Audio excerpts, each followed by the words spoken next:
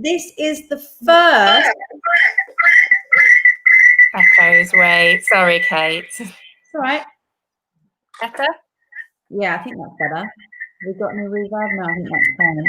Oh, I think we might have a bit. Sorry, guys, I might not be able to do Instagram. Oh, it's okay. Is that okay? No, let's do it. All right, just keep going on there. Okay, perfect. All right, we're going to keep going on here then. Brilliant. Hello, everyone. Thank you so much for joining us. This is the first What's Your Story, which we are running with the one of my favourite people, the most amazing Papa, who is a huge inspiration to me, as well as just being really bloody lovely. But I'm going to talk more about her in a moment. I want to talk a little bit about why we're doing What's Your Story. And actually, it was an idea that kind of originated from conversations with Helen and the lovely Sarah as well over at Amazing If. You know, we talk a lot about how at the moment 2020 has kind of blown our minds, and I mean that quite literally. A very good friend of ours and mental health campaigner, Jeff McDonald, eloquently puts it that COVID has democratized mental health. And I suppose what I mean by that is that, you know, we've really realized the impact of external events on how we're thinking and how we're feeling. And of course, that's not great, but great that actually we're all talking about this stuff and talking about actually how we can manage ourselves better, you know. And I genuinely think, therefore, that there's never been a better time to talk about this and better time to actually get a message out there about how we could be looking after ourselves better. And it's such an important thing. So for this World Mental Health Day, obviously, we really wanted to do something a little bit different. And this is What's Your Story is all about, you know, actually helping people understand themselves a little bit better. And actually, you know, positive mental health, I think, you know, for many of us should be the baseline of what we're hoping for ourselves and for others as well. But how do we do that? So we decided to pull together 20 of the most brilliant people that we know, of course, which Helen is one of them, to talk a little bit about our lives and the things that we faced and how we manage our minds on a day-to-day basis in order to be the brilliant people that we each are. So without further ado, let me introduce you to Helen. Helen is the co-founder and CEO of Amazing If, an award-winning career development company with a mission to make work better for everyone. And I definitely want to talk about that later on. She's co-author of the Sunday Times #1 business bestseller, The Squiggly Career, which, may I say, is brilliant, and host of the UK's #1 careers podcast, Squiggly Careers. She also works as a trustee for Working Families, a UK charity with a mission to support families and carers with their work and life commitments. And prior to Amazing If, she held a number of leadership positions across different blue chip companies. Helen, thank you so much for coming along. As I said, thank you for making this event happen. An idea between us, didn't it? All of that time ago. I know, and you ran with it. That's what Kate's brilliant at, is like running with an idea. It's like, oh my gosh, she's got off with it already. There it is. Listen, Helen, I would love to kick things off. I want everyone to know, to understand a little bit about your experience, you know, and obviously kind of what's got you here. And I suppose really, what was the point? Well, I'd love to hear more about your story, and let's tie that into mental health. What was the point when you realized that you have mental health? I think so if I think about my career and some of the times that have been tough, I think it's in the times that have been tough that I can really spot when my mental health has been good or not so good. So if I think about, I don't know, the really challenging manager, the manager who lingers, you know, you take them home with you. And, yeah, those managers. And I think about, you know, I've got 2 children, and there was a time when I had my first child, which actually I think you're particularly vulnerable with your first child, because like you don't know what you're doing on so many fronts. And I came back to work after my first child, where I was working at Virgin, and I was launching a new business at Virgin. I was doing my MBA at the same time, which was sort of not planned, and then I had this little baby, and that was a tough time. But to your point about when did you notice I had mental health, what I realized was, for me, even when times get tough, I seem to recover quite quickly. And I would be talking to other people who would be having some of the same challenges that I was. You know, we've all had those managers that linger. And lots of people have lots of things that they're, you know, spinning and juggling and stuff at the same time. But I realized that my emotions seem to be more neutral a lot of the time. Like I didn't seem to get so affected by the stresses and strains. And when it did happen, I was able to bounce back quite quickly. Like within the same week, I could turn it, like my optimism sort of turned on, and I would be able to think, okay, this is a passing thing. This is something that's happening at the moment, but I've dealt with it before. I can do it again. And I think that recovery. That's the speed of recovery for me made me think, oh, that seems to be a strength that I've got. I can have these challenging situations and they definitely affect me in the moment, and I might not feel brilliant about them, and I'm not everything's rosy all the time, but I think I have an ability to recover quite quickly. And we amazing if we call resilience. We don't really like the term, people talk about resilience as bouncing back. Not a big fan of that, because I think why do we want to go back to where we were? Like, we call it moving forward with momentum. And I think that's what I've been able to do. Tough situations happen to all of us. I think my mental health shows up in my ability to move through it and forward with momentum, and I'm very grateful for it. So interesting. I'm just like, God, that is so much to dig into there. We're talking about resilience, and listen, the reason that we're doing this now is that because I think at the moment, actually, the stories that we can take from others and understand what other people have been going through suddenly becomes so valuable at the moment. So we can all start learning from them, and resilience for us at the moment is that crucial word, right? And resilience is absolutely not a plan. It is a muscle that we need to keep flexing. And I really like that point that you say about not bouncing back, because at the moment, everyone's like, well, when's it going to go back to normal? Do you know what? Not back to normal, or how things were, that wasn't great anyway. If we look back on that, sorry, let me rephrase that, that came with its own challenges. I talk a lot about how we went from a really high stress situation of never feeling like we were doing enough to a place of high anxiety where we're sitting in our thoughts so much more. And actually, that we don't necessarily want to go back there. We want to look at actually how we want life to be now and kind of get into control of it. But I love that point that you were saying about resilience. And actually, for me, I think a really good interpretation for resilience is about flexibility. So I can flex to the situations that are coming up. But I'd really like to go into that, because I think that what you talked about there, sometimes you see people who innately seem to be able to be more resilient to situations, whereas others are more flawed by them. And I wonder what that is. Do you think that is down to something that is more innate, or do you think that for me, for example, we talk a lot about different energy sources and how you can manage those. Do you think that that's always been something you've been very good at? And I mean as much emotional energy as much as maybe as a physical energy. So managing your mind so these things don't become overwhelming. I think it's a bit of both. I think it's a bit of conscious thought, and a bit of kind of my kind of natural way of being. So like if I think back to being younger, I could compartmentalize things quite a lot. So my father died when I was 11 years old. It's quite a significant experience, and I'm not saying I compartmentalize that, but I think I have an ability to have like the time that I'm in work and put a boundary around that, and then be the mum version of me and be the friend. And I think there's something within me that finds that easier to do, to have those boundaries around my work. But then there's also some stuff that I've really practiced. So the work of Martin Seligman, so positive psychologist, has really resonated with me, and he talks about like what we call the 3 Ps of pessimism. So like when tough stuff happens, and he says that when we're pessimistic, that can really trap us in this like tough stuff bubble, let's call it that. And the first P is that we make it very personal. So this is my fault, I have caused this is about me and how I show up. So you personalize everything. Then you make it really pervasive. So, oh my gosh, my entire life is affected by this situation.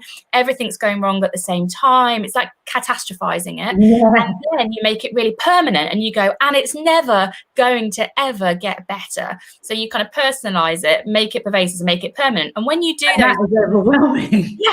You're stuck in the situation. And I think what I have, because I've had that in my head, is like I've been able to see it whenever I've fallen into those like traps, like that kind of pessimism trap. I've kind of gone, oh, I'm making it about all about me, and actually there's a whole other factor at play here. So like the bad manager example. For quite a long time, I made that about me. It's because I'm not showing up well. It's because I'm not doing a good job. And you know what? That person had their own stuff going on. And if I'd actually in the moment sort of said, well, what if this wasn't about me? What if this was about what that person's going through and the situation they're experiencing? Maybe then I don't take so much of this stress and anxiety on myself. And I find them quite helpful. Do you know, I mean, again, you've just said so many brilliant things there, you know, and really interestingly, I was coaching someone recently and we were talking about, you know, a terrible manager that they'd had. Really, you know, that I mean, in hearing it, I could immediately, I was like, you've been quite severely bullied here, you know, and actually, you know, going back through those and consequently it had a huge impact on her, right, in terms of actually her self-belief and how she felt about herself. And bear in mind that this had happened quite early on in her career. You know, she had taken that through a lot of her career afterwards. And one of the exercises that we actually did together was to go back over those scenarios and say, okay, well, let's go back through them rather than necessarily the perspective that you've seen it in. How else could we view this, right? And what was she bringing into this? Or maybe what was going on with her? And suddenly we start seeing things in a different way. And that then actually takes a lot of that pain and sting out of it. So we can view things in a much more neutral way. And I think you can still go back and do that, you know, do that exercise. So people, I think if people have got a hangover of a bad experience, you know, we've mentioned managers there, it could be a life experience, a different work experience, a failure that they might hold on to. I think you can still, if that is stopping you moving forward because it keeps coming up and affecting your patterns of thought, I think you can still go and unpick it. Like, better to reflect and, you know, go through the 3 Ps and say, oh, hang on a minute, how much of this do I see in that moment, and how much is it affecting other moments that I'm in, and what could I do differently? I think sometimes you know, looking back to go forward is quite a healthy thing, particularly if it's a bit of a shadow. I couldn't agree more, you know, and I think actually, you know, that is an incredibly valuable tool and something probably you're going to want to do with a professional, right? You know, and certainly I know it's something that I've looked at quite a lot, you know, you know, the long held beliefs that we have. Listen, that's really hard to rewire, but it's actually pretty easy to start building new things on top of that and actually being able to view things in a different way. And the benefit, of course, that can bring in terms of how we can view things, which I think is really interesting. I love that stuff around the 3 Ps of permission. You know, and for me, a lot of that actually comes down to, you know, I don't know if you've read the book by Byron Katie, where loving what is. And actually, you know, the questions that we can ask ourselves when we are in these situations, not all that it's a really nice execution of what you were talking about, but the very simple question of whichever thought I'm having, is it true? Yeah. Is it true? And it's like, wow, that suddenly opens up, you know, is it true? What evidence do I have for this? How does this thought serve me? And what impact is it having on me? What could I think instead? And actually, you know, that suddenly starts rebalancing and giving you a really good structure that's similar with the 3 Ps there, of thinking in a different way. And that's what we need to do in those moments, right? Get out of this kind of myopic thinking to think in a different way. And I think that's a thing that you can do on your own. So, you know, like, think about if you're in a situation and it's feeling really hard and you think, oh, this is affecting how I'm feeling about myself, my work. I think you can just take 5 minutes and, you know, piece of paper, 2 columns, facts on one side, feelings on the other, and just do a bit of a dump and go, well, how much of this is in my head and how much of this, like, have I actually had some bad feedback? Is it like, what are the actual facts of this situation? And then, you know, and it will tell your own story when you look at that, but it just gives you, I just think these tools that help people to reflect and look after themselves and take a moment, like just like pause in the situation, are very helpful in helping you to move forward. And we don't talk about those enough. We don't make them accessible enough to people. We just leave a lot of people to sort all this stuff that's going on in their heads out on their own. Yeah, and you know, we talk a lot about this, the actual, you know, and you kind of highlighted it there, the actual getting it out of our heads and onto paper, I personally think is one of the most powerful things that we can be doing. You know, journaling for me has been one of the greatest gifts in the world. You know, just like actually, and of course you writing your book, I mean, that in itself, like actually being able to get all of this stuff out, you know, the power of it not being up here and suddenly I can see it, it's something I can deal with. I know, because I feel I'm always a bit conscious with, like, you know, mental health, and I'm sure you'll hear from lots of people that do, you know, exercise and meditation. They have all these tools, and I think for somebody that might not be doing those things at the moment, it can sound a bit far from their reality. But journaling for me has been really helpful, and I don't do it every single day, but I do have quite a rhythm of doing it. And I mean, it's a whole load of nonsense that I write most of the time. I have like I just write one page, and sometimes it's just like reflections on yesterday, and sometimes it's like I just get to some clarity by the end of it, but I don't really put any expectations on it, and I rarely read it back. But I think it's just getting noise out of my head, and whether something useful comes out of that I can put into action, or whether I've just got some noise out of my head, that's good enough for me to have a bit of more clarity in that day and in that moment. Do you find with the journaling, when you were saying that you have a bit of a rhythm for it, is that like a morning thing? Or? Yeah, it's morning. So I tend to get up quite an early riser, just naturally. And also I try to get up before my kids, because as soon as then it's like, mummy, make me porridge, and it's just like noise, lovely noise, but it's a lot of noise. So I try to get up before the kids. I sit on my own, have a glass of water, and I just write. And then I always try to conclude like with some kind of, and this is going to, again, for the people that don't do this, probably going to sound really cheesy, but I try and conclude with some kind of, what might be called an affirmation, but it's something that I've got to through my thoughts. So maybe it is like, I don't know, move forward my way. Maybe I've written this whole thing about, yesterday I felt a bit like I was comparing myself to other people. I didn't feel that was helpful. And then I'll kind of conclude with, okay, what's a single statement that I can hold on to today that might help me do something different from yesterday? And I don't plan those. It's just something that I've written that page, and I'm like, oh, this is a statement that might help me today. I love that. It's interesting. There's a couple of bits there. I don't know if you've read The 5 a.m. Club by Robin Sharma. No, I haven't. Right. 5 a.m., I need to be honest, is a little bit too early for me. But for 6 a.m., very, very happy with. And actually, so he talks a lot about, and the reason he says 5 a.m., to be fair, I think it was pre-commute. And, he talks a lot about 5 a.m. and the rationale behind it being is that we need to be before we do, right? And so which makes a lot of sense and ties into what you were talking about. So the three things that he says to do is to exercise, first of all, develop some self-awareness, and then some form of self-development. So exercise followed by journaling or meditation, and then 20 minutes of self-development as well. And for me, that has been so powerful, like getting up that bit, whatever happens, I'm up at 6 a.m, I'm walking the dog for an hour, listening to some kind of podcast, and then doing some kind of journaling. And that whole thing, or, in particular, and you'll get this, of course, shifting from corporate work into running your own business. I think about my business 99.9% of the time. I liken it to having a really needy girlfriend, which of course I'd have no understanding what that's like at all. But the point about it being is that it's always there. So I have to find those moments for me. And, that for me has really been quite a radical impact. Being before doing, for me is a real help. And actually, you touched on something else really nice earlier on about the boundarying. And I think actually, in a world which feels quite boundary-less at the moment, we need to get better at putting this stuff in these moments for us, because otherwise everything just spreads. Yeah, and I think, I guess, two reflections. What I always do worry, I did read this book called The Miracle Morning by, I think it's called Hal Elrod. Yeah, and I read it, and I think I tried it for a week, and I was like, this is stressful. How do I fit all of this in? So I think what I really love that you said is like that sentiment of being before doing. And if people can fit all that in, amazing. But the worst thing for people to do would be to beat themselves up because they can't do it before the kids are up. And so I think being before doing, like whatever that looks like for you, I think is a really, really, really powerful statement. And it's kind of something that's helped me, I guess. Yeah, and I think that, immediately for me personally, 5 a.m. was a stress, right? All of a sudden, if I'm not in bed by 8 p.m, I was like, oh my God, get up. Which, I kind of want to stay up till 9 sometimes. Sometimes I just want to watch something on the BBC.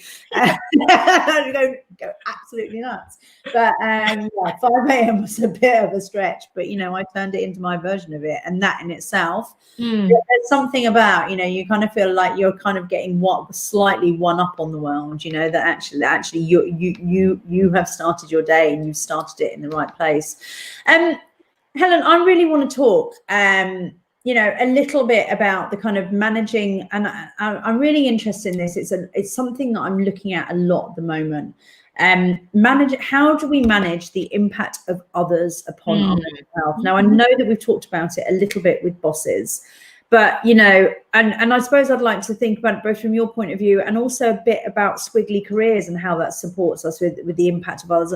What kind of tools do you, is there anyone in particular, any type of person in particular that has an impact on you? How do you manage it? Yeah. So there's a saying, it's not research, I wish it was research proven, but it just sticks with me, that you are the sum of the 5 people that you spend the most time with. And it always makes me think, okay, well, even if that's partly true, who are those people and what is their impact on me and what is my impact on them? I think it's just a useful thing to reflect on. And you can, whether you call it radiators and drains or however you phrase it, I think just thinking about, well, who am I spending time with? What's the impact on them? And I think what I have noticed is, for me, I benefit from people who believe you can do things. So curious people who have a positivity about what's possible and are excited and interested. Like that, for me, those people are so good for me because they give me resilience and confidence and optimism, and they're they're batteries for me. They're amazing. And I feel like I get depleted by people that are quite negative and are trapped, and I think you have to have some empathy for those people, because there could be, it doesn't mean that I never spend time with them. It just means that I have to think differently about how I spend time with those people. Like, can I help them or not? How do I make sure? I'm quite interested in this concept of transference. So I coach a lot of people, and some of those people will be in that state of mind at that sort of state of time in their lives. And I have to just make sure that transference is, you'll know, but for people watching, it's where, think about it as like leaking emotions. And I have to make sure that, because I know that I may be vulnerable to those emotions and I might come away from it and I might feel a bit flat and a bit affected by it. I have to just be aware of that and sort of protect my emotions and not try to take on too much of those. And a thing about me which doesn't always help is I try and solve problems. I want everything to be better. And some problems are not to be solved, and they're not to be solved by me, and they're not to be solved then and there. And I think just knowing that my role in those conversations is to listen, to ask questions, but it's not to absorb, and it's not to take on, and it's not to solve a problem. And I think just understanding that I can spend time with people who are in that space, and I can still be a help to them, but I don't have to take it on myself, has been a big learning for me. And do you know what? And I don't know about you, but for me, that is the really interesting space between, again, running a business or having had, senior positions to being a coach. I'm still kind of like in that mode of, I just want to sort it, like rather than the kind of like, I want to help your thinking in this space. So that's really interesting. But I wanted to ask you a question, actually, that you said there that the 3 qualities that you love, the curiosity, the excited, and the interested. And then I would like to talk more about the transference, etc. Are they similar values to your own, or do you look for someone with different values? Well, so my values, which I've done work on, so I can talk about these quite quickly and confidently, but I would highly recommend people to look into it. My values are freedom, growth, energy, and achievement. So I guess they're sort of mirror emotions that I find sort of fuel me. No, I mean, if I look at my business partner, Sarah, she's really different to me. Really different. She's an introvert. I'm an extrovert. She's way more reflective than me. I'm really action focused. Like, I want to move stuff quickly. We were talking this week and I was like, oh, it's taking too long. And she laughed at me and she was like, it's because you don't like things like taking too long, Helen. And she was like, I really think I need to sit with it. So, no, I love being with people. I think you learn just as much as you do about them as you do about yourself when you spend time with different people. But ultimately, I think it's those people that have got a desire to do things and move things forward in however they approach that. And I find people's brains interesting. So anybody that's willing to have like a interesting conversation about something they've read, that sort of fires my neurons up and stimulates my brain. I'm known with a very good friend of mine, Kirsty, who, funny enough, I did a conversations with Kate with over lockdown, who's also a coach. She's like, Kate, you just hate small talk, don't you? I'm like, yeah, I hate it. Like, I love this stuff. I like, even this morning when I was talking to the girls and they came over and I was like, right, let's just run through some of the questions and stuff. They're like, Jesus, this got deep quick. And I was like, yeah, Good morning. This is like a dream all day. I'm talking about deep stuff. It's like my favorite thing. And I think I'm really interested in this space about transference, or whether or not we talk about it as absorbing. At the moment, if we are talking about, we are more or less affected, right, by stuff that's going on. For me, and I don't know if you agree with it.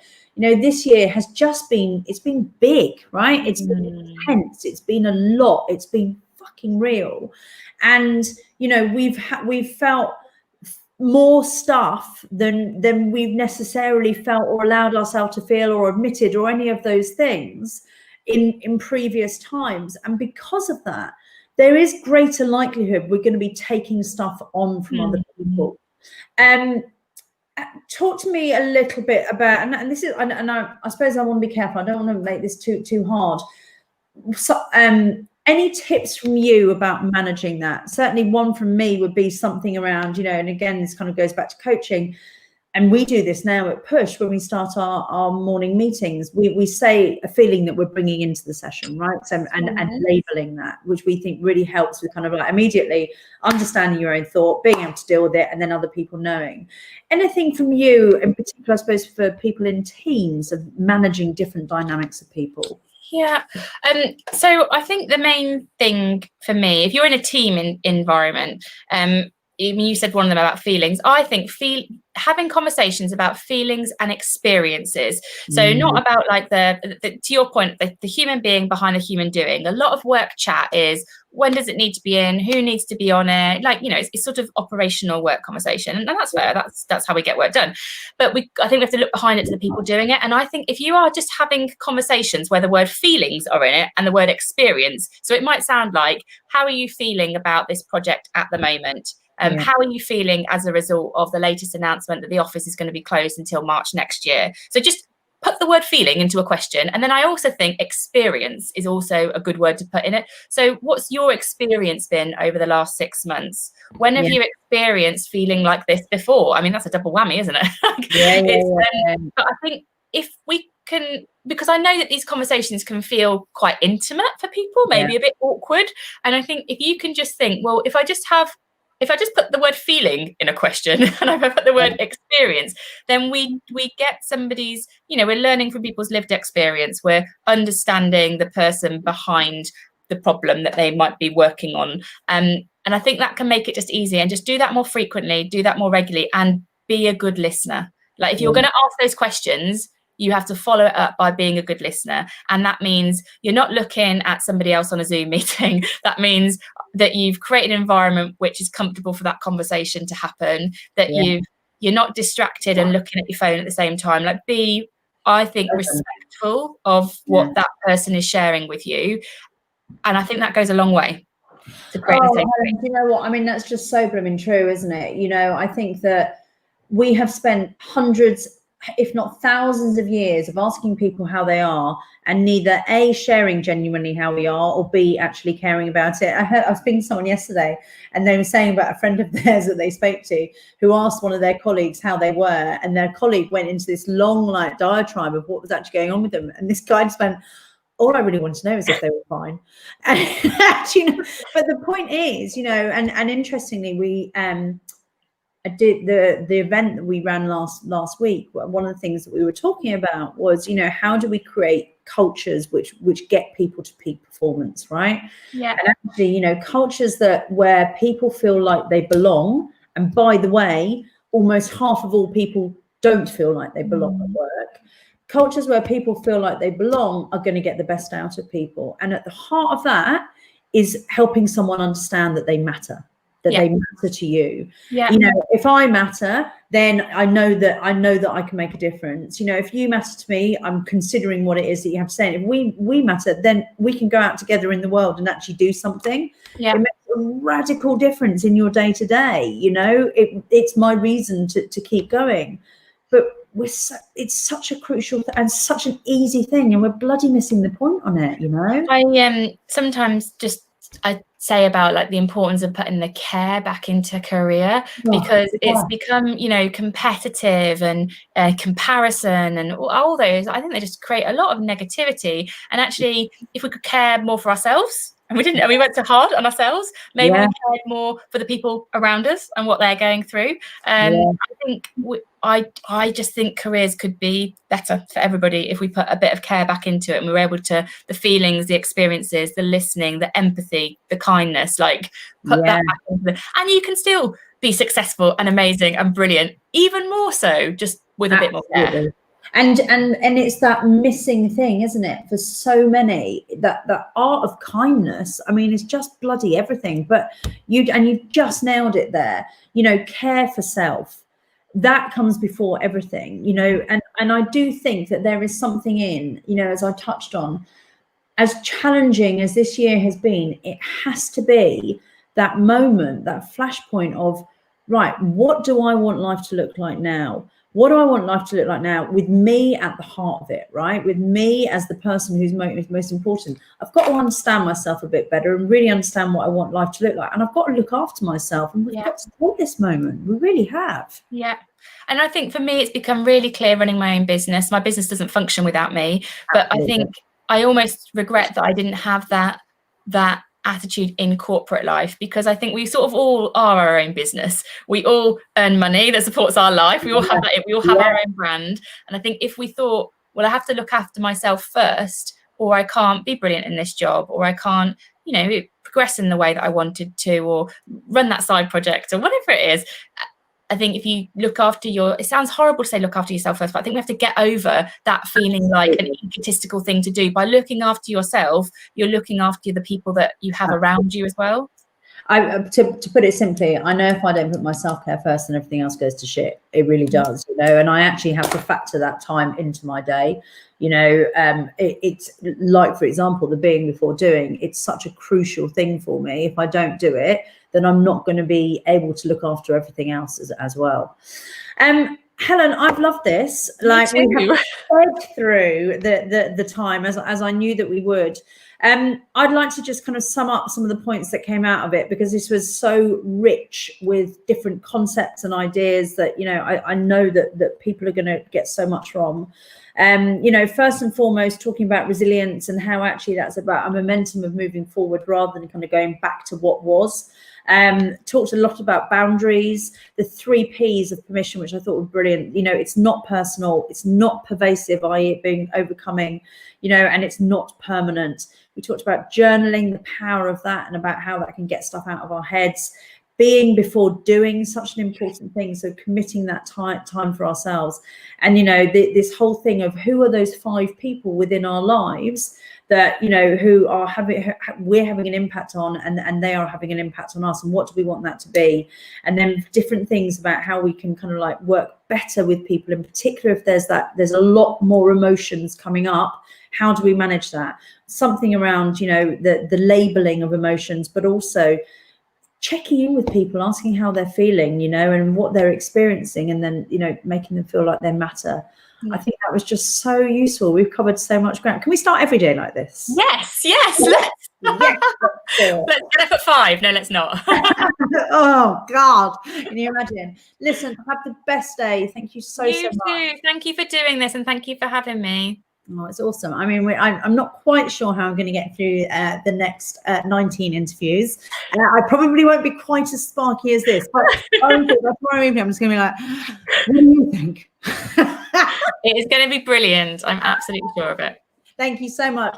Take care. Bye. Bye.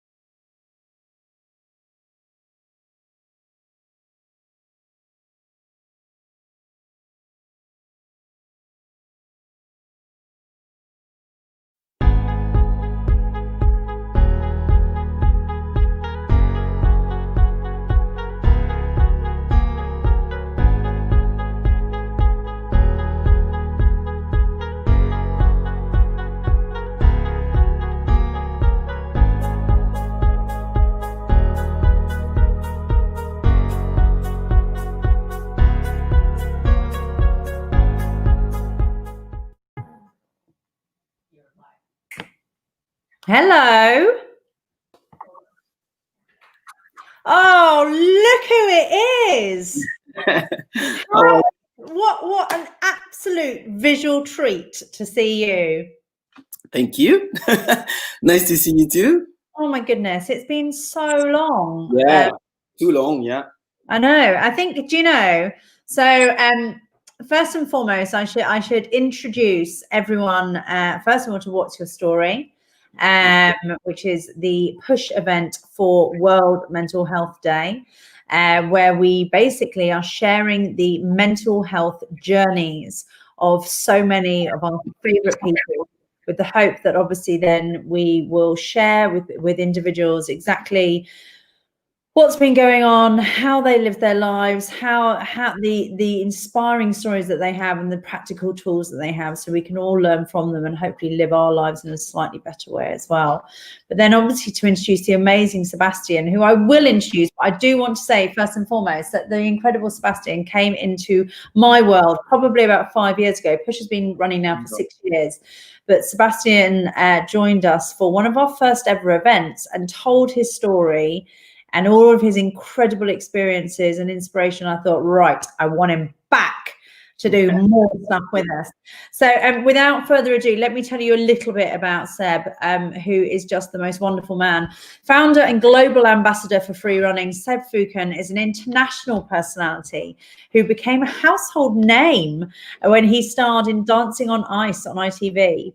Now, what I love most about Seb is his philosophy around the sport, and actually about, you know, how combining this movement with the urban environment means that actually individuals as well as businesses can learn how to challenge themselves. And I think really that for me lies at the heart of all of us looking at how we can understand ourselves and manage ourselves.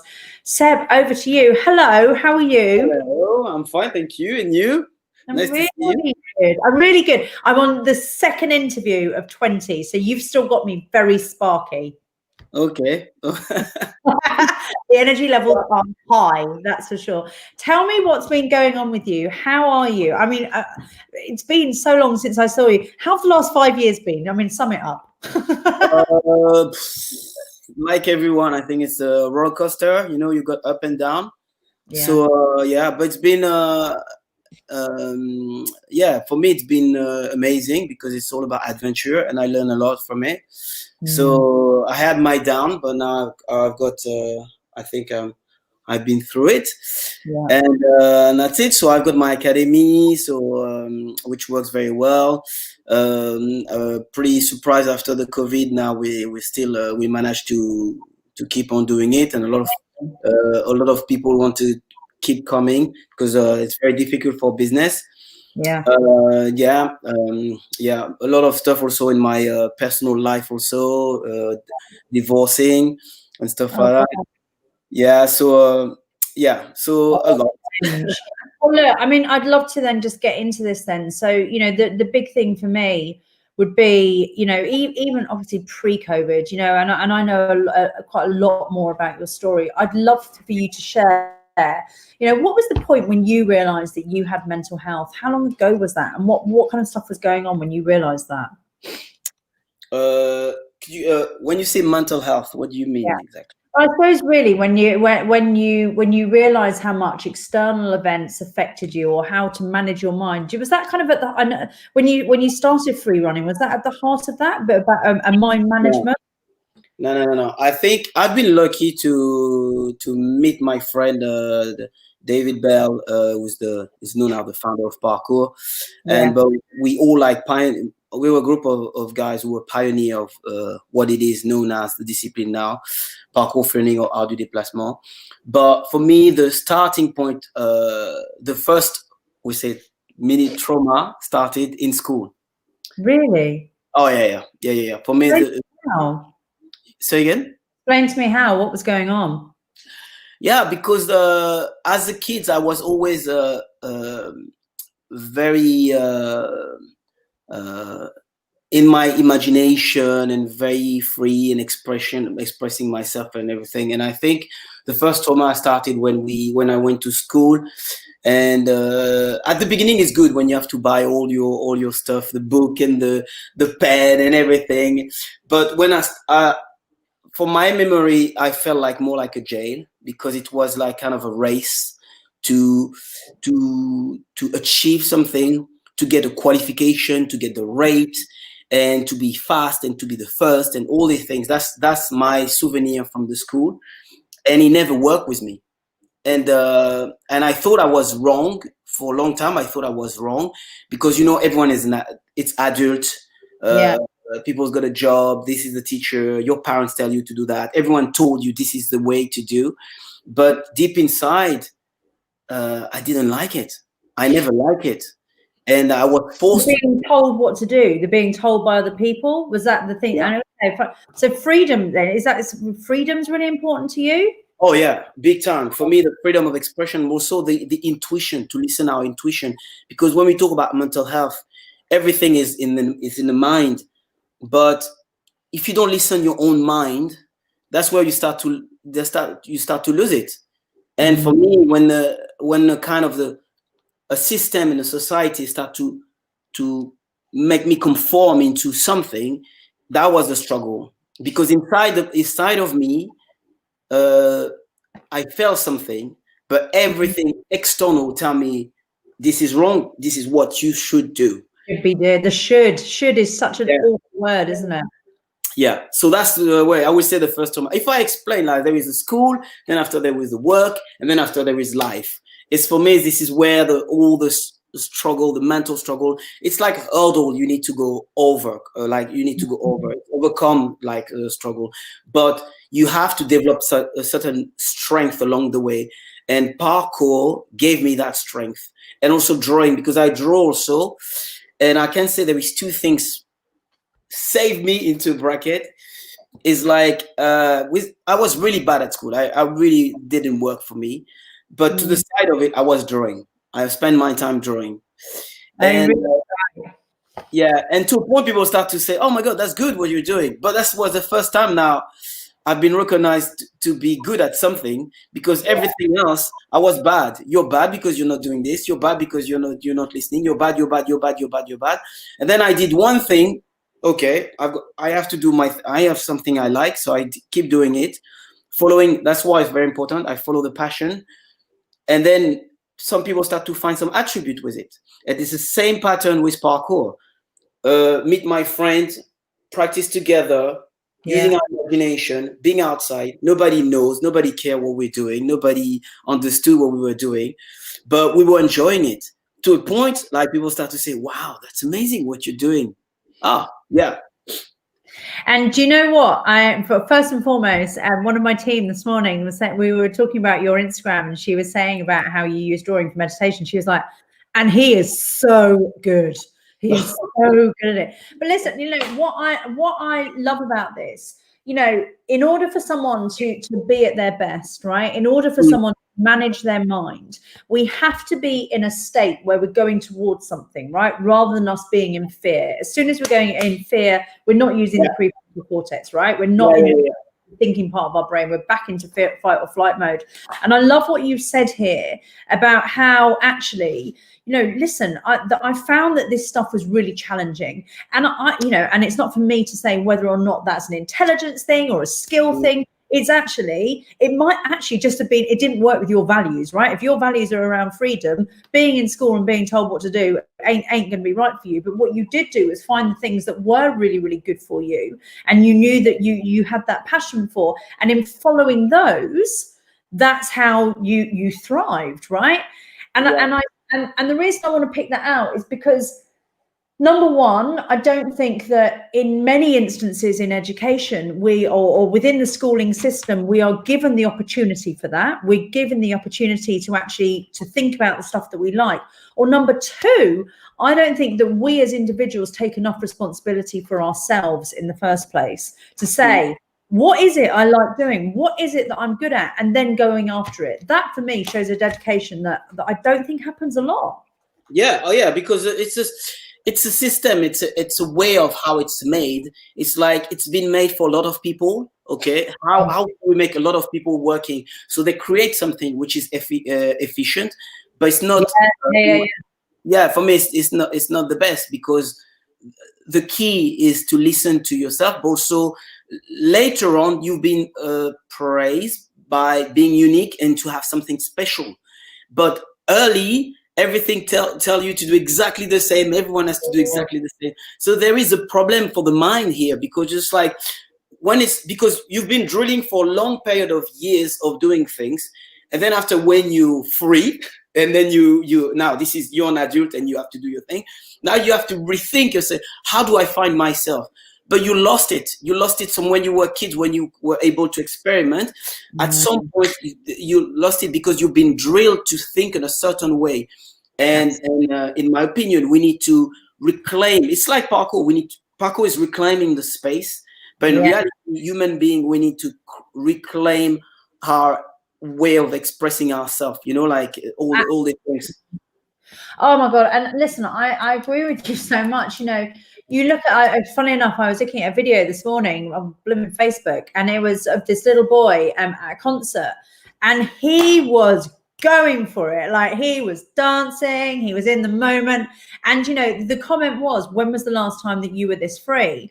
You know, and I suppose that the problem that we have is that so often, you know, with these beings that we start at, because of the belief structure that we end up adopting and the stuff that's happening to us, we can't do this, we shouldn't do that, if you do that, it's bad, you know, all of this stuff that's happening. And we end up, you know, a child is the only thing that a child fears is falling over, right?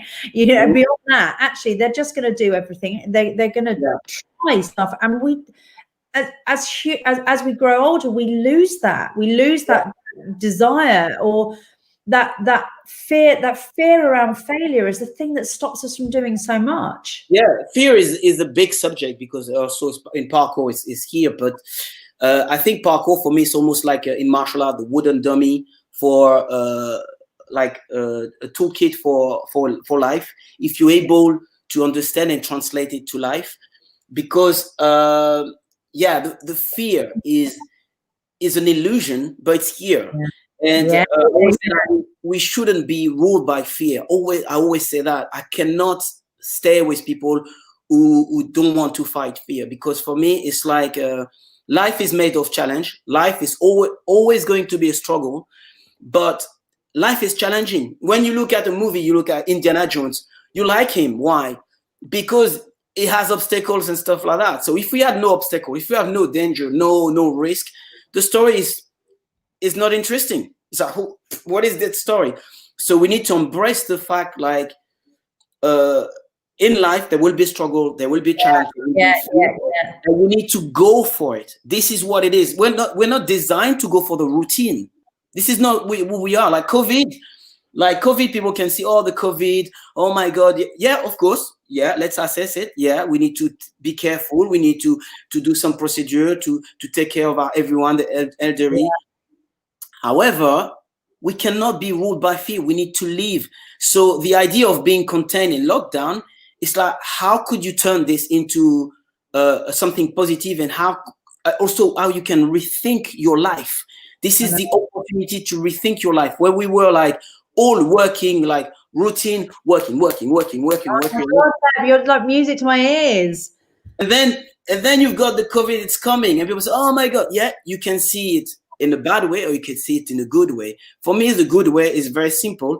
It makes you rethink and reshape all your thing. It makes you take your head out of your stuff and say, your ass. Yeah. And it's either a struggle, because for a long time people a lot of people, to be honest, love the routine, because it stopped them to think about what is very important. It's like when people got like a illness, and let's say, you've got only 2 weeks to live. Now straight away you need to think about what matters to me. But a lot of people, they have been lucky, because they are lucky, or they ignore the fact we're not immortal. They just, oh, you know what? I don't want to figure it out and everything, so I don't care. But the COVID came, and now people say, okay, what am I doing? What is it? Why is it this? You know what I mean? Absolutely. And listen, Seb, I mean, that is genuinely music to my ears. Like, I think that, you know, the point is pre-COVID and the conversations that I was having with people, life was bloody hard. You know, we're talking at the moment, oh, we want to go back to normal. By the way, the conversations that I had with people then, life was really fucking challenging, right? You know, this kind of constant overwhelm, this constantly not doing enough, you know, and actually now, yeah, we've gone from this place of which I'm kind of calling high stress into a place of greater anxiety because we're up in our heads so much more because we've got fewer distractions, fewer stimulation. But this should be a moment of like, right, what do I want life to be like? You know, A, who am I and what am I bringing into life in order to be able to do something different? And I suppose, you know, this whole thing around fear, you know, it was really interesting. I wrote down when you were saying around fear and about parkour. Parkour for me is like thinking about it. I mean, parkour for me, let me be clear, I've never done parkour. And this was not a built body that was built for parkour. Yeah, but the point about it being that it's almost like a really good metaphor, isn't it? Do I do the jump or not for life? Do I do the jump or don't I? Yeah. You know, so often it's our brains that will stop us from doing this stuff. Yeah. From making that move forward. For me, the great analogy with parkour, of course, it's very technical. We got a lot of things. But if you see a jump, okay, it's almost the analogy of the past, the present, and the future. And for us, in order to move forward, you need to let go all the past. Okay, you need to be focused on your present of exactly what you have to do, and then the future will take care by itself. It's the same thing. I'm looking where I'm going to take off. I'm running. I know exactly where I want to go. I commit, because you must commit. This is very important. This is an analogy in life. It's about commitment. But sometimes for me, I'm pretty straight, because it's like nature. It's like people need to like, we talk about fear, but at some point, some people need to look in front of the mirror and say, what am I afraid of? You know, you're going to die anyway. Like, it's, much as fear. It's, oh my God, that's very hard way of saying. No, it's true. It's gonna be over for all of you at some point. So what do you want? You want to stress and think about stuff, or you just want to go for it? I don't say it's easy, but at some point you need to look at yourself and say, man, time's flying. I'm getting older and older and older, and you're going to be gone. So what do you want to do? Do you want to live like with like something, with an adventure, like go for it?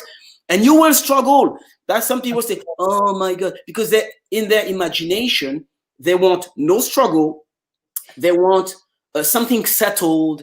And as an entrepreneur of what I'm doing, now I understand it will never happen. You know, I like to use that analogy. You know the game Tetris? Yeah, of course. We play the game Tetris. We like it, right?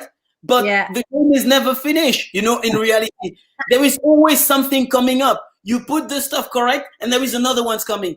That's what life is about. It's a game of Tetris.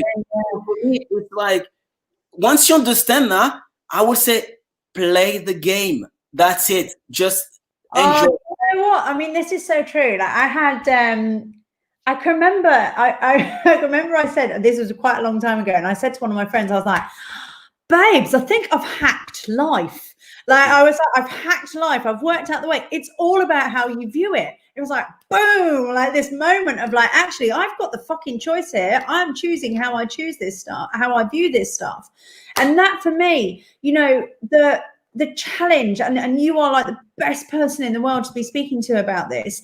You know, the problem that we have so often, the only thing that stops us from doing shit is us, is this. Yeah, right. That is the only thing. It's the only thing that's going to get us in our way. And you said a really brilliant thing already. You know, for me go on, say again. Yeah, for me there is three things. Okay. Go on. Tell me. There is ourselves. Yeah. Okay. Our surrounding, the people around us, and the environment. Yeah. Those three impact yourself a lot.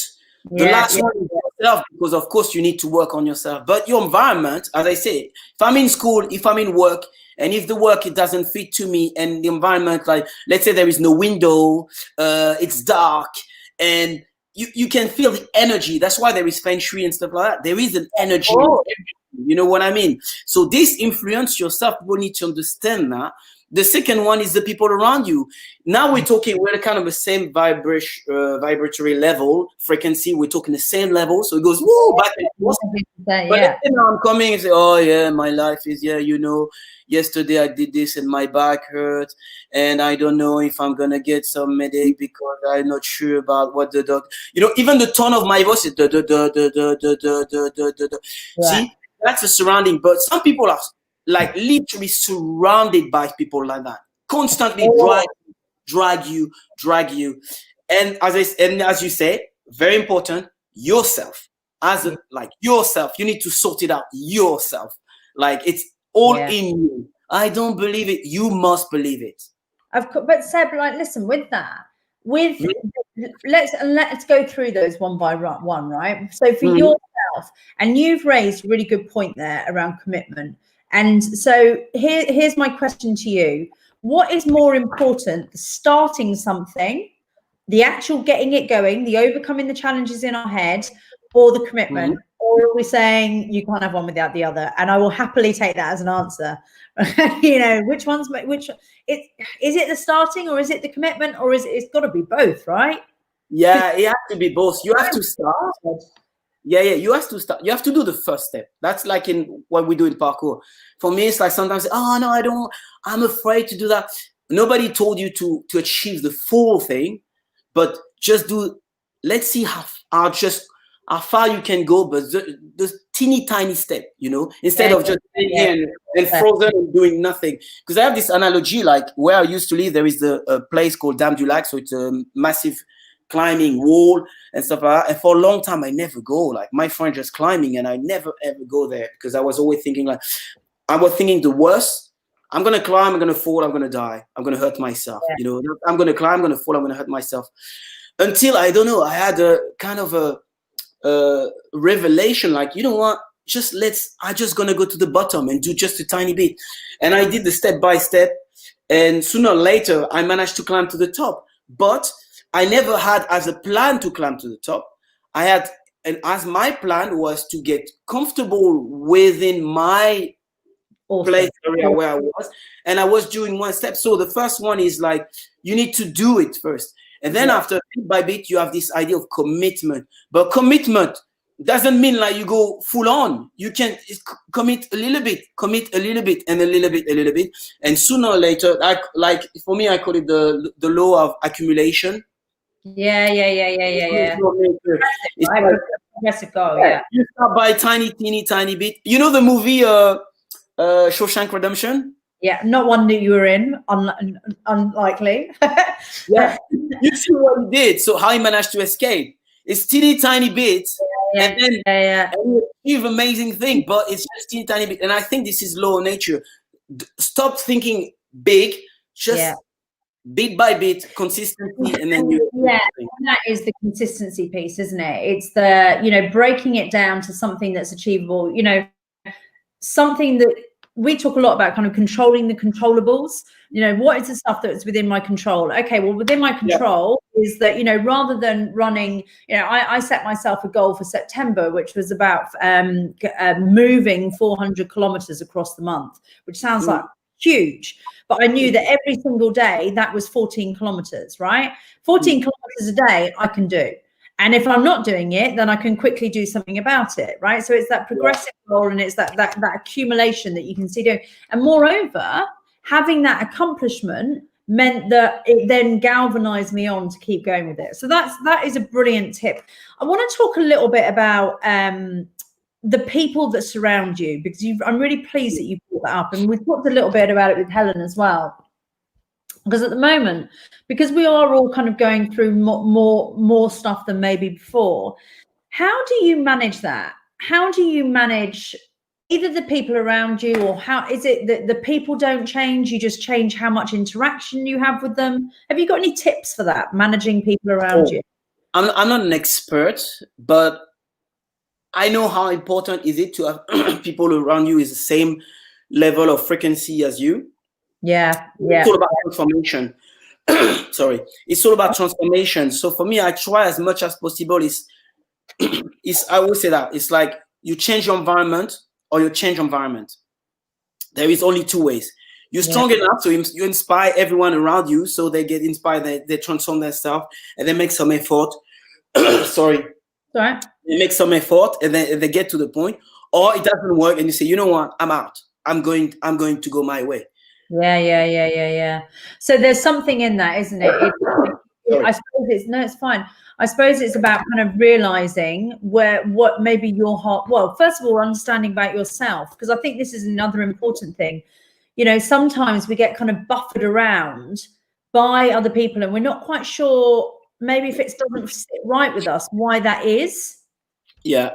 There is this idea now. I call it philosophy.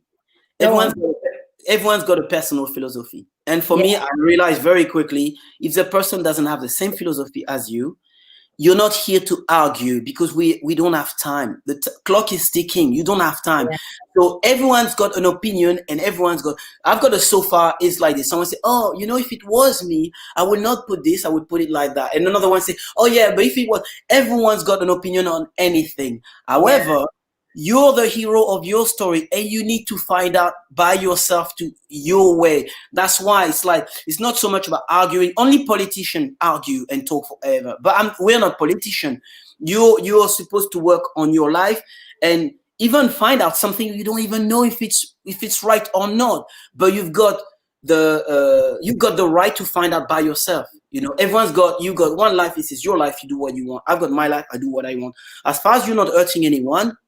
For me, it's like I need to go to find out, because nobody knows. I had teachers who tell me what to do and how to do it. And I know now, I'm an adult, they even struggle in their own life. So they try to give you some advice, but they were not even really settled with their own life. You know what I mean?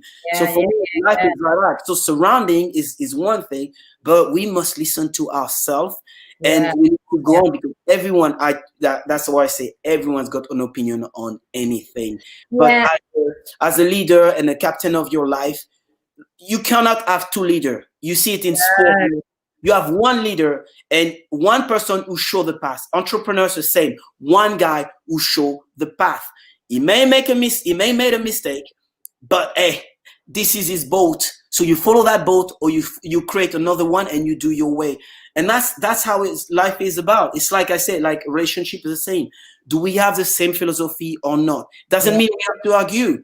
The best thing you can do is you go your way, find out what you think it is right for you, and I go my way to find out what is right for me.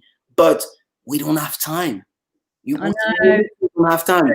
Do you know what? And this is really interesting, isn't it? Because you know, we end up in a space, be that in relationships, you know, be that at work, be that within our personal lives, you know, we all have entirely different identities. You know, our values and our identities are like a suit of armor that we each wear that makes us entirely individual. No one person has got the same brain as someone else. Yeah. And yet, you know, we kind of spend our time trying to either maybe change the opinions of others or put our opinions on others.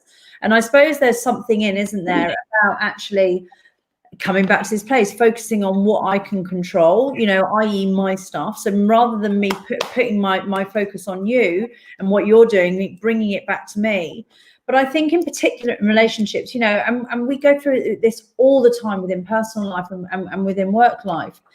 The crucial thing, you know, I have these conversations with so many clients, and it's so interesting now when we're in a space when we're not together so much. The crucial thing we've got to be doing is getting better at communication, right? Getting really good at communication, not making assumptions, setting out expectations, setting boundaries. And if we can do that, it might not always work, but that is the one thing. If you're not clear on what you want, how you want it, and then tell someone else, how the hell are they going to know, right? Yeah, it's true. It's one of the area I'm not really good at. I work on it, because now with my academy and everything I'm doing, I'm getting better. But that's one of my weakness, and I had this since I was with my family when I was kids. Because even in my family, the communication wasn't really, really good. But a lot of family are like this. And for me, I realized it even with my coach and everything. For me, it's very hard, because there is a lot of stuff like I really try my best, but it's not natural to me. And also there is the fear, because there is different type of fear. Fear has got many shapes, and there is the fear of confrontation. I always had this fear of confrontation. For me, it's like, oh, I won't say it because, I'm going to upset that person. I'm going to upset them, and I don't want to, I want to be. Let's be nice. I don't want to argue. Oh, now we're gonna go. And also, I'm from Caribbean, so I've got a really bad temper when it goes to the top. You know what I mean? So for me, I don't want people to see this side of me. Like there is a lot of stuff like that going on, and. So because of that, you just shut it down.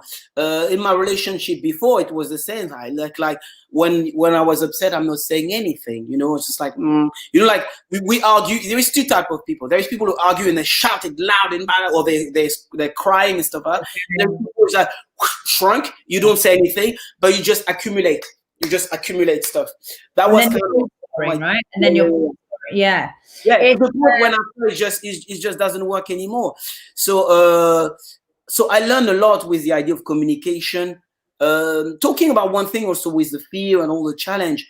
One thing also with my girlfriend Amy. She's doing a lot of stuff like with it's kind of like psychological thing. It's someone called Dr. DeMartini. I don't know if anyone's Dr. John Martini. He's amazing. Yeah, you see, so it's all this idea of like, what is the benefit of turning upside down? Like, oh, this is your fault. I say, no.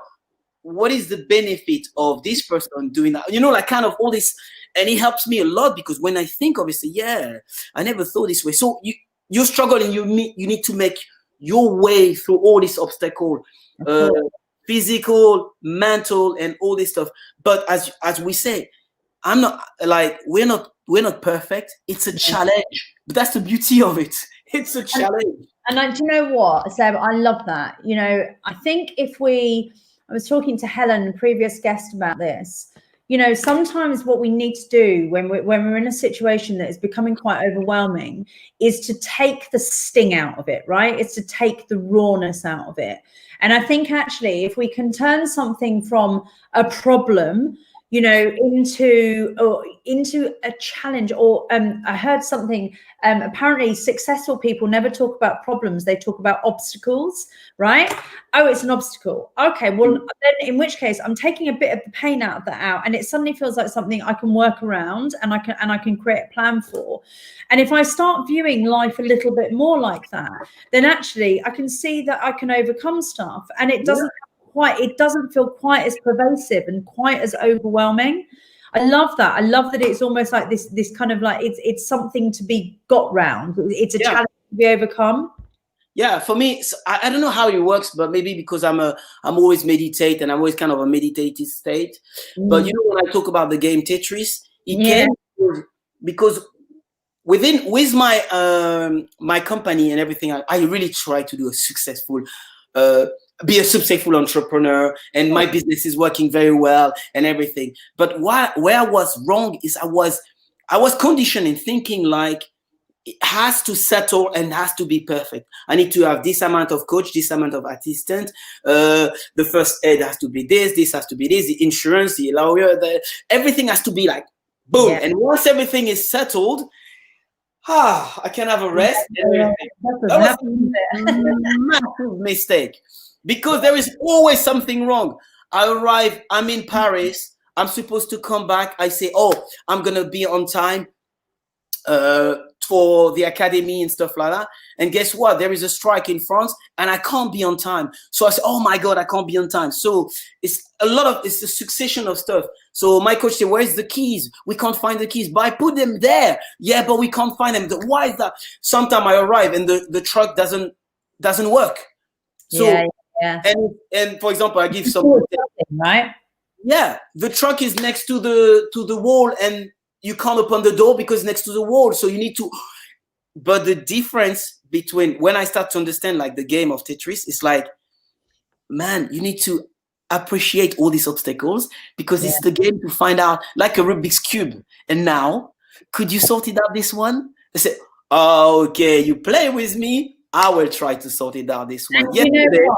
Yeah, go on. that. Like, it's just like with every challenge that we face, we learn something, right? We go up another level.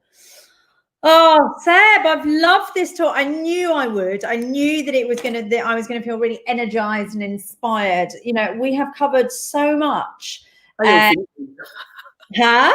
We finished talking now, right? Yeah, I mean, that time has absolutely shot by. Yeah. It's insane.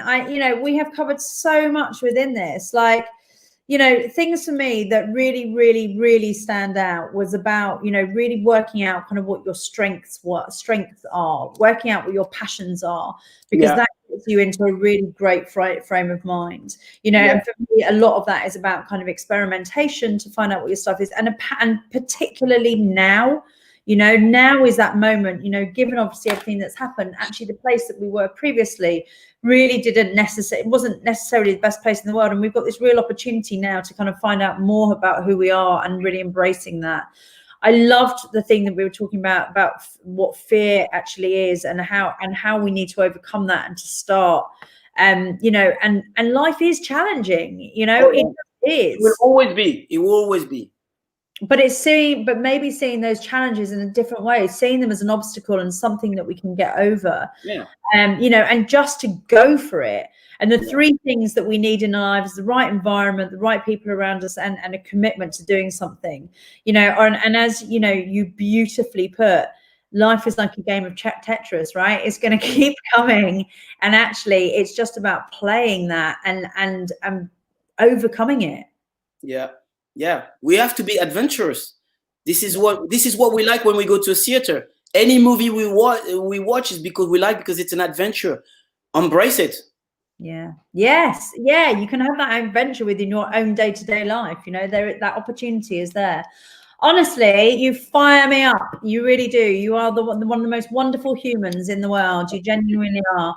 And thank you so much, Seb, for today. My pleasure. There's going to be so much to talk about. We're going to share these videos afterwards, and I'd love to share it with you if you'd share it with your network. Thank you so much. You are a winner, and I will see you very soon. Take care. Bye-bye. Bye.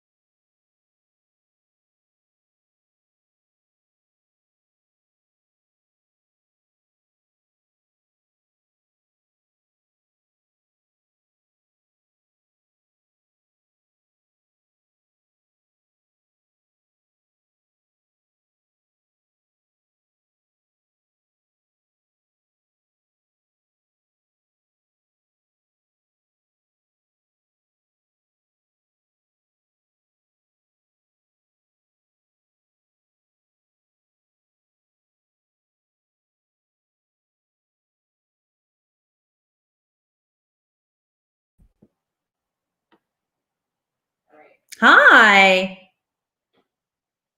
Are you fully AirPodded up? Yeah, Oh. now I've got my plug in. Right, hold on. One. Try now. Okay, is that better? Yeah, that's better. Can you hear me?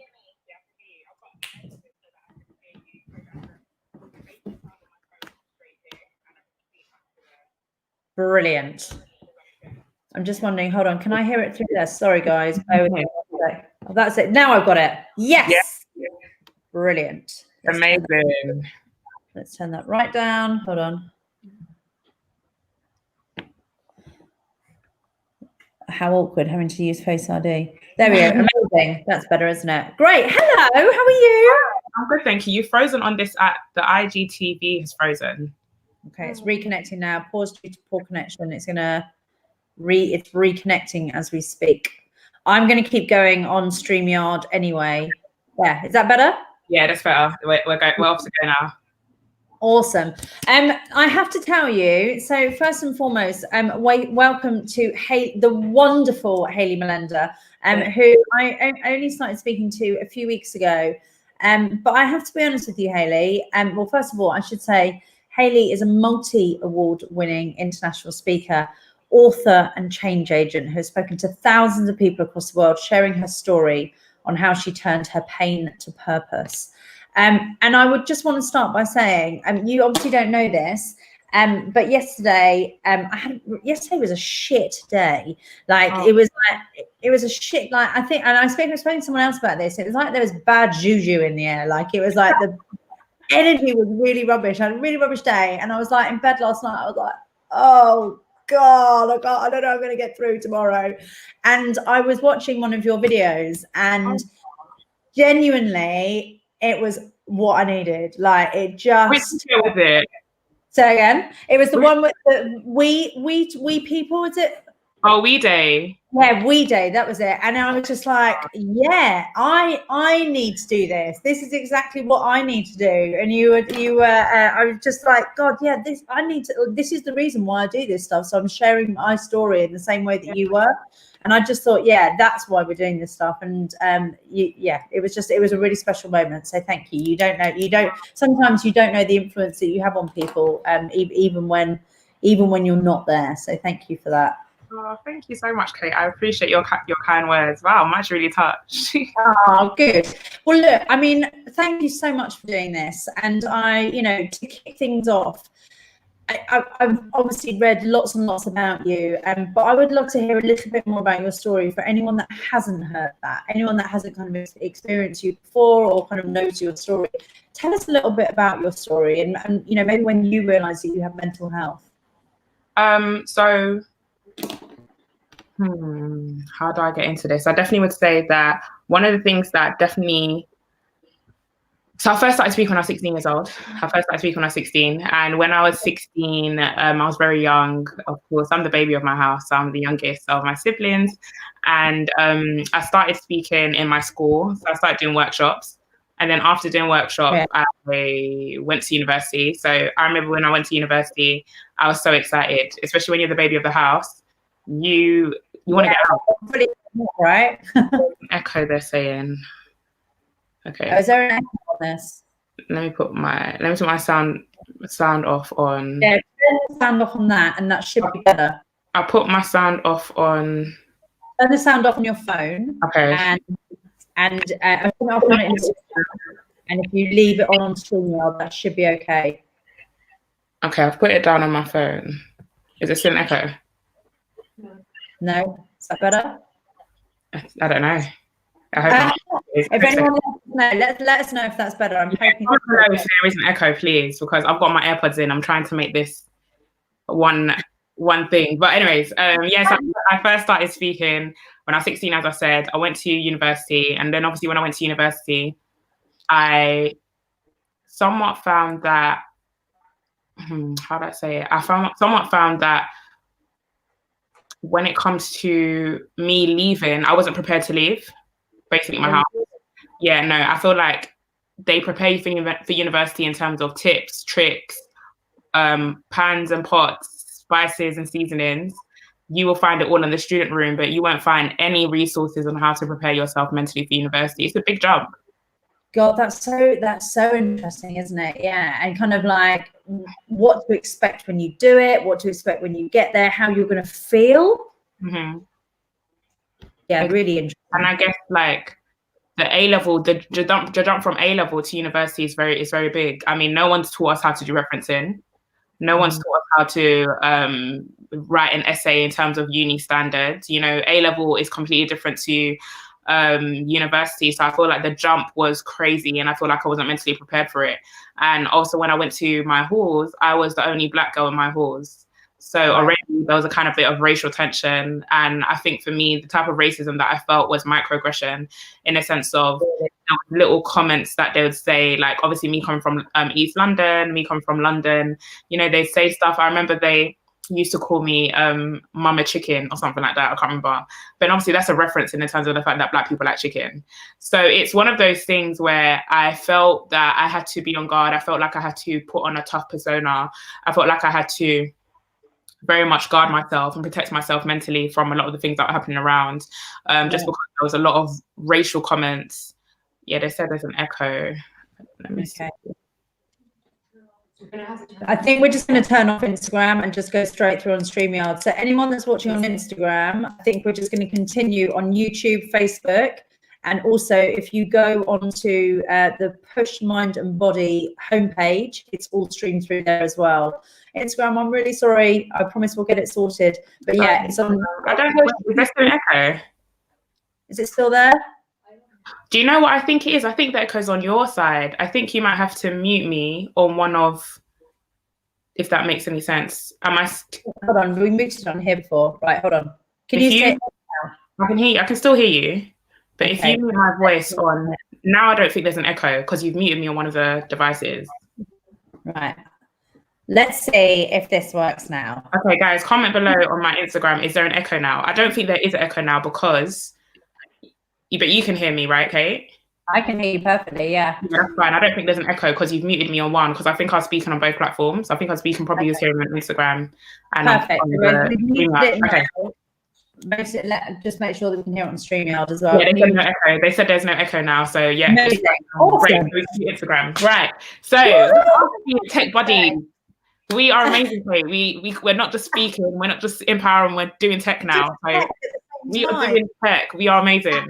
So words I never expected to say. I'm going to be really honest. Like, tech is not my thing. It genuinely isn't. I said we've nailed it this morning. We have nailed it. So so that's really interesting, isn't it? So I mean, I imagine that was a huge part of it in terms of, you know, not feeling like that sense of belonging, or not really feeling like you're mattering as well. That must have had a huge impact on how you were feeling. Do you think that's still happening now within universities now? Do you think? Yeah, 110%. I feel like with me, I'm still in university right now. I'm in third year. I run a society in university, so I speak to a lot of students. A lot of students always open up to me about certain things that are happening, and I definitely would always come and say that when it comes to university in particular, I feel that whenever certain situations happen in terms of mental health and well-being, I remember last year actually, I remember there's an essay that I didn't do too well in, and rather than my lecturer, or should I say my module convener, coming to me with how I could improve, he ended it with, he said, this isn't up to the standards. Go seek help from mental health services. I kid you not, that's actually what it ended with. And I remember being so angry because I read the feedback when I was in class, and I remember I was tearing up, I was crying. I had to leave the class because I was so angry with the way that he worded it. And I came and said to him, I had to leave. I came back and I said to him, I want to talk to you. He said, what's wrong? I said, I read the feedback back, and I said, imagine if I was not in the best of places. Imagine if I was suicidal. Imagine if I was in such a low place and I read that would have triggered me into a place of relapse. Have you considered the way you would have worded that? You can't give students feedback like that. That's disgusting. So I remember contacting my friend, Meg. She does something where she actually works with students on how to basically fight for mental health services and wellbeing services. So I forwarded the feedback to her, and I said, you know what, let me know how I can go about, more, not suing, I'm not saying suing university, but how can I go about reporting my my seminar leader? Because that's disgusting. And in my head, the reason why I was disgusted is because, at least with me, I know how to handle my mental health. With me, I've been in scenarios where I've had to practice mental health. Whereas I was thinking about someone else who might be in first year that might have him, doesn't know anything about mental health, doesn't know necessarily how to sustain their well-being, and they see that type of feedback, you're going to feel like crap. You are going to feel like, what is the point of me even being in university? Rather than you actually telling me that, you know, I can improve, you're basically come to say, listen, this was crap. That's basically how I read it. This was crap, and you need to sort out your mental health if you want to improve. But people can't be speaking to people like that. That to me is like, and when you spoke to this person about this, talk to me about what happened. Was I am hoping, whilst woefully poorly delivered, was there any good intention there? What was his kind of like? You know what the thing is? I think for him, he didn't even feel remorseful, because I remember when I was speaking to him about it, he was just kind of like, well, he said to me, well, we've been told that's how we're meant to word. If someone doesn't do too well, we've been told that's how you word it. And I said, well, who tells you this? Because I want to speak to them then, because you guys are doing more damage than you are doing more impact. And, you know, people need to understand, you know, one of the most profound things when it comes to well-being is you need to mind your words. I'm always saying that words do so much more damage than you think they do. You know, I sometimes think about, it's not even, and you know what the thing is, it's not even what people say, it's what they don't say. That's also a huge thing.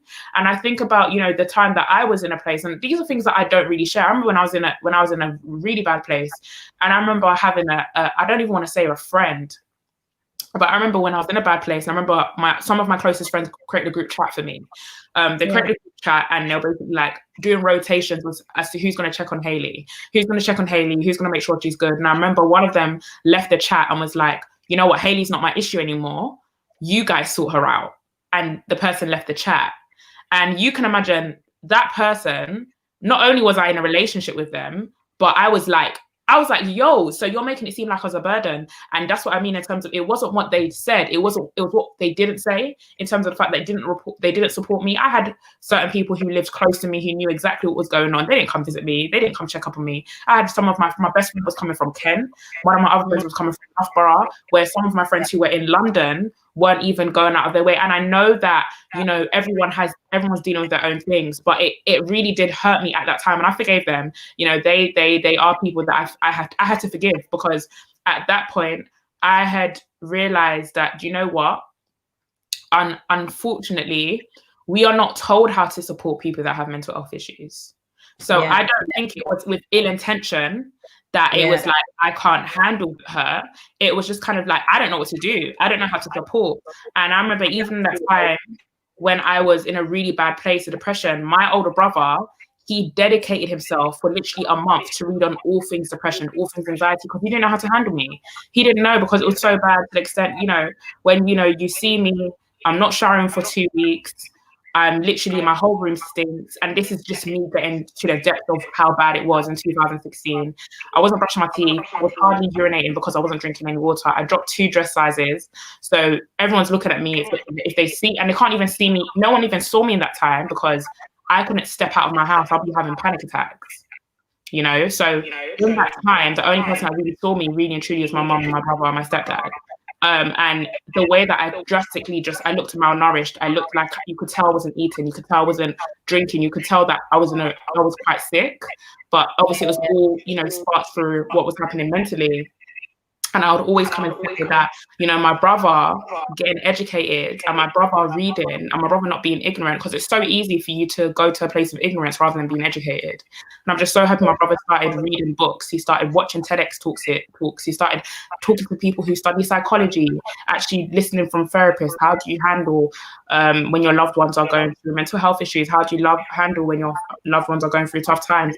And I feel that probably every single person should learn how to handle when someone around you is going through a tough time, because there's no one in this world that's not going to go through a tough time. Every single one of us is going to face something.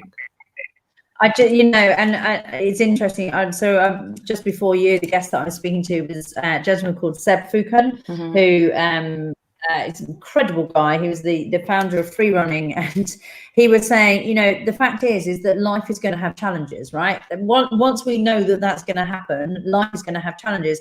Actually, that almost becomes a bit easier in itself, because we know that there's going to be something to happen, and actually we've got the kind of choice in many ways about how we perceive that, our perception of it, and then obviously how we choose to overcome that as well. So I think there's something in, you know, and I think it's more glaring at the moment than it's ever been, because everything is obviously more intense than it's ever been. Yeah. You know, because more is happening, and it should be the catalyst for each of us to look at what we learn in the mental health space, both for ourselves and for others as well. Yes. You know. 100%.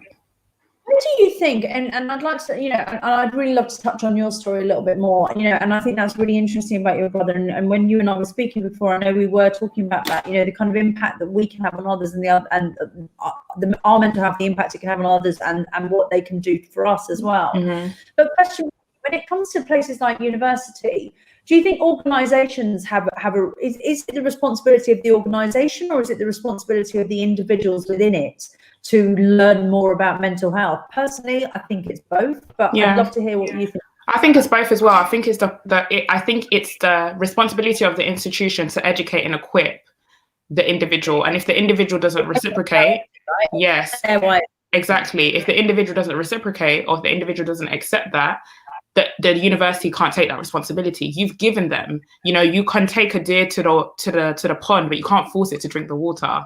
So I think at least give the option that you take the deer or the horse, or whichever, you know, at least you take them to the water. You can't force them to drink it, but at least no one can come cry and say, I'm thirsty, when you came and said, well, I took you to the river, I took you to the pond. But there's people who are screaming, I'm thirsty, but they never had the access to the pond. They never had the access to the river.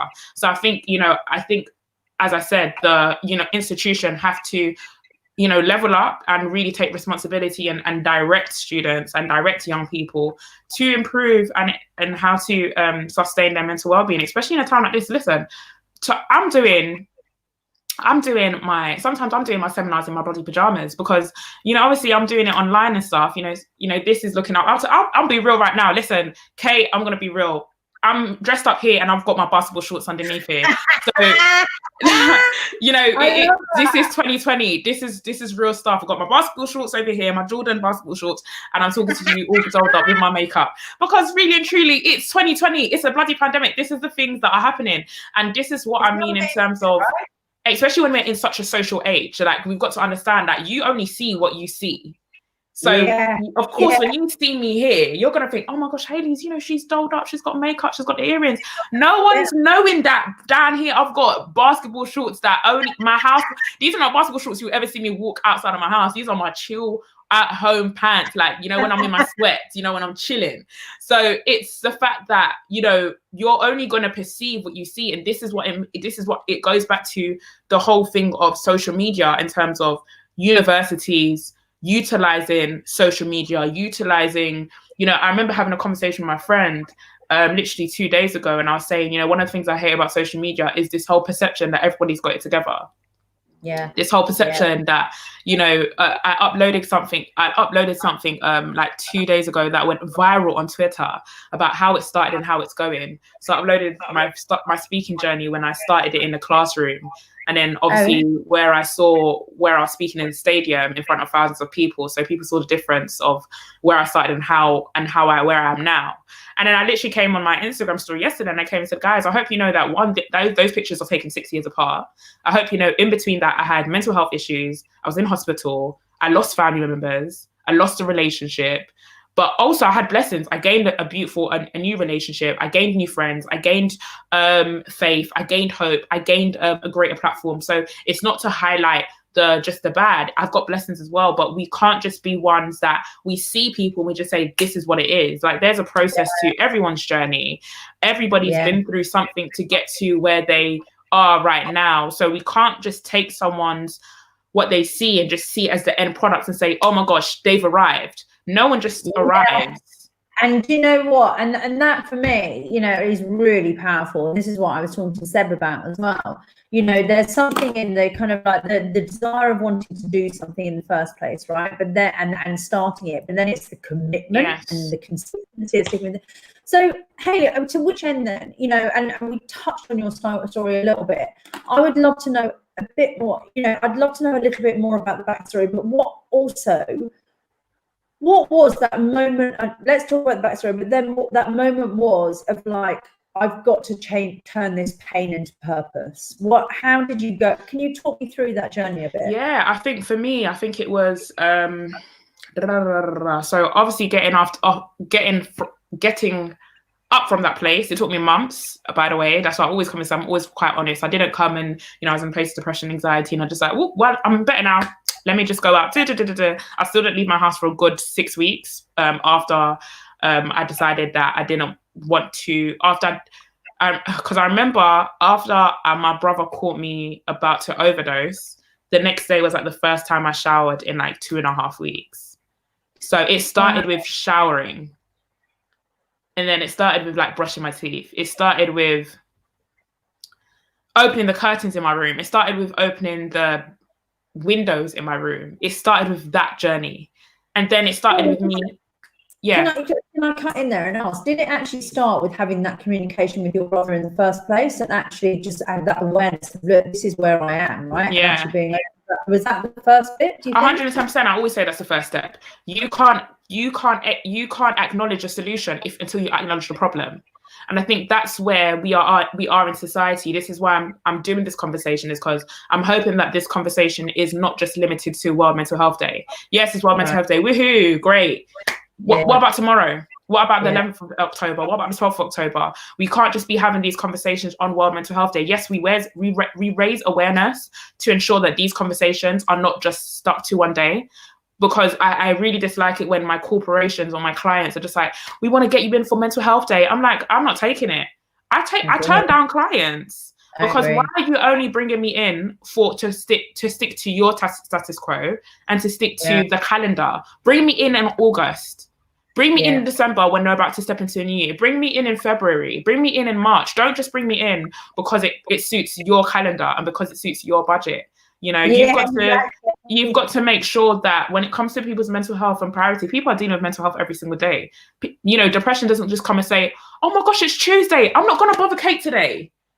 It doesn't say, oh my gosh, it's Wednesday. Isn't it? Exactly. You know, and also that terrible thing of people are like, well, you know, you're really successful now, you've kind of got things down. Fuck that. Like, mental health is totally fucking indiscriminate. Let's be clear. You know, for me personally, and you know, and any of my team will tell you this, you know, I'm a really emotional person. I get that stuff out there, and it's a constant thing of managing it, right? And the more I understand about myself, the more I can manage that. But it's there. It's there, and it's constant, you know, and it's that thing that I'm really, really aware of, and really aware that I have to dedicate time to looking after it, because otherwise it becomes overwhelming, you know. 110%. So that was the start of the journey. So kind of talking to your brother about it and at that point with your brother, was it a case that you could talk about it openly? I don't know. Did you have the space to talk about this stuff much before? I think my brother's one of my best friends. Like, my brother's definitely my best friend. So I feel with him, it was so much easier to open up to him about it. And I feel he made it very clear that I can talk to him.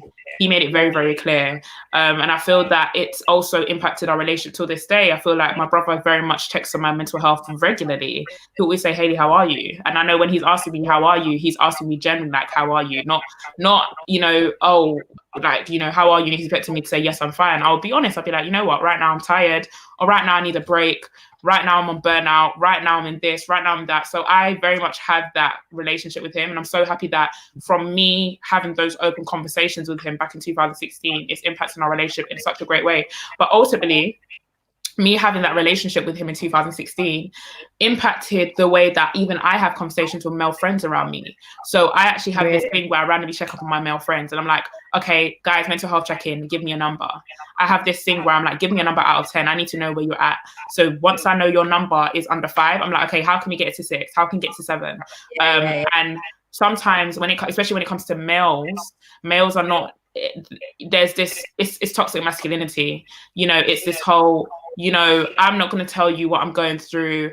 I don't believe in vulnerability. And, you know, I always say, sod that, you know, vulnerability is probably my greatest weapon. I've been able to step into some of the greatest rooms, work with some of the greatest clients for a very young person. And it's not in any way bragging. In fact, I give the credit to vulnerability. You know, I give the credit to where vulnerability has allowed me to really step and talk to some of the greatest leaders. And I was having this conversation with BBC yesterday because I was working with the BBC. And I was sharing that I remember having a conversation with a client. I remember it was last year I went to Microsoft and I worked with Microsoft senior leaders in Washington. And I got all the senior leaders to basically write things that they've experienced whilst working at Microsoft that impacted their mental health, but no one in the room knows. Oh, wow, that is rich. Yeah, I've got it recorded. Okay, I can send it to you because it was tears. I'm telling you, it was heavy. So literally, there's about 100 of them in the room. There's 100 of them online, and they're writing down on a piece of paper.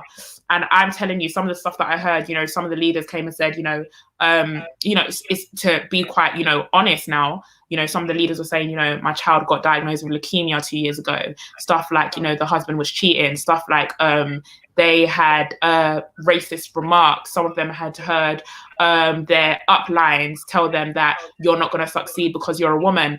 I'm telling you, the stuff that I read, I was like, wow, these people are suffering in silence. These are people who are on great salaries. I'm talking about on six-figure salaries. They are in the main, this is Washington, Redmond. This is the people who are right under the CEO. People who work in the, you know, oversee the partnerships, oversee the this, oversee the that in Redmond. And I remember I actually ended up getting one of the CVPs. I interviewed her in my speaking engagement. I came and said, okay, the last segment of my speaking engagement, we're going to have a sit down conversation. And I asked her to publicly share something that she had been through that no one in her team knows about. And she came and talked about one time she was at work and she got the call that her dad got into a car crash and every single bone in his body broke when she was at work. Wow. And so she hadn't told work prior to that. I mean, some people had known who were close to her, but in terms of people in her team, they had never known that she'd been through that. They would never knew. And this is really interesting, isn't it? Because, you know, I talk a lot about this, the fact that when we compare ourselves to people, right, we're comparing our inside with their outside. Come on. And we do not know half the shit that's going on in someone else. Now, and then my question to you, and I think that this becomes really interesting for organizations. Yeah. Where do we take this? Where does this start and stop? And what I mean by that, you know, in particular, when we talk to leaders like, well, if I'm too vulnerable, then people won't respect me, right? And I get that thinking, you know, we're not necessarily going to lay everything out there, but this stuff is important. This is the stuff that makes me a person. This is the stuff that makes me connect with you. This is the bit that actually makes me want to go with you. So where does that start and stop? Is there almost like people on stage, people that have like feeling like they had a bit of a vulnerability hangover when they started sharing this stuff? But do you know what, Kate? I've got a tagline that I think everybody knows me for. This is probably one of the reasons. It's something that is very much associated with my brand, Hayley Melinda. It says, we don't need more role models, we need more real models. We don't need role models. The work organizations are trying to raise up role models. You know, they're saying, if you want to be a leader, be a role model. And I came into these organizations and said, okay, guys, I'm just going to switch up the status quo. I'm going to debunk everything they taught you in training, everything they taught you about leadership. I'm about to change it right now. And I'm telling you, in leadership is not about being a role model. Leadership is about being a real model. We need leaders that we can relate to. We need leaders that I will respect you as a leader. I remember seeing one of my mentors cry for the first time. And that day I came and said, I respect you so much more than you could ever know. Because when I see you're human, it makes me trust you more. It makes me know that, wow, you get in the pit too. It makes me know that, wow, you've been where I've been. Wow, you know what I know. I remember when I was with my mentor one time and he got a call literally that day that his daughter they'd broken into his house and they beat up his daughter. And I remember getting that call. I remember literally being with him when he got that call, seeing him run. Like, you know, when someone just ditches everything and runs. And in my head, I came and said, you know what? I respect you now. It's not that I respect you any less. It's like, I know life happens to you. You're a human being. And that's another keynote that I have. One of my keynotes is called Human Beings. Literally, they'll be like, oh my gosh, Hayley, what are you going to come and talk about? It's called Human Beings. Every single organization I've ever worked with, I've never worked with robots. I've worked with human beings. Yeah. Every single, I've actually literally been, I literally shared this on Instagram Live yesterday. I've been at speaking engagements where people have said, Hayley, your talk made me want to quit my job. I've had someone quit their job right after me speaking at their organization. Not because not to say if anyone who wants to book me, like, oh my gosh, you're going to make me lose my employee. No. What that happened is, I remember her coming to me, she said, Hayley, you made me realize that my daughter needs to see me more, and my job is seeing me more than my own daughter seeing me. Because I said the best present you can give anyone is your presence. And here's the thing, actually, the intelligent leader wants the people in their company who are the right people in their company, who are doing the job at the best of their capacity. And not everyone's going to be that person, right? You know, and actually it's about the right people being there.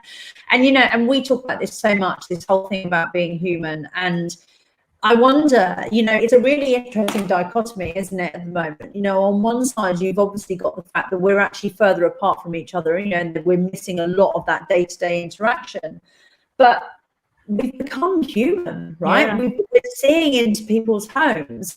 We're seeing children run on screen. All of a sudden, that boss that, was literally held up there in the ivory tower, we're getting into their lives. And actually, I do wonder if there is something in how this pandemic, this experience has victimized people, because we've had to be a bit more honest as well about how. Exactly. I told you I'm wearing basketball shorts. Like you don't get more honest than that. Do you know what I mean? And you're right. You're so right. I remember literally even just now, I think you've got a dog, right? Just heard your dog bark. I was just like, okay, Kate. I don't I'm scared of dogs, but I'm just like, okay, it's nice to know you have a dog. That's now me seeing you're a dog lover to some extent. You know what I mean? And that you've got a life outside of what you're doing here with Push. And this is why I feel that, what you said is so profound, because you're right. You do get to see into people's homes. You do get to see, the little family portrait. You do get to see, maybe someone screaming. There's been times where I've been on a call and my mum was screaming my name. And I'm like, I have to meet and be like, yo, mum, like, I'm very much on a client call right now, Miss Mummy. Like, I have to move. I was doing this webinar, and it was this thing that we were doing through lockdown called Conversations with Kate, and I was staying back with my parents at the time, and there was about 50 people on this webinar, and it was to 2 other people, and I was down, as I said, I was down with my parents. Stepdad didn't fucking realise, did he? He trots in. And he's just like whipping around in the background, just doing his thing. And I'm like, just on a webinar. Could you go? Do you mind? It's kind of quite. Do you mind just getting out, please, quickly? Hayley, I'd love to know a little bit more from you about. There are undoubtedly, funnily enough, I've already heard amazingly from a friend of mine who actually said about how valuable one of the earlier sessions had been, because the place that she was in. And my gut feel is, that there are going to be people listening that are going through experiences probably not similar to the ones that either I went through or obviously that you went through. Yeah. What would be your one thing right now that you'd kind of be saying to people about doing, getting out of your head, what would be one piece of advice that you say to anyone that maybe you use that changed how you were feeling? One of the things that really helped me and changed me is music, getting active. I remember when I called one of my mentors and he said to me, I said, I'm in a really bad place. And then he randomly just started playing Afro beats on the phone. And he said, Hayley, just dance. And I was like, I don't want to dance. And he's like, just dance. And I started dancing, and something just in me, I just started feeling a bit better.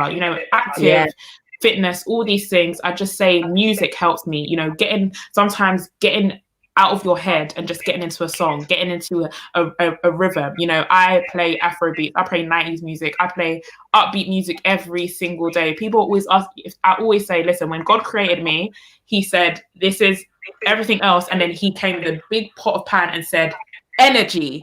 I have energy. Literally, I'm the life of the party. I'm the life of the party. Well, I'm the life of the Zoom parties now, because we ain't doing parties because of Boris Johnson, you know what I mean? But in terms of energy, I have energy for days. So I definitely say, listen, blast some music and just dance. And you know, another thing to kind of add on to that, one of the things I've done religiously, literally, is every single day I used to write down something I was grateful for, and every day I would add something on. You know, if you focus on your problems, they'll amplify. If you focus on your blessings, they'll amplify. And just because you're not where you want to be, just thank God you're not where you used to be. So the fact that I'm not where, you know, sometimes, listen, I woke up and I was like, yo, damn, there's certain things I need to do. There's certain things I need to focus on.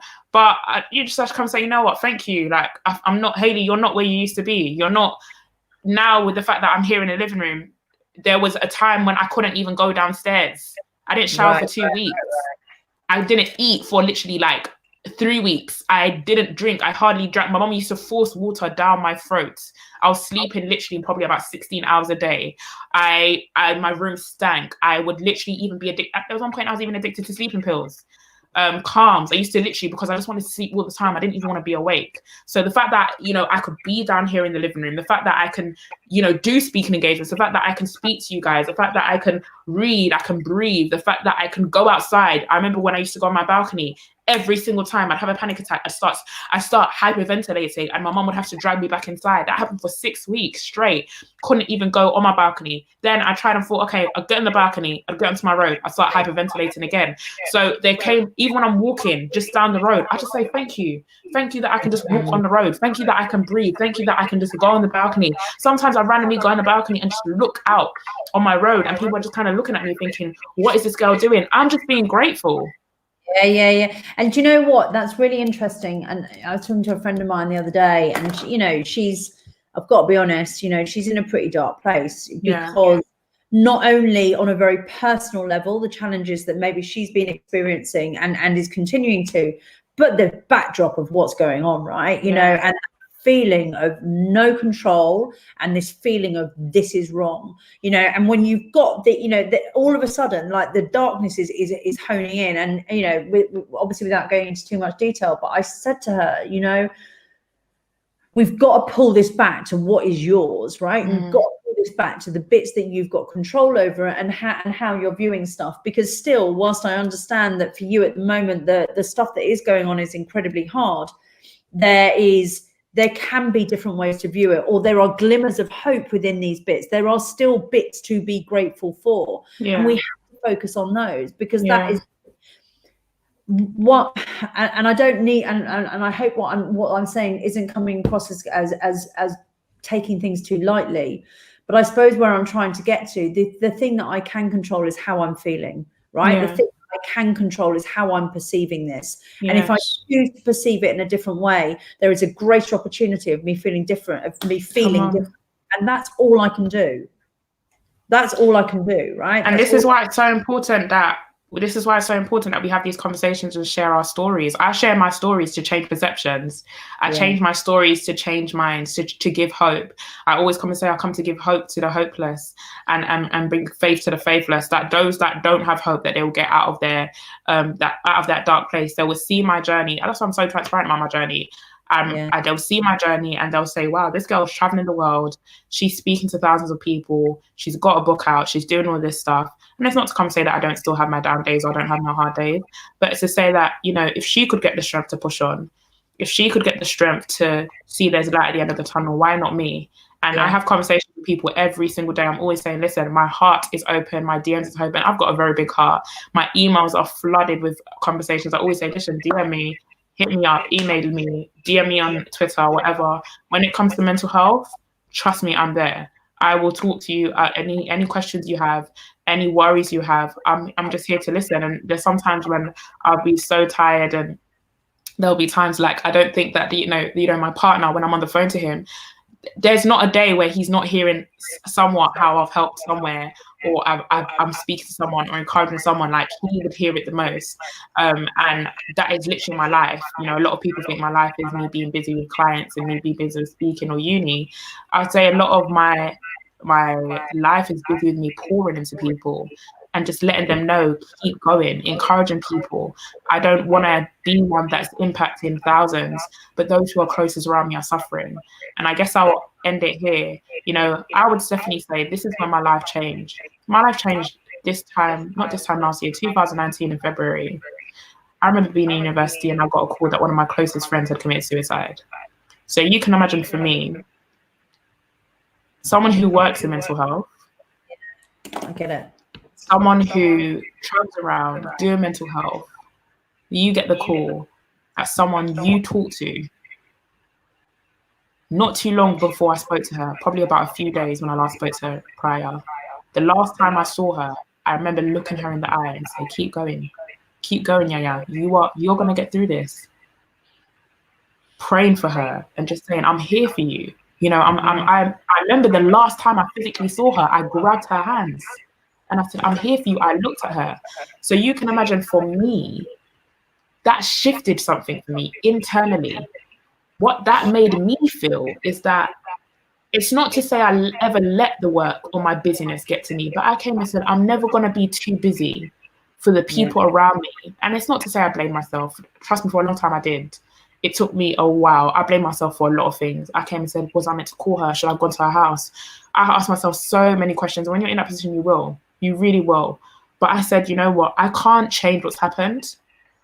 But what I can do is prevent myself from getting to a scenario or a place where I feel that people around me don't feel me anymore. There's no point. You're seeing me on Instagram, you're seeing my Instagram stories, you're seeing me flourish on Twitter or wherever, but you can't talk to me because I'm too busy for you.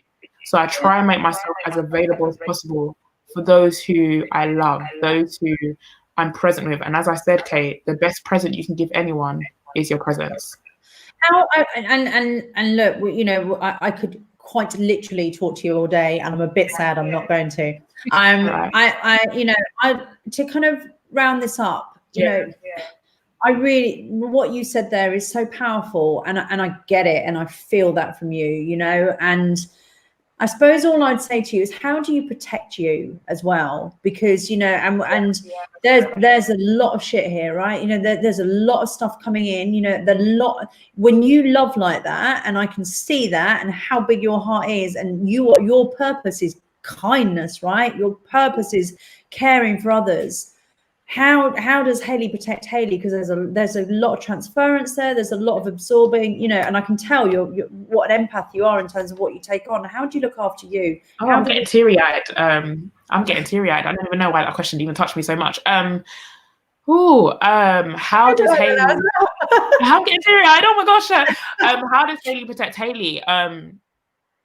I do a few things. I've literally said to my boyfriend today, I said, you know what, I want to go and I need to get a getaway, because this is why I always say I would rather bounce back from a break than to bounce back from burnout. And I feel myself going down like that. Yeah, I get that. And I have to protect myself. I don't wait until I'm at 0. If I feel like I'm at a 6, I'm booking myself away. So next week I'm getting myself away. I definitely would say one of the things as well that I do, my partner is a huge help, you know, someone that speaks so much life into me. My friends, I'm very open with my friends. If I'm not in the best of places, like, I'll tell them, you know, as I said, we've got this thing where it's like, what number am I on? That's something that I'm asked daily. I definitely would say another thing is, for me, I'm a person of faith, so I pray, I journal, I have conversations with God, I meditate, I read the Bible to give me some hope, to give me some faith. I read, and I would say lastly, I dance. You know, a lot of people are always, I've heard people come and say, oh my gosh, your energy, you're too much or whatever.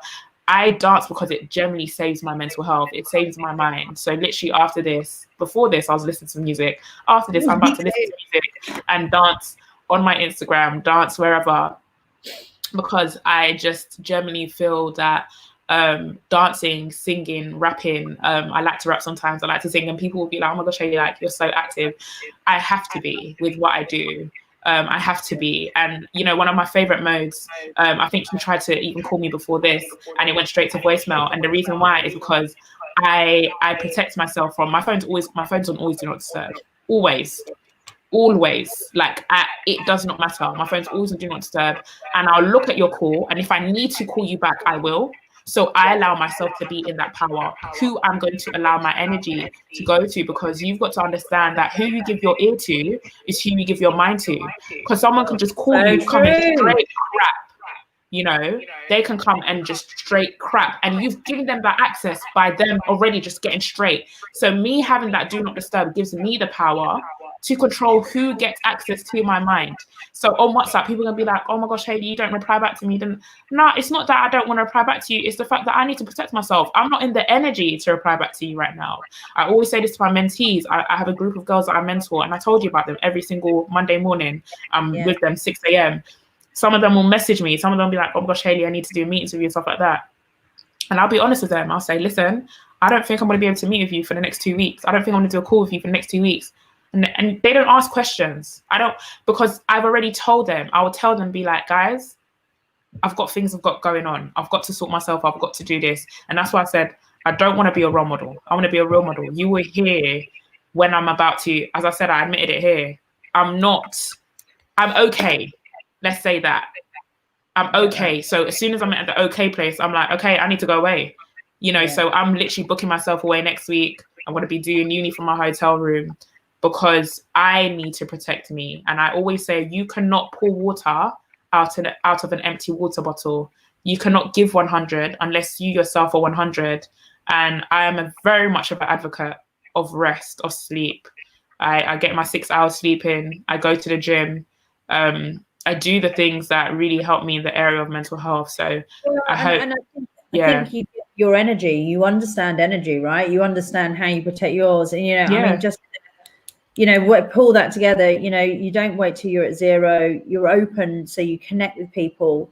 This kind of essence of being, so tapping into stuff that is going to enliven you, dancing. And I love that. Do not disturb. And being conscious of who you give energy to. I can't tell you. You are such genuinely just a truly wonderful person. I feel very blessed to have had this conversation with you. I genuinely do. Thank you. And I know for a fact that everything that you said will help one, if not many, many people. I hope so. I hope we get to do a lot more stuff together. I really mean 110%. Kate, you're my girl. You're my tech buddy. You're my girl, Kate. So you're my tech buddy now. We bonded over tech and all of that. And I'm telling you, like, I'm just so happy. I love what you're doing with Push, and any way that I can support, honestly, like what you guys are doing is so important. It's something that I'm passionate about. I'm an advocate for mind and body and soul and protecting all of that. So thank you so much, Kate, for having me on the platform. I don't take it lightly. I'm going to listen, and this stuff is all going to be available.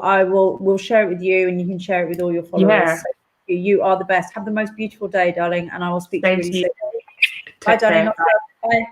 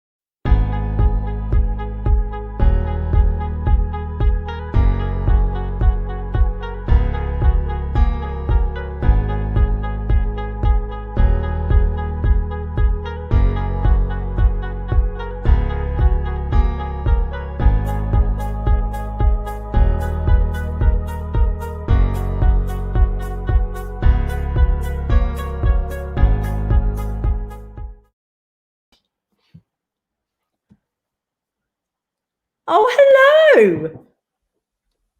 Oh, I can't hear you. That's a good start, isn't it? Oh no. There we are. Blind. I can see you saying, Julia, we'll just go on blind faith. Oh! Yeah, I mean, I think I was plugged into the wrong hole, which is all too common experience in 2020. How are you? The wonderful Mr. Knight. How are you? Do you want the standard stock British answer, or do you want the honest answer? Honest truth, please. I'm really struggling at the moment, Kate. To be honest, yeah, it's been a year. Yeah, and yeah, not coping particularly well. I think the kind of I haven't had a break in over 8 months. It's been a really challenging kind of past few months as a parent and a single parent, as somebody that's been homeschooling, as somebody that's self-employed, as somebody that's part of a community with very much a focus on dealing with the emotional challenges of self-employment, but just dealing with this year as well. It's been quite hard work, to be honest. Yeah, I really hear you. And do you know what? I really like to talk about this, and I'd like to talk about it in detail, if that's okay. But I suppose really what I should do is introduce you first of all, which is what normally happens, isn't it? Obviously today is called What's Your Story, and it's about sharing our journeys in mental health. And I have the pleasure of having Mr. Knight being part of my team, part of the Push team, the brilliant Mr. Knight, who always gets nothing short of the most rave reviews when he works with our clients because of his incredible work. And I wanted him to be part of this session because I know that he's got an awesome story to tell and stuff to talk about. And indeed, even when we were prepping, we really went into it. But actually, in particular, how he's driven to also support the mental health of others in creating the Leapers Network.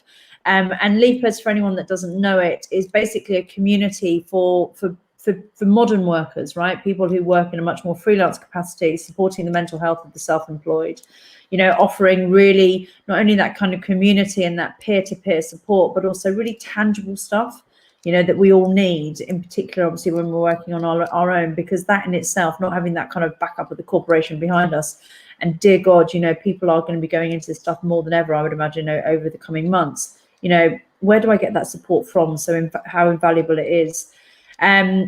Because we are all going through it at the moment, I think, and you've just touched on it, this year, when I start these conversations, normally it's around, when did you realize that you have mental health? But I'd love to talk a little bit about now, and then we can come back to that. Yeah, I think, and you're probably seeing this a lot with the people that you're working with, the people within Leapers, how people are feeling right now. It's fucking real, right? It's real, and it's big, and it's stuff we've never had to deal with before. Yeah. It is very real, and it's remarkable how different people are dealing with it in very different ways, and having different experiences. Very different experiences, and that this phrase of "we're not all in the same storm, not all in the same boat, but we are in the same storm," which I think is a brilliant way of articulating that it affects different people in different ways. And but I think in some regards, the self-employed, to a lesser or greater extent, were more prepared for this than a lot of people. We deal with uncertainty as standard. We're not necessarily working in offices. There's far higher likelihood of working on your own and remotely, so we were more technically set up. And kind of just rapid change and things suddenly, being out of your control is something which we're quite used to. So in a lot of regards, I think self-employment was a bit of a canary in the coal mine with COVID. We knew that things were coming earlier because projects started getting cancelled. We were collectively feeling that sudden, oh, what do we do now? And it was a very spiky kind of emotional reaction for many people. And and we've been having to figure it out for ourselves. There are massive gaps in support from government around self-employment. If you're a limited company owner, for instance, as many self-employed are forced to be if they want to work, they've had no financial support. And we've been having to work it out for ourselves because, as you say, we don't have an HR team, right? There isn't somebody you can go, hey, what are my rights here? Or, can you just look at this contract? Yeah. And equally, you don't have a team at all. You don't have somebody you can just turn to the left and go, oh, this is hard, right? So yeah, it's incredibly difficult. But I think, as you say, the nature of work for many is changing. The future of work is kind of approaching us more rapidly, perhaps as of this year, and more and more people are stepping into self-employment. So I think it's not a minority way of working.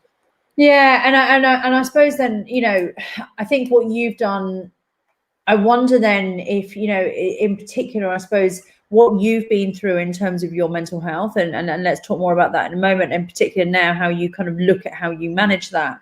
I wonder then if that's actually something now which is becoming more real for more people, actually having to be much more acutely aware of what's going on a day-to-day basis and thinking about how you manage it. Are you seeing that within, I mean, it's been particularly with new people coming into the network?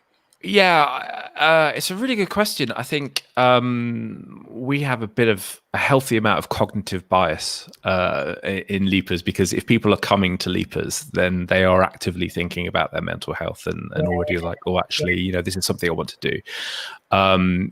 We all know the numbers around 1 in 4 people will struggle with mental health challenges at some point within 12 months. I think that number is 100% this year. Yeah. But I think the thing which I certainly always kind of talk about is it's for people who haven't necessarily struggled with poor mental health, who aren't actively thinking about it, who don't know what the things are to look out for, that are symptoms of, oh, maybe I should keep an eye on this. So I think over the last 5 years, mental health at work particularly has risen higher on the agenda, and I think more people are aware about it, more are proactively thinking, how do I set boundaries? How do I make sure that I've got time for myself?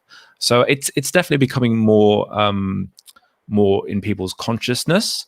But we've just finished a research study, which we do every year, around the challenges of mental health, and over 65% of the respondents said they wouldn't know where to turn for support and access to that sort of information or support or content. So I think even if you're looking for it, there's a big gap in being able to find it.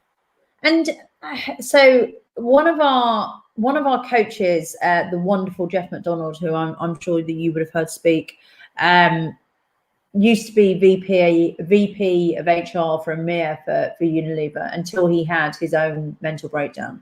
And since then, his purpose has been about going out and destigmatizing mental health.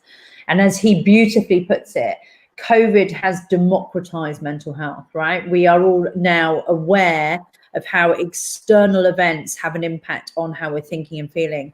I wonder, and I literally just thought about it as you were saying that stat about 1 in 4.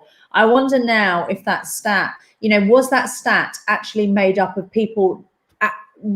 Was that stat down to a truth of whether or not people were feeling it, or if a truth of whether or not people even knew it? And I suppose where I'm getting to now is actually that so for example, one of our clients, Habas, since we've been working with them, their cases of sickness have stayed the same, but their instances of sickness due to poor mental health has increased. And where I'm trying to get through with this is that actually we're understanding more and we're more aware of this stuff going on than ever before. That's the difference, right? Is it definition and reporting, or is it a change in the reality? I mean, I don't think it matters, to be honest. I think kind of there's one of the challenges around mental health, capital M or lowercase m, or however you want to, is definition. Like, what does it mean? And the spectrum of mental illness versus mental health and just well-being. And I think a lot of those definitions get in the way. And I've heard people say, I'm too stressed to worry about my mental health. It's like, I think it doesn't really matter, right? It's about recognizing that your health, everybody has health. Everybody has physical health, has emotional health, has financial health, has you and things influence that. And being more aware of the things which influence it positively and negatively is a really good thing.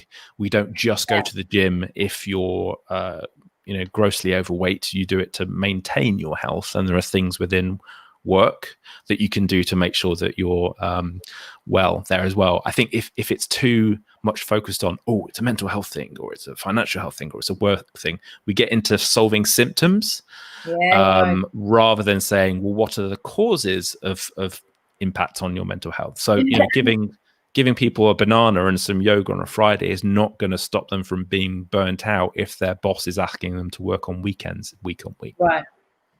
And I suppose that the point I'm trying to make with that awareness is simply that actually I understand that this external event is having an effect, rather than me maybe denying it to myself and to others. That's a step in the right direction. And absolutely. And would you agree with that statement then, that and maybe, I mean, as you said, obviously you've got cognitive bias when it comes to something like LEPAs, but maybe the conversations that you're having, that people are becoming more, I mean, certainly I would back this up, the conversations that we're having with organizations and individuals is that more people are becoming aware, and the conversations are becoming a lot better now. Yeah, completely. And I think there was a piece of work from, I think, Deloitte a few years ago, which showed that there was a return on investment in mental health. And I think that was the turning point for businesses, when they recognized there was between a 5 or 8 times ROI on every pound that was invested in mental health. The businesses were losing over £70 billion a year on work-related stress. When they realized that mental health actually affected their bottom line, suddenly people started picking up and changing things. The right thing to do, but actually, it does have that impact as well. Matthew, I'd like to know a little bit more about LEPAs, and what I mean by that, for what was your rationale for starting it, to have that strength, to start a community of that nature. Where did that come from for you? No rationale, no decision-making process. It was an accidental community. Oh, really? Okay. Yeah, completely. I had a 6-month notice period at a job which I was leaving, and I was writing around just how work was weird and old-fashioned and designed in a strange way, and writing a lot about it, and people were getting engaged in comments, but I was writing on LinkedIn, and there wasn't a space to have a conversation back with people. So I started a Slack channel where just a group of people started talking about the changing nature of work, flex, remote, part-time, return from parental leave. And a lot of it was around, people who were changing the way that they work. But what was really interesting was most of the conversations in there weren't about, oh, what accounting software do you use? Or how do you get connected to Slack, to the Zoom, to the YouTube, to the MySpace, it was about the emotional experience. It was about, oh, I don't know how to talk to my boss about switching to Flex, or now I am working remotely, I don't feel as connected, and just it made me look at how, despite the size of the shift to more flexible, remote, freelance, kind of hybrid teams, there was no shortage of technology and process and, that kind of operational side of conversation. But there was nothing really looking at the emotional and human interaction side of things. And as the community grew, I just made a decision that, look, we could tackle all of changing nature of work, or we could focus on the bit where there seems to be a real gap. And about 12 months after that Slack community started, I made a decision to say, right, we are wholeheartedly looking at the challenge of mental health and self-employment. And it was very much reaction to what people were needing at the time. And as a result, that's now allowed us to take the community, the conversations and insights from the community, and get them out there so other people can see it. Yeah. So even if you've just got a couple of people chatting on a Slack, it's actually taking those insights and then getting them in front of people who go, oh, I've been feeling this as well. It's not just me. It's part of the experience. And that's, that in itself, and that's exactly the rationale behind these sessions, right? Actually, if we can start talking about this stuff that's going on for each and every one of us, every single damn day, you know, actually then other people can relate to it. But I'm really pleased that you brought this up, right? And this whole thing around the what might have started as a community focused on, you know, how do we the new world of work, and it could have looked at technology and processes. People naturally reverted to, not reverted, but went to a space of actually wanting to talk about how they were feeling and the emotional side of it and the human side of it. And it's really interesting because, you know, we talk to a lot of our clients at the moment about how do we recreate that community? How do we recreate that culture if we're not together? Mm-hmm. And naturally we all want to go there anyway, right? We all, because we all hanker after connection. Actually, we want to go there, but it's allowing space for that, right? It's allowing space to create those moments. And actually, you know, from experience, it sounds like it happens naturally, right? And actually, as employers, they just need to allow more opportunity to do that. I think, you know, there are definitely some fundamental human truths about people needing connection, meaningful connections. And that doesn't, you know, the all too common narrative about remote work or freelancing is it's isolating. So go and sit in a coffee shop, go sit in a working space. Like you can sit in a room of 1,000 people and still be lonely and isolated because it's not a meaningful connection. But the reality is that, you know, people need different things. They interact in different ways. They have different communication styles. They work in different ways, and even the same person will have different working preferences within the tasks which they do and the way they need to work. You know, I know that I have collaborative modes and focus modes and introspective modes, and they're different. And work for too long has been like a one model approach. It's like we all sit in an open plan office, or we all sit in cubicles, or we all take Friday off because we're moving to flexible now. And I think what self-employment allows for a lot of people is I need to design how I work. I understand where I'm more focused or where I'm more motivated, or things that I need to work well, whether that be like feedback styles or brief, you know, how you write a brief, or just how you work with other people. You know, plenty of introverts who are self-employed because they don't actually want that constant, you know, banter at the office and the kind of that type of connection. And I think that's what modern work is increasingly moving towards, is a more considered design of how people work. A more appreciation of an individual's needs, but also the collective needs, and how they're not always the same, and how they are a little bit more fluid. And mental health is, you know, if you express it as like energy or attention or focus or motivation in other forms, like that is ultimately what you're trying to measure is are the things which we're doing in our design, are they keeping those at the right level, not too high, not too low, just kind of like at the right ebb and flow, in order to both deliver on what we need to achieve at work, but also not kill our people. And I think that's why the businesses who start with a little bit more of a people-centric, team-centric, kind of output-centric, as opposed to, you know, timesheets and day rates and all this kind of stuff. Yeah. Why things like B Corp is really interesting, and why small businesses that design around small teams that you know, build psychological safety, all of these principles, which actually are really old-fashioned, are doing really well, because they're letting people be part of that team rather than fitting into some sort of model. And I suppose that's the thing, isn't it?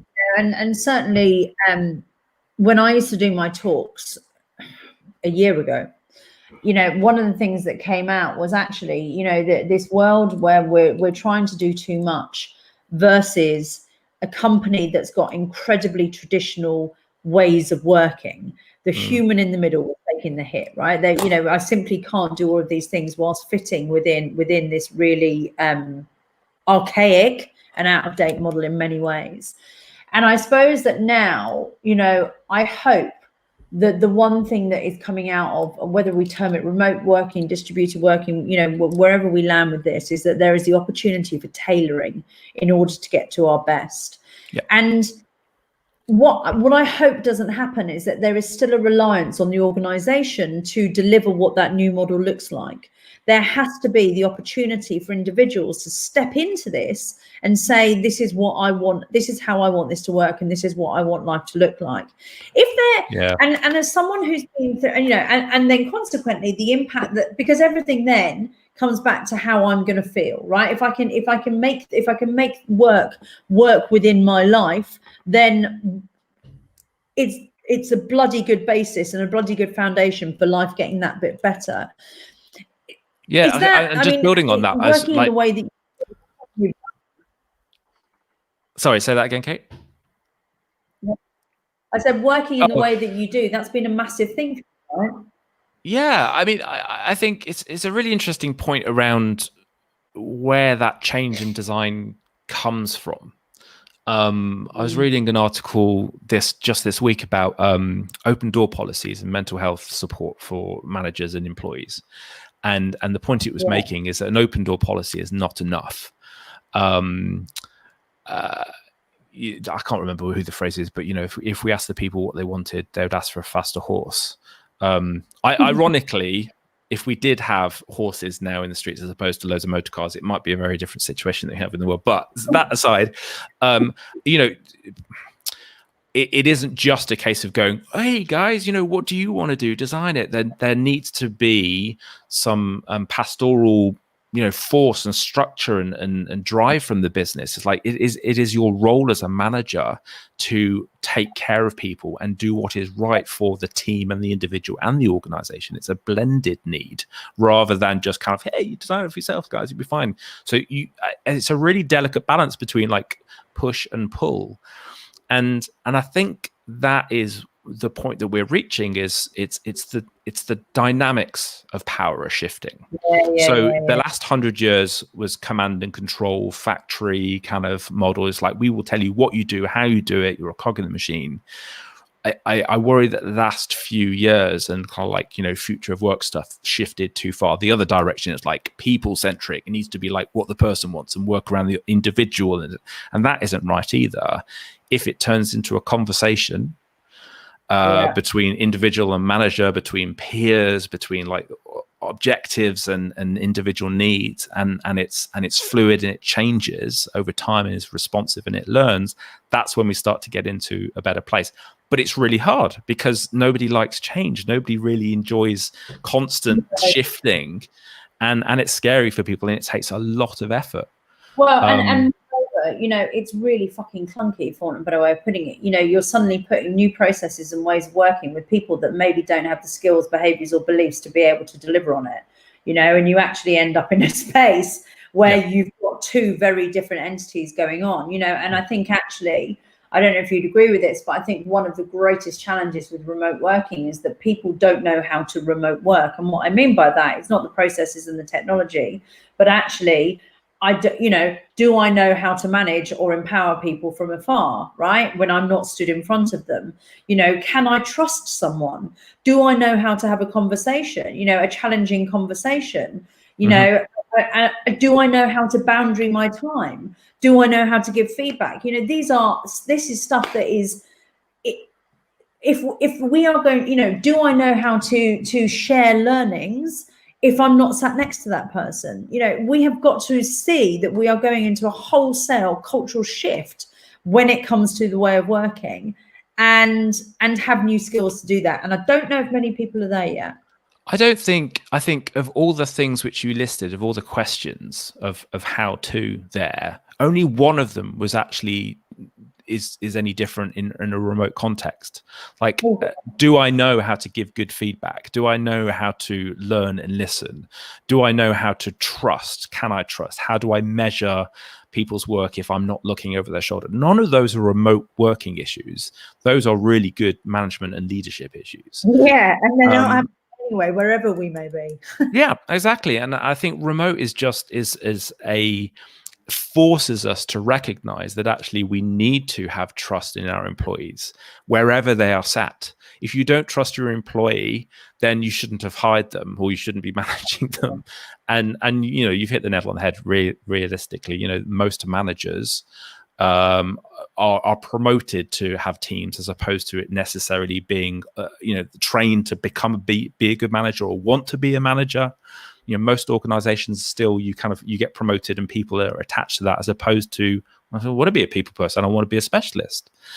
So there's so much to fix when it comes to organizational design and how businesses work. And I think that's what holds us up, because the minute you start asking questions like that and scratching at the surface, like, oh God, it's so huge, where do I even start? And things stall and then fall back to, oh God, let's just do Yogram-free bananas.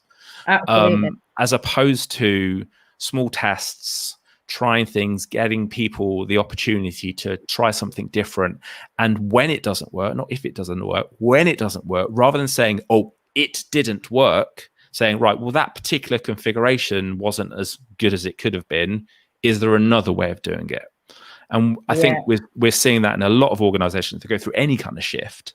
It's like, oh, flexible didn't work for us because their configuration of that wasn't right, or remote didn't work for us because their configuration, as opposed to that particular way of doing it didn't work. Is there something we can learn from? Yeah, and that's really interesting, isn't it? And I wonder if this will create more test and learn within companies. We've suddenly, this whole thing was actually, I mean, I don't know about you, but certainly we found in the first 6 months of lockdown, fuck me, the speed at which we changed as an organization, a small one at that, albeit, but the speed and the adrenaline that we had. And actually, if things went wrong, then it was okay. We just moved on from it. And I wonder if there has been a bit of a cultural shift within organizations that has happened. I don't know if you've seen any of that with some of the ones that you've worked with.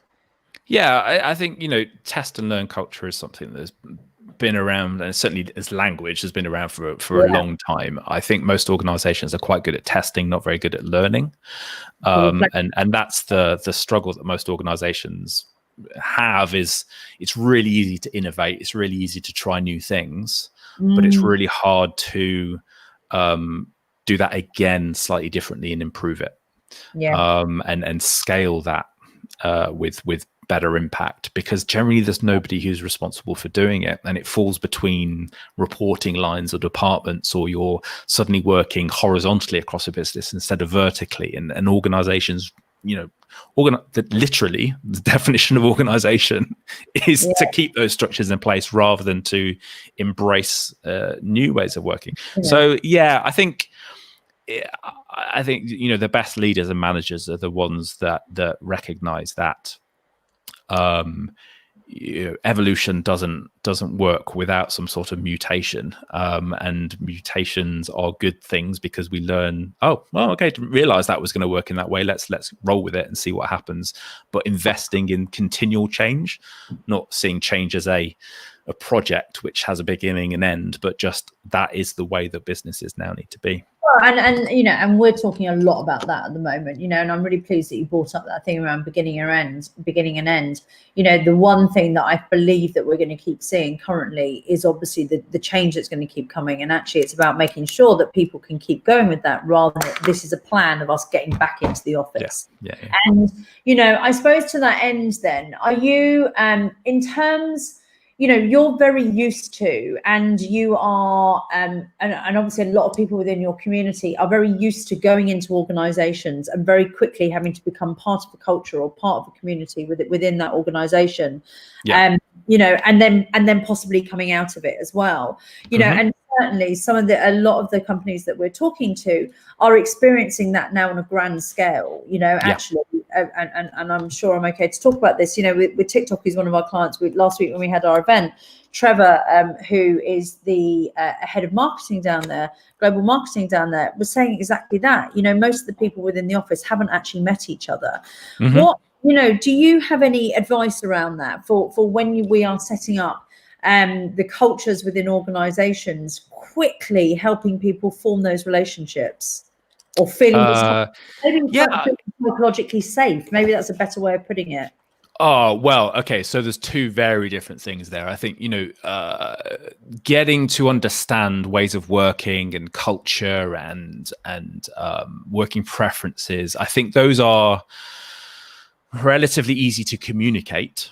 If they're articulated well somewhere. And I think, there's a lot to unpack here, right? First of all, companies have an articulated culture, which is a poster in their toilets, which is so often not the reality of what the working culture is.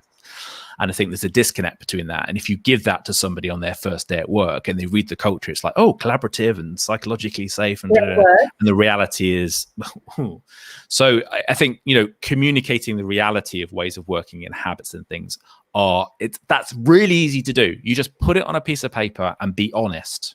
Being honest is not hard. It's not difficult. It's not the easiest thing to do. But communicating it is really that simple. It's like there's a sheet of paper to say, we are in this team, we are more of a kind of pitch your ideas using data and justification and numbers rather than big ideas and slides. Like that's easy to communicate. It takes the time to sit down and capture all those things and put them into a bit of a document. The second point we should talk about, like psychological safety, I think that's incredibly hard because capturing and articulating ways of working in a culture is just observation and honesty, whereas changing that culture and enabling psychological safety and people being able to say something without fear of retribution or receive feedback without it seeing like an attack, that's incredibly hard because that's people change, and that's supporting those things. So I think that they're two different things. But to answer the first question about how you do it, employees have onboarding and, variably, right? But I think what good onboarding processes do is they step you through why the organization exists, how your team works, the kind of personalities and the characters and the ways of working. And generally freelancers, we don't get onboarded. We get a brief, we get a desk, maybe. We get access to a million and one different intranet systems and Slacks and Teams channels and all these kind of stuff. And we navigate and we have to fill in the gaps and work out what we're trying to do. And generally, depending on the length of your contract, you're not really integrated. You're there and it's very clear that you are there to do a job and then leave. It varies depending on the kind of organization, but it is quite a divide a lot of the time. So I think a lot of freelancers are quite adept at recognizing, I'm going to be here for a while. I'm not making friends. I'm here to do a job, do my job well, and then move on. And that's, people are more or less okay with that depending on how they want to work. What is missing though, and we have a tool in Leapers called Manual of Me, which is a way of individuals being able to express what their working preferences and styles are. And I think this is something that is missing in a lot of organizations. There's always the kind of, hey, here's the organizational culture and here's our team structure and org charts. But it doesn't get down to, Mark is, he thinks in this way. Mark will only react to a chart with data on it. So don't take him a big idea, which is really exciting because he's not interested. He just wants to know, will it deliver the results? Whereas Mary, she needs to understand the context of where this sits. Oh, and by the way, Mary only works on Mondays to Wednesdays, and she works 3 hours earlier because she's in a different time zone, but she does come in every third Thursday. Don't send her an email out of hours because it really stresses her out when she gets emails. She will respond to it, and it seems like she's being responsive, but actually it really freaks her out. And she's a single parent with 2 kids, and that is generally getting emails at bed and bath time really worries her, but it stresses her out, and she comes in the following day and it worries her.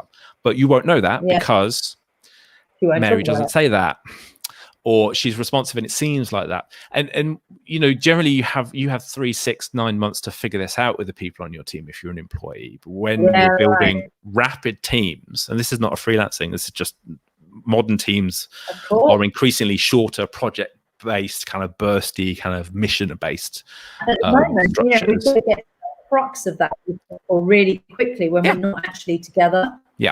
So I think that kind of emotional relationship, kind of getting to know people really, really quickly is something that is missing from a lot of teams. And that isn't just ways of working. It's like, how to work with me to get the best out of me. It's stuff that is going on. It's not just work. It's the whole piece.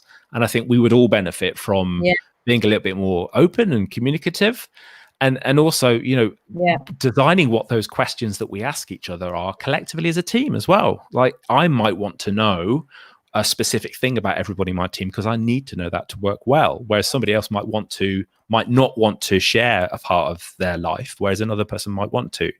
And even just having the conversation of designing processes like that, rather than getting it from HR, here is our onboarding process, everybody must do this. It's like, well, how do we design how we want to get to know each other so we can work well because we have a certain way of... there's really simple tools, but it takes the time to do it. And that's what most teams don't have, is the time to invest in the relationship building. And that's the thing, isn't it? I think that's something, and I was talking to Helen Tupper about this at the beginning of the day. I think to round this up, I suppose my point is if we want to get better at creating those safer spaces, or if we want to get better at creating safer spaces, which are a consequence of having better relationships, then we have to be more open with each other, right? And we have to be able to be prepared to share more, as well as share more of ourselves, and also take more of others as well. Matthew, is like one final point. I would love to hear from you. Like, what are then those, in your opinion, kind of like the kind of questions then that we could or should be asking of each other? Is it, how, and you mentioned one of them, how to get the best of me, how to, this is the way I work in this situation. Are there any really good questions that we could be asking each other to be finding out a little bit more about each other, or getting, I suppose, helping form those relationships? How are you? I think that's that's the best place to start, and listening genuinely to the answer, and our responsibility to answer that question more honestly and openly.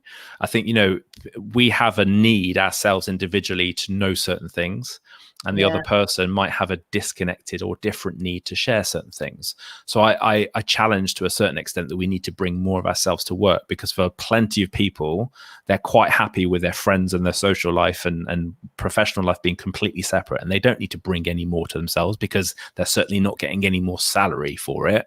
So bring your whole self to work. It's like, no, you get a bit of me, and I'm fine with that. So I think it's very personal and very individual. But if we start with actually asking more questions and listening to the answer, rather than kind of just saying and publishing and presenting and structuring, then that's a good starting place. And that takes time, and it means listening honestly and openly and non-judgmentally. It's very hard for a lot of people to do. There's always, quite often well, you should do this then, or like a response or an answer back, as opposed to just letting people to share a little bit. And it's a skill within itself, isn't it? Yeah. On that note, I mean, I have loved listening to you. I think that as I started off by saying, I feel very blessed that you're part of my team, and that you come and work with Push. And I think that the wisdom that you have and the experiences that you have and that you share with others in terms of genuinely making places that you work in better, and sharing that knowledge with others. This for me, genuinely, I think we talk so much about Push, about making places more human, and I know that's what drives you as well. In terms of just talk to each other more, ask more questions, listen more. The presence that you give to people is the greatest gift that we can give. And if we do want to create environments that do that, that's about us all becoming a little bit more human within that. So thank you so much for sharing that. I think that was a really, really useful session. Thanks, Kate, and I appreciate you. I always appreciate talking to you, because it always provokes me to think about things in a different way. And thanks for the opportunity to talk. You are a wonder, and I will speak to you very soon. Have a wicked day. And you take care. Bye.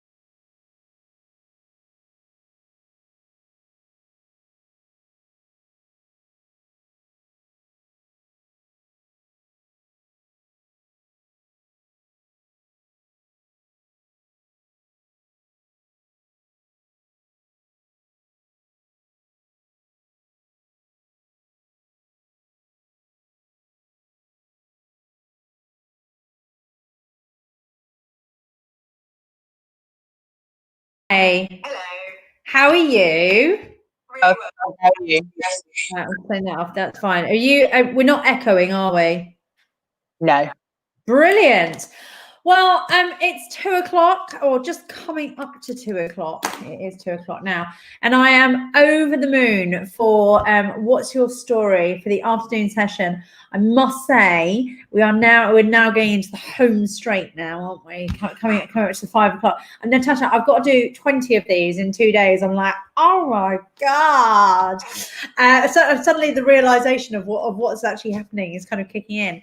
But we're into the afternoon now, and I am so over the moon to welcome you, Natasha, to do this. Thank you so much for taking the time to do it. For anyone that doesn't know Natasha, she is a writer and an activist. She tours schools, colleges, universities, and events throughout the world, delivering talks as well as conducting research on mental health, body image, gender, and social equality. And I first came across Natasha when I was lucky enough to go along to the launch of Where's Your Head At, which aims to change the law to protect the mental health of all British workers. And I've got to be honest, I was blown away by the powerhouse that she was in terms of the work that you were doing, both on that day and obviously everything that you've done previously. And I would love to talk a little bit about that today. I'd love to talk a little bit about your experiences, you know, and as I know that you know, from when we started having these conversations, you know, the role of, you know, what's your story is about us sharing, you know, at a time when our mental health is more democratized, prevalent than ever before. You know, there's never been a more important moment to be talking about this stuff, and it's never had the opportunity, I think, to gain greater impact. So sharing stories from people who've been through this, and as well as their practical tips of what we can be doing, I think is going to be so powerful. So Natasha, welcome. Thank you so much for coming along. Thank you. Thanks for having me. And for anyone that doesn't know you, please could you share a little bit of your story, first of all, kind of, you know, when we started off talking about this, kind of like, you know, when was the point that you realized about your mental health? When was the point that, you know, you had an experience of it? I believe, if I'm right in saying, it was right back when you were at school. Kind of. So when I look back now with the knowledge that I have about mental health, I can recognize in retrospect that I first started having symptoms of having panic attacks when I was about 10. Right. But at the time, because nobody really spoke about mental health or understood it or even considered it as an option, I was misdiagnosed with all kinds of things. They thought I had asthma and allergies, and they kept giving me things like inhalers and antihistamines, and none of it was working. And then eventually, I think, because I learned to live alongside it, I wouldn't say manage it is the right word, but I just stopped complaining about it, essentially. So they stopped trying to fix it. And then it was only when I was in my late teens, when I went to university, I developed an eating disorder. And now I think that the eating disorder was a symptom of anxiety. It was a way for me to kind of express physically everything that was going on in my head. And of course, by that point, we'd come along in our awareness, but also I think eating disorders, there's a lot of problems in the way that they are portrayed in media, but there is a kind of greater awareness and understanding, you know, in the general public about them. So once I kind of came clean about that, about having an eating disorder, that's when I first started getting help. I mean, I originally went to my GP and was told that I wasn't thin enough to qualify for help for an eating disorder. Yeah, no, and it still happens. I mean, I must have been about 20, so it's nearly 20 years ago now. And yet still, you know, a friend of mine, Hope Virgo, has a campaign called Dump the Scales. And that the whole campaign was formed because this is still something that's happening. People are going to their GP. The first thing they're doing when they're saying, I've got this mental illness, I'm in emotional distress, is the GP is weighing them and trying to measure that emotional distress using BMI, which is so strange. I mean, BMI is a blunt for any kind of health. For anything. Health. Yeah, exactly. But particularly mental health. So my first experience of asking for help wasn't particularly useful. But then it was about 3, maybe 4 years later that I kind of came clean to my friends and family. I think they knew something was wrong with me, but they didn't know precisely what it was. And I was able to get help, fortunately. But then I sort of recovered from certainly the behavioral stuff around my eating disorder, but I still felt not right. Yeah. And I thought there's something else going on. And now I know that in mental health circles, they talk about this thing called your primary. Right. So like the classic example that's always given is, do you drink too much as a coping tool for depression? Or are you depressed because you're drinking too much and alcohol is a depressant? So is it addiction or is it depression? Because if we get the primary, the other one is a symptom and that will go by itself. And I think anxiety was my primary. Absolutely. So I just treated the symptom, if you see what I mean. Yeah. So the upshot of all of that is that I didn't get a diagnosis of an anxiety disorder until I was 31. So it was a kind of a 21-year period there where I didn't know what was wrong with me. Wow, that's really interesting. I'm so pleased that you said that, and I have to be careful here not to get too far into this space, because I don't know enough about it to talk about it well. But you know, from the small amount that I know, when it comes to that thing around primary, you know, and in particular, I suppose around the kind of addiction space, you know, certainly, I don't know if you've there's obviously a lot of books within this area. You know, the Catherine Gray books, you know, the Joy of Being Sober, The Unexpected Joy of Being Sober, or you have the brilliant book by Lisa, I can't remember her surname, Girl Walks Out of a Bar, about a not dissimilar kind of journey in New York, and a lady who was a lawyer at the time and obviously now is a highly published author. But for both of them, they talk a lot about how actually the anxiety was the challenge, and the consequence of that was drinking or whatever that addiction was. And isn't, you know, and how challenging that we have to go on such a long journey for that initial primary thing to have to be recognized, you know, in itself. Well, also the other thing is that very few eating disorders or any other kind of mental health problem is clear cut. Yeah. So, for example, if you have bulimia, there's a very good chance that you're also drinking too much, that you're binging with alcohol as well as binging with food. But because the way that NHS mental health services are set up, they're very regimented, so they won't treat you. So if, for example, you're drinking more than I think it's more than 3 glasses of wine a night, they won't treat you for depression or anxiety or an eating disorder until you've stopped drinking. But if the reason that you're drinking is the other mental health condition, that's not helpful. And it's almost like a kind of computer says no type situation, where people are sort of ping-ponging between services and no one will accept responsibility for them. Wow. So tell me then, I mean, obviously, to be in the situation that you are, to have gone through those experiences, you know, for you, you know, what was acknowledgement a big part of it for you? Was it, or having it acknowledged either by yourself or externally, that it was this thing, or was that an education piece? I'm trying to get to the heart of that. There was no big eureka moment for me. I think my recovery has been a really incremental process, and it's still an ongoing thing, because so much of your mental health has to do with your environment, and your environment is constantly changing. So it's these kind of little adjustments. But I would say I've got lots of different tools in my toolkit now. So I know, for example, now that the weather is getting worse and the evenings are getting darker, that I have to spend more time on self-care. I have to go out whilst it's light and get some fresh air and some sunlight, because otherwise I know what will happen, because I've had that experience. But I think, I mean, for me, the thing that made me get help for my eating disorder is because it was my stepsister's 40th birthday, and she's 53 now, so this was a long time ago. But so one of the things that they don't tell you about binging and purging is that it can sort of dissolve the lining of your esophagus and your stomach. So if you drink alcohol, you get drunk a lot quicker. And I was just in so much distress during that time. I barely remember a lot of it, but I turned up to her 40th birthday. She's a summer baby, so it was boiling hot.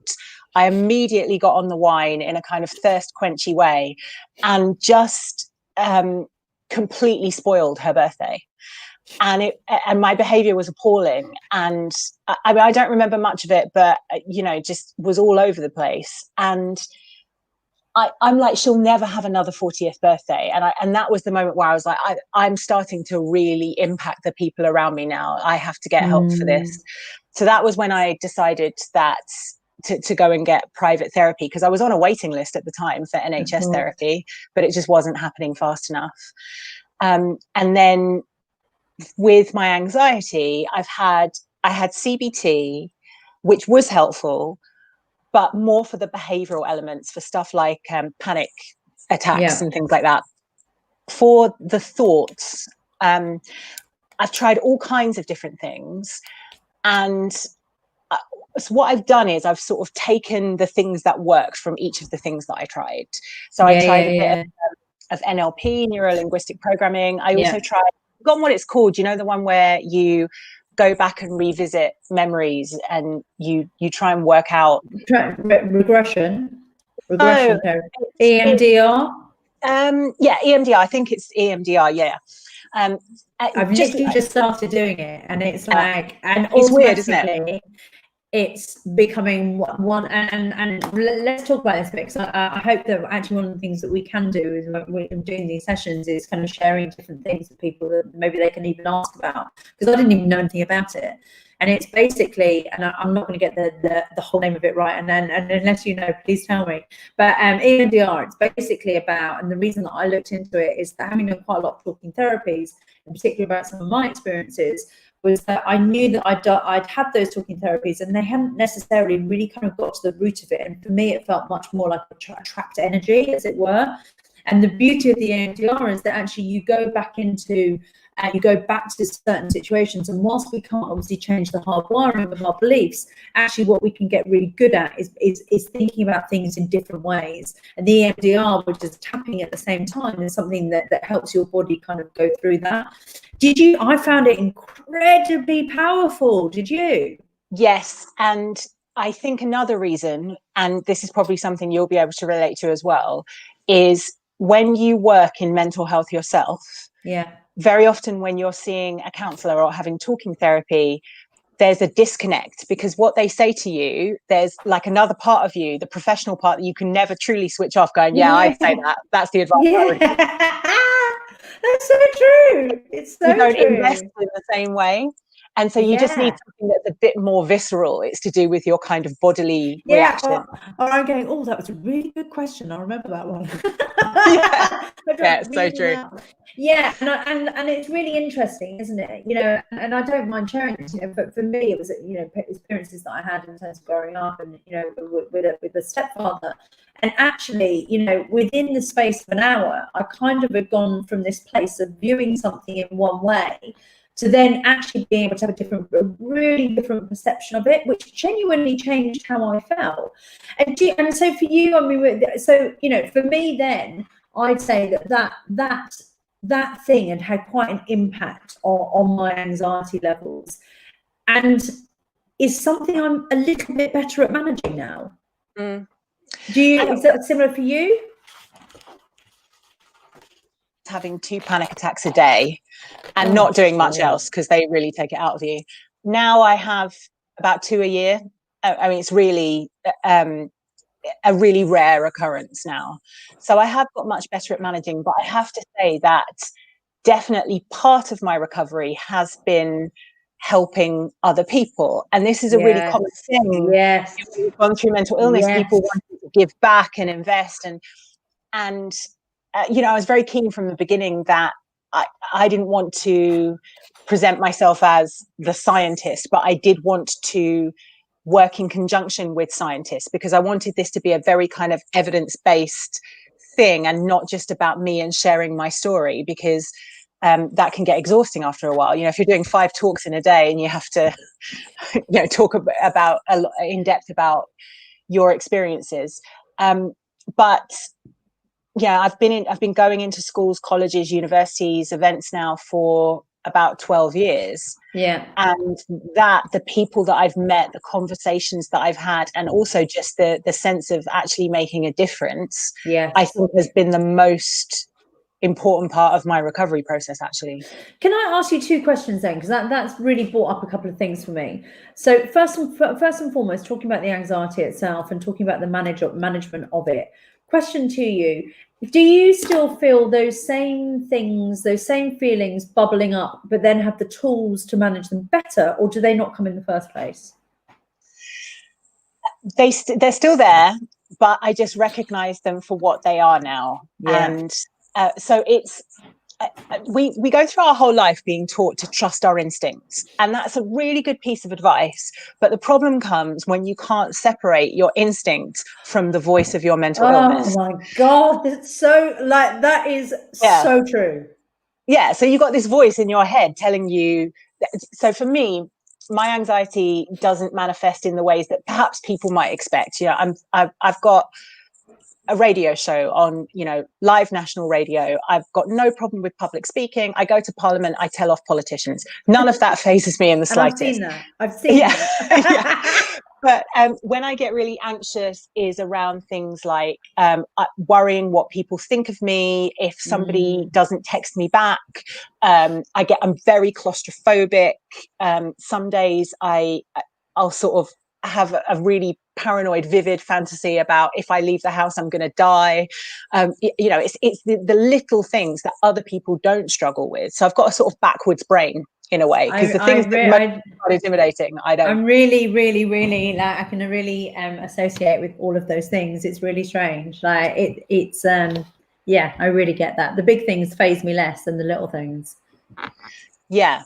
So I think there's two things. First of all, so I call them the washing machine thoughts that will go round and round and round.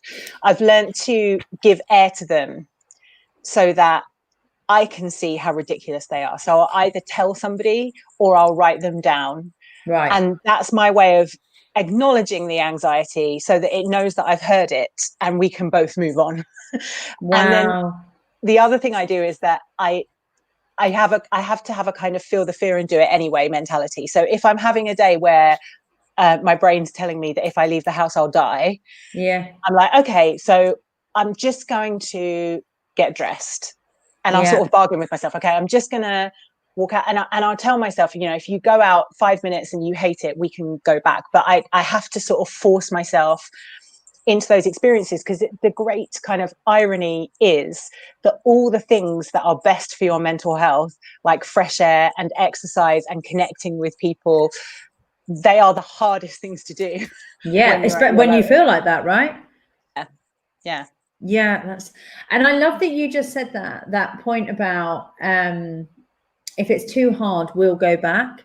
And that for me just really summed up that whole thing of looking after yourself, like we're in this together, you know, that whole thing of actually like that you've got to make friends with yourself first of all, right? You've got to take care of yourself first of all, and that's been one of the things that's come out through all the talks that I've been having. But you know that yeah, I think that's really beautifully put. That kind of like we'll go back if it's not okay. Can I talk to you a little bit? You picked up on one thing there, which I think I'd like to dig into a little bit more, because I think it's going to be something that most people relate to a lot. And if you don't, lucky you. You know, this whole thing about caring about what people think about you. You know, and I started off by saying at the conversation when I first met you, you know, the powerhouse that I thought you were, you know, and I have no idea that stuff's going on in your head. You know, and I said this earlier in another talk, I compare my inside with your outside. You know, how do you, for someone who, and it doesn't matter how accomplished I think you are, it doesn't matter how incredible I think you are, it's what's going on in your head. How do you deal with that on a day-to-day basis? You know, how do you manage that stuff, those voices? And let's talk more about the intuition, but the instinct bit later as well. it's not so much what people think of me. I don't want to control what people think of me. What really bugs me is when I'm misquoted or lied about. Okay. And that is something that has happened to me a lot. Firstly, I grew up in Essex, which is like where all the gossip in the whole of the UK comes from. And so it's, you know, people they spread rumors about you, and you know, something really innocuous becomes this massive thing, and it's like, I didn't do that, I didn't say that.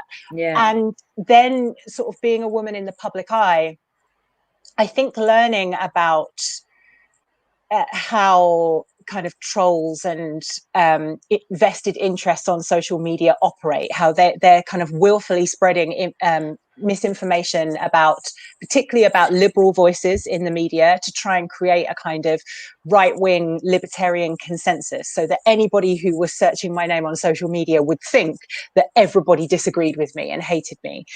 That's, in its own way, it's a compliment, because it means that I'm perceived as a threat. You know, they've noticed it. Yeah. So I think looking at it that way helped. And then I just kind of, because I used to get stuck in and argue with people and go, and then I realized that they didn't want to be corrected. It wasn't that they genuinely misunderstood. It was that they will kind of modify their idea of you to whatever fits with their pre-existing belief system. Oh my God, this is so true. So it's a waste of time. And do you know? And tomorrow we've got a guy on called Paul Mort, who, if you haven't heard of him, please look him up after this. He's brilliant. He's one of my. I've heard of him first as a coach. Saw him online, or saw some of his stuff across social media, and just loved it. And since then, actually, he's hopefully going to be doing some work with us, and blah blah blah. And he's on tomorrow. And he talks a lot about this, you know, he talks like every single day he's getting, you know, 20 plus abusive messages, you know, calling him the worst names in the world, calling out his family, blah, blah, blah. And he did this post on it saying, look, I'm human, right? I'm human. I get affected by this. But also I really genuinely realize that if I'm having that effect on someone, I'm triggering them because I'm doing something that they are not. Right. And that has to be at the heart of it, you know, and as you just beautifully put, it doesn't matter what you say. That's about them getting something off their chest rather than it having anything to do with you. Yeah, you know? Because they have almost prototypes in their head. So they're like, oh, feminist. And the first feminist I ever met was like this. So she must be exactly the same. Or, you know, whatever it is. And you're triggering something in them. And actually, someone I worked with once said to me that social media is the closest you'll ever get to observing humans in a vacuum. You know, so it definitely says more about them. And I have had to work really hard on letting that go, because if people don't like me, okay with that, actually, because you can't be everyone's cup of tea, and I am quite opinionated, and I can see how that would grate on people. But it's when people don't like a lie that's been told about me, I'm like, at least don't like me. Do you see what I mean? Interesting. Yeah. But interesting though, that if that's obviously, you know, that was obviously one of the first things that you brought up, and that's obviously quite a core thing for you. But you're in a situation that embraces that, right? You're in a situation where that happens. You know, a lot of other people, a lot less strong people, would run the hell out of there, right? Would run away from that rather than maybe learning a coping mechanism of how to deal with it. I guess it's, you know, I've always had what my mum says is a kind of overdeveloped sense of fairness. She said, you know, most children grow out of going, that's really unfair. And she was like, you never did. And then whenever someone would say to you, life's not fair, you'd go, but it should be. Yeah. And so I think it would be more painful for me to leave it. That's and that then, you know, and I don't know if have you ever heard of the scarf model? So the scarf model is basically it's used quite a lot in I've used it quite a lot in the coaching that I do, and basically it's used to kind of really look at the things that are really important to individuals. So you know, so there's 5 things that it's made up of. SCARF, which stands for status, certainty, autonomy, relatedness, and fairness. And actually each individual will have a different order for them. So actually for me, my biggest thing is around certainty. Like, I really like that. I'm really good dealing in black and white. Put me in the grey and I start shriveling. And, and as well as then the relatedness bit and that connection. But it sounds actually that fairness is a very strong thing for you, and actually making sure that, and I would imagine then that really drives your work. That drives that's your energy for making sure that people are treated well. Well, there's an unlimited pool of unfairness as well, which is the other problem. You're always going to have a job.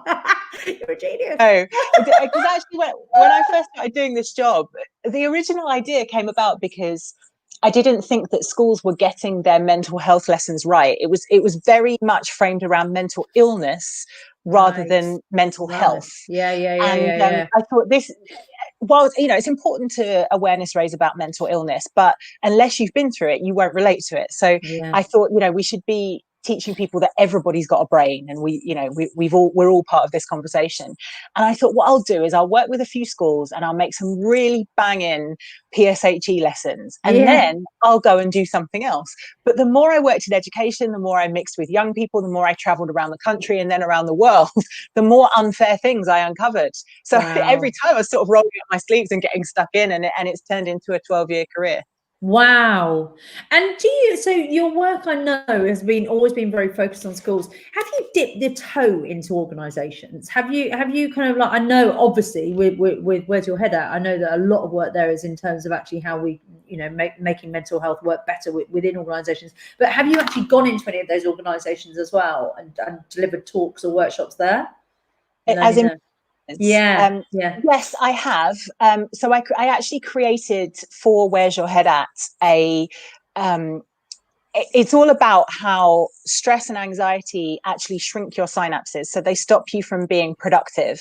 And Absolutely. in fact, an investment in reducing stress and anxiety in the workplace will pay dividends, of course, through staff productivity, less time taken off sick, also less presenteeism, so people just kind of showing up physically but they're not really there mentally.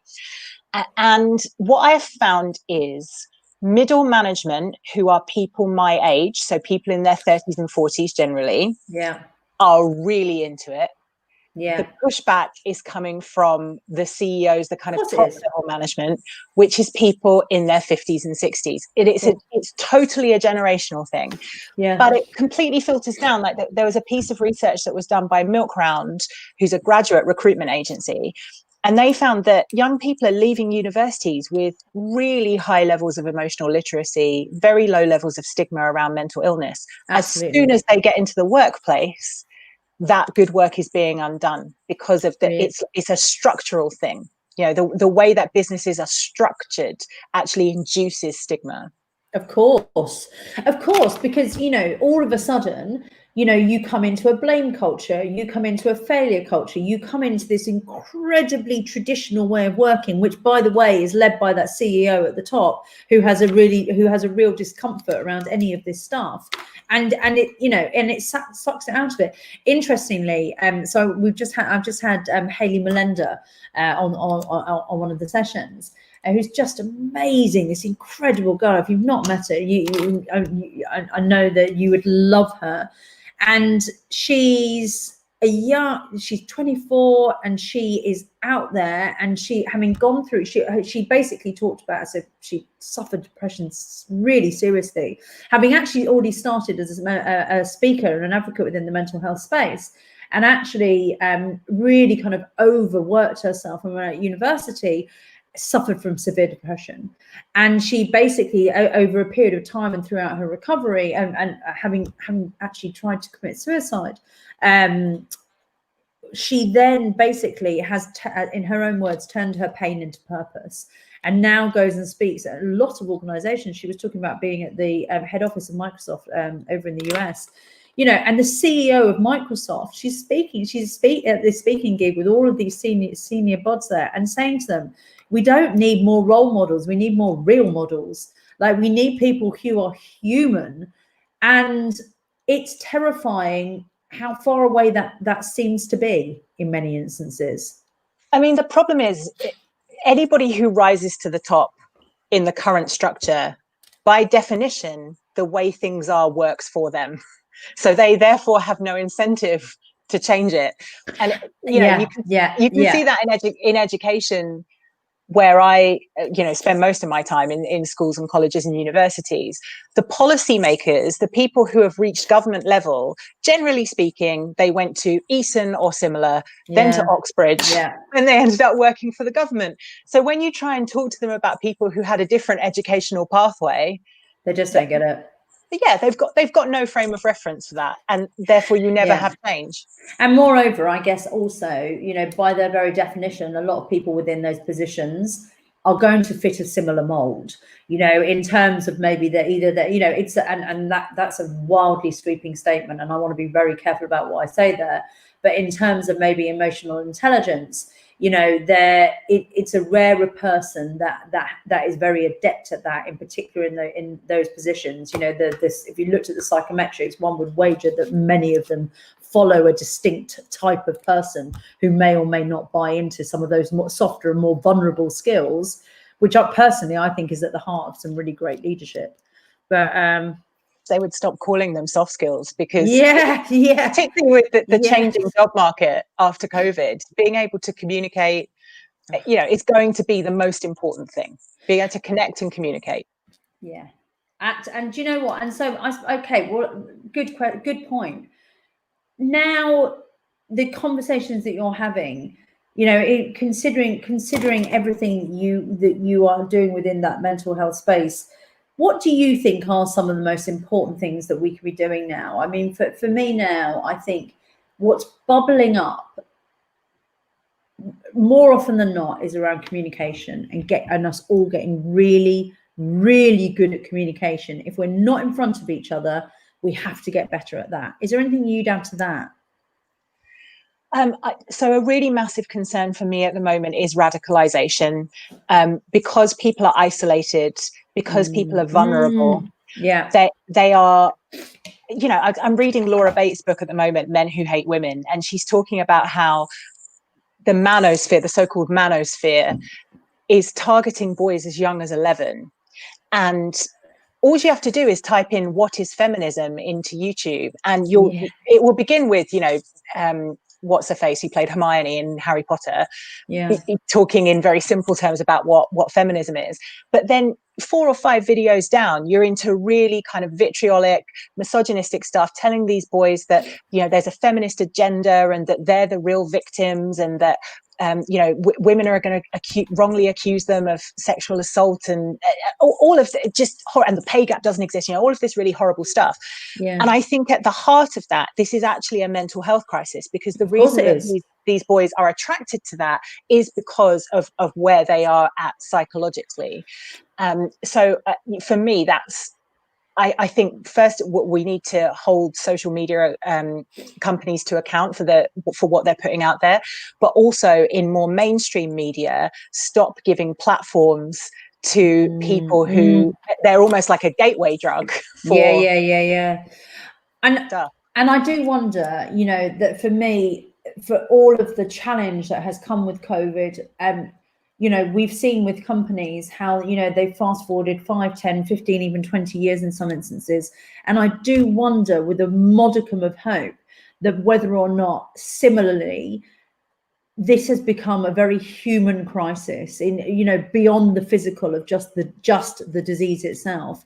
Actually it's brought to light so many human issues, that maybe were slightly under the surface before. People are suddenly more interested in the world around them and more acutely aware of what's going on within their own minds and how they're feeling and the things that affect them. And I wonder if that's really brought that out.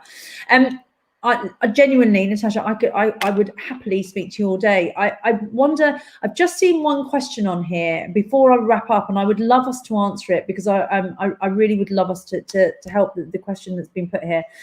So UK Painters asks, any advice on how to stop having worrying thoughts? Do you want to answer that first, and then I can add into it afterwards?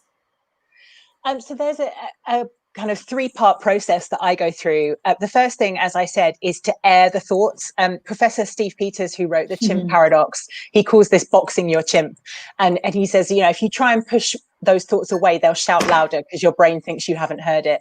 So I'll either write them down or I will verbalize them. Yeah. And what I like to do is I like to write them down in 3 separate lists, and I divide the things that are worrying me into things I can control, things which have a solution but I need someone else's help, and then things I have no control over whatsoever.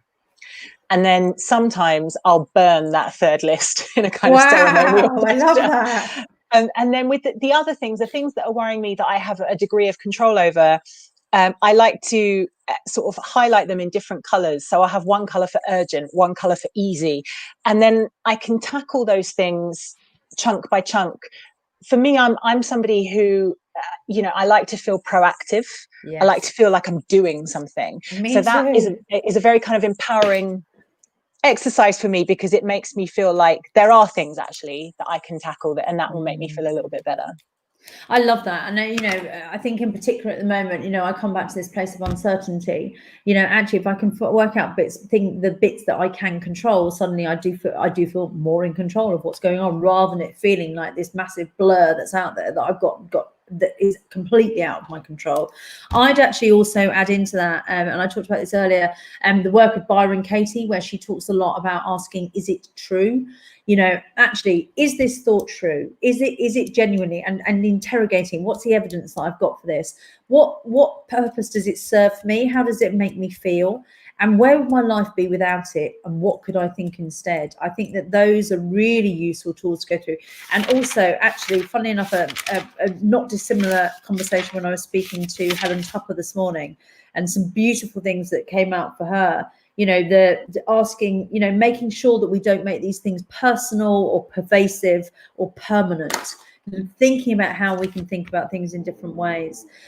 Natasha, thank you so much. It was, what a brilliant talk, and it's always really interesting when I'm doing these, like the interesting way in which they go, and I'm really, really proud of the stuff that we covered off there, because I think even within a short amount of time, I think we went quite deep into some stuff, really useful stuff, which I think a lot of tools that people will be able to take.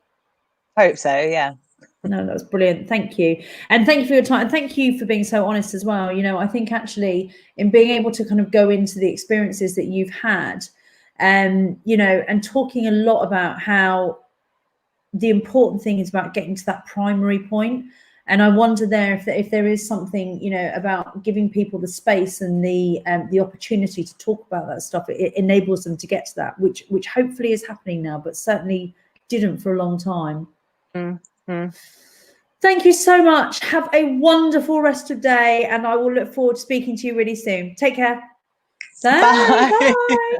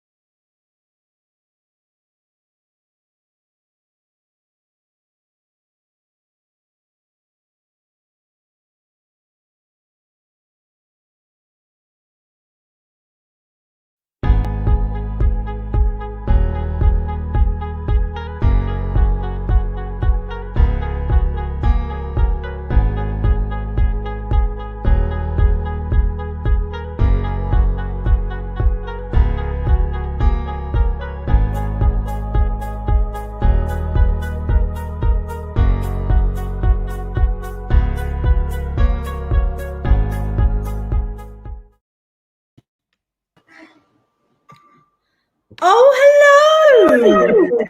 Hang on, I need Oh, hold on. Dark room, babe. That is better. Yes. Where are you? I'm in Soho Works on Dean Street. Oh, are you? I was like, oh, someone's moving up in the world, a little bit snaz, I know, it's quite nice, isn't it? isn't it? Hello, everyone, and here I am chit-chatting away with one of my faves. Welcome back to What's Your Story?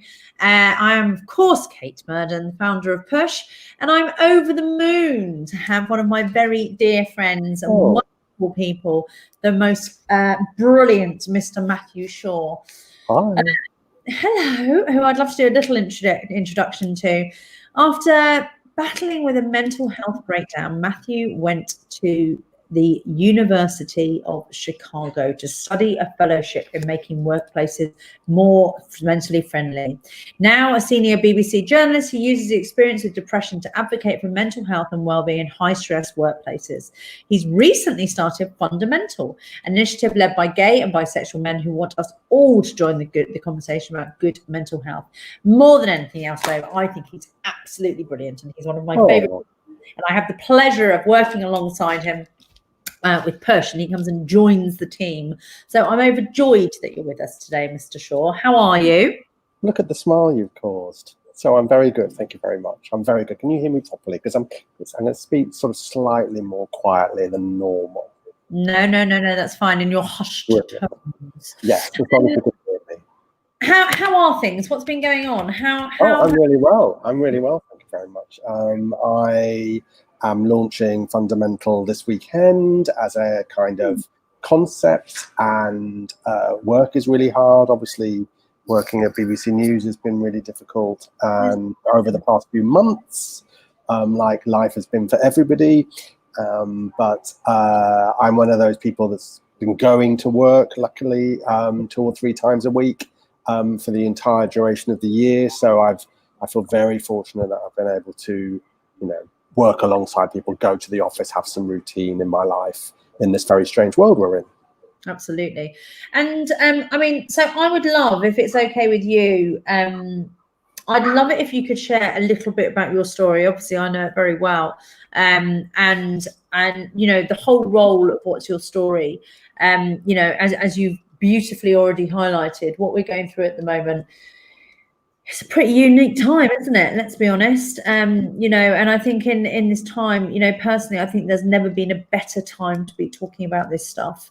I think that it's never been more needed, and there's never been a greater opportunity to talk about what's going on in the world, and to and for people to be listening and to actually make a little bit of a difference with them. So yeah, I could we, and I think at the heart of that is sharing stories. So I'd love to hear a little bit more about yours, if that's okay.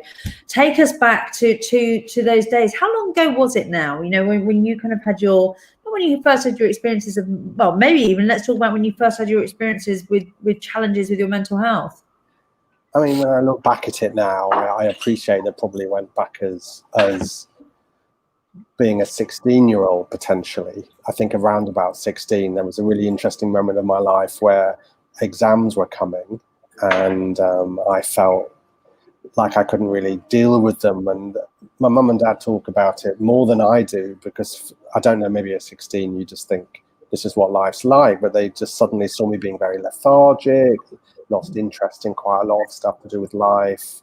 They were really concerned about me, and took me to the doctors, and the doctor just said I probably had hay fever, gave me some antihistamine and pat me out. But those were different parties. What the hell? But it's difficult to diagnose, and it's always hard for parents who want to do their best but then worry so much about mental health. And I think we live in a society now where parents don't necessarily beat themselves up if their child has a mental health issue and they want to help them. So that is a much better place to be, because you're just something that you want to support your child with. And then again, probably twice in my 20s, I sort of reached, again, it's like lethargy. I've described sometimes mental health issues, or depression in particular, as sort of falling out of love with life. And I normally love life, and I'm one of those really lucky people that really enjoys it. And I enjoy friends and family and work and doing things and meeting people. And I work at BBC News, national news, so I get to see brilliant things and meet brilliant people all the time. So I am having a really good innings. I've had a really great innings. Sorry, I'm having one. Oh, all right, pop off then. I'm having a great innings, but then just occasionally I fall out of love with it myself, which is the best way, I think. And because it's like heartbreak, and which many of us have experienced, which is something that you repair yourself from eventually. Yeah. But I think with something like this, when you sort of fall out of love with everything, work, relationships, family, the lot, it's a terrible place to be. And it happened a couple of times in my 20s, but I was a kind of ambitious, young, thrusting producer at the BBC. And also, I would say, probably because I was younger, you can kind of just repair that bit quicker. But then taking us back to 5 years ago, 6 years ago, 2014, 6 years ago, in 2014, I think there was a moment it was just an overwhelming sense of, I've had a background of breaking up from a relationship after 14 years. I was living on my own for the very first time in my life, which is a challenge and not the best place to be. When you're dealing with something like that, work became really difficult. There were lots of big issues at work. I was becoming a middle manager, so I was responsible for other people who I didn't really want to be responsible for. And any middle managers on this line will know that you're getting it from above and below, just people going, that was really hard. And then I did, it's there, it's obvious, but it's hard even for my friends around me to notice it. So I was drinking more and going out more, and I was drinking at home more. I wasn't exercising, and I wasn't looking after myself physically. All of those things, and perhaps a propensity to not deal with them very well as a person, meant it all just collapsed around me, and I just became sort of an empty shell one day. I just couldn't take anything more. I've described it, it's like a pint of Guinness. You get used to that kind of white head on the Guinness that slightly goes over the rim of the glass sometimes in life. Well, this time it just kept flowing and flowing and flowing, and once that floodgate had gone, all I wanted to do was lay on my whole floor and just wish it all went away. So that was a horrible place to be, and which I never want to return to, obviously. But I've had to understand that potentially is a place that I could go back to. So I need to do everything in my power to ensure that I don't. Matthew, can I ask you? I'd like to ask you a few questions about that. I think that. So what we've identified there, is very poor mental health, right? Very poor mental health. And, I wonder then if there's something in some of us having a greater predisposition to go to that. For example, Helen Tupper, who I was speaking to this morning, she was saying about how she genuinely feels that she's got very good resilience, right? She's got good resilience of either compartmentalizing stuff, or I think probably on the other side of it, probably having the skills to manage stuff when it comes up. I wonder if there's something in a predisposition to feeling like that. And then, in the event, as it did within your life, things having to deal with more things than normal, and that was the moment when it became overwhelming, because and I have absolutely no issue in sharing this. Similarly, I'm uber conscious, and my mind is a daily management, right? My mind is a daily management, and the time when I was signed off with stress, again, that point became too overwhelming. I don't know, it's something that's ongoing, right? It's not something that's I would say there's a huge percentage of us that might have predisposition to not coping with a hell of a lot of stress very well. There are fortunate people whose lives actually might just go along quite nicely, and then something out of the blue whacks them in the face, and it can obviously really affect them, and they may not recover as quick as they probably think they would. So I think I'd like to say we're in the majority, but that's by the by.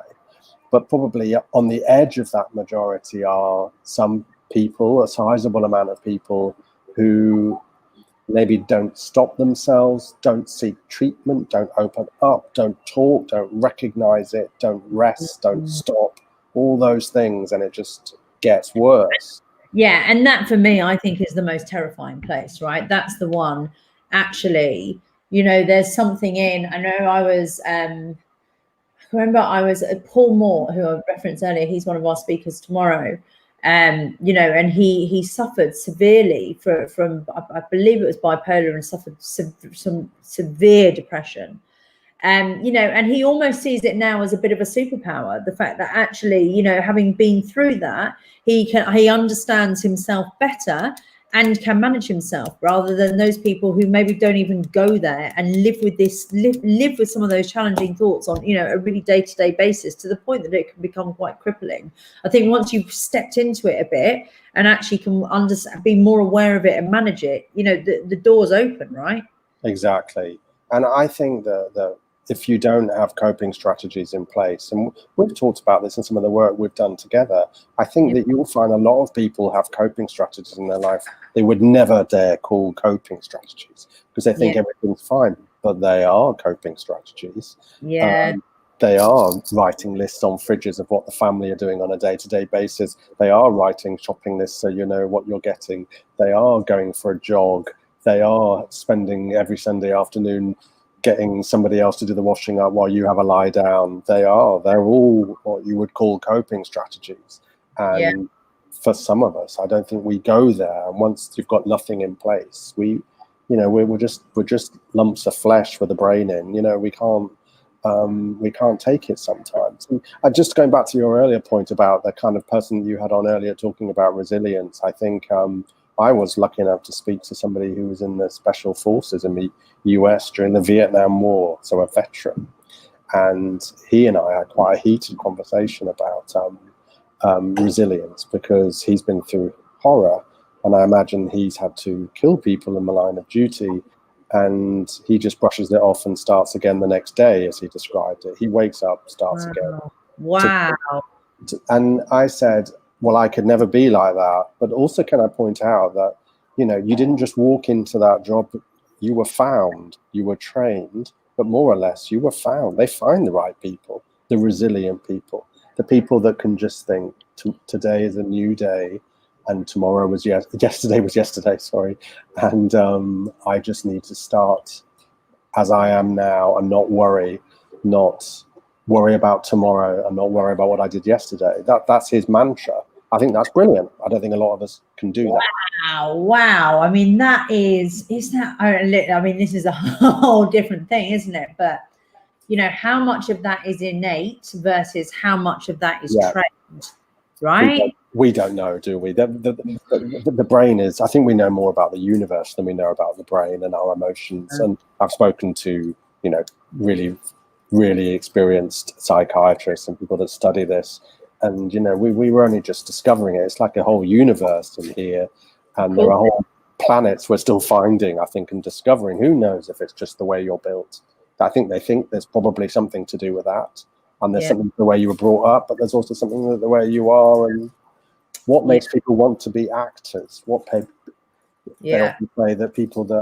often say that actors have a greater mental health issues. Well, is that because they're acting and pretending to be somebody else every day?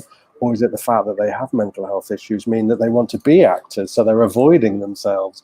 Or are they being actors because they're just particularly gifted at understanding many different things at the same time? All of that. I think that's the best example, I think, in that, you know, great artists tend to have more mental health issues. But which came first, chicken or the egg?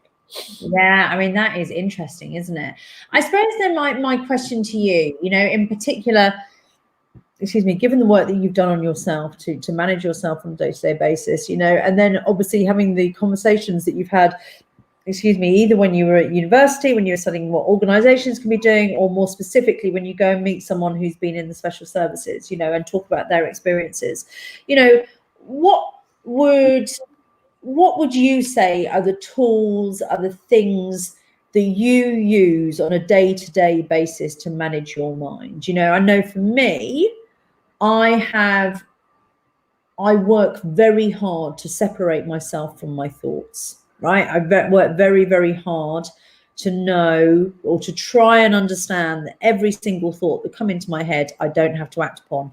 Not even all the ones that are about chocolate. I mean, beyond that, you know, do I eat the bar of chocolate or not? But the, you know, the point being that having that separation from this thinking, I don't have to go with every single thought that's coming in, has been a very powerful one. Is there anything for you that you particularly use?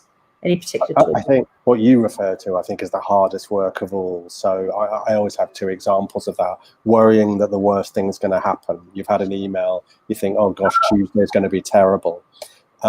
So, you know, I have now trained myself to write it down, get a pad out, write down how many times in the past. I can think of examples when Tuesday actually in the end didn't turn out to be horrific. Write down, and you realize that definitely more often than not, probably not even ever has it been intolerably awful, and that you're wasting your time dreading it. It might be a problem, it might be difficult, but I've gone to meetings where I've completely dreaded it, thinking I'm going to be humiliated, and then somebody has stepped in at the last second and resolved the whole issue in one go. That's what happens in normal life. And then if I think that somebody's doing something or going out with someone and I'm feeling left out, which is a problem that many of us face, I sit down and realize, well, no, because last weekend I was out with another friend. What would my friend think of that? Had they seen that on social media? They might have think. Those processes, which you're going through, I think of, but more or less, I'm a producer at BBC News. I produce teams and stories. I basically produce myself, which sounds like I'm being very, very amazing, Machiavellian. I'm being very detailed about it, but I plan it. So I plan. If I know I'm going to be out on Thursday, I'm not going to be out on Saturday, probably. And I look after myself in that way. If I know I'm going to have a late night and not to sleep as well, probably that Thursday night, I will absolutely ensure that Friday is an early night or Saturday. I've planned it in. I treat myself, and all these things, like, especially if you live on your own, I wouldn't call it date night because that sounds pathetic, but that's what it is. It actually doesn't sound pathetic. Why am I saying it's pathetic? I make the meal I like most in the world. I treat myself. I save a movie for a Saturday. I make an event of it. I light a candle. Honestly, I get it. But I really get it. You know, I think, you know, you've touched on some really beautiful points there. You know, you touched on that whole thing around planning, you know, is so important. And, you know, as you quite rightly said, you're a producer. You do this planning at work. So why the hell do we not plan our personal lives as well? If you don't plan, you leave space for fuck ups. It's very easy, you know. So actually, it's about putting those plans in. But at the heart of it, it's about how you treat yourself. You know, first and foremost, you know, treating yourself with the care and dedication that you do to others. I'm a complete anxious attachment. I've got a complete anxious attachment style, which means that I will often put others before myself. There's a lot more detail, but you know, in that instance, and you know, and put myself bottom of the list. And I need to get better at that, because actually, you know, that really, I end up then feeling quite resistant about it and quite frustrated about it, but it's my own doing, right? I need to put myself first a lot more. You can put yourself first. You can put yourself second or third, but don't put yourself at the bottom. Apart from when you really need to. And I think sometimes you've got to. But I think to be kind of relaxed, I have to say, when I say all this, when I do this timetable, I do this planning and I produce myself, I know this sounds like having best of both worlds. If it doesn't work, I don't beat myself up about it as well. If the plan doesn't come to fruition, because then you kind of come to the stage of, somebody on the Friday says, let's go to the cinema, and I would go, no, Friday's my staying in thing. I know I always want to grab opportunities, and I try and be as fluid as I can, but I do say no sometimes, and make sure that I am looking after myself. I think it might come with age. I know that I have responsibilities at work and I have responsibilities at home. Sorry, I keep looking around. No, it's all right. No, and I really get that. Can I ask you a question? And I'd love to hear this.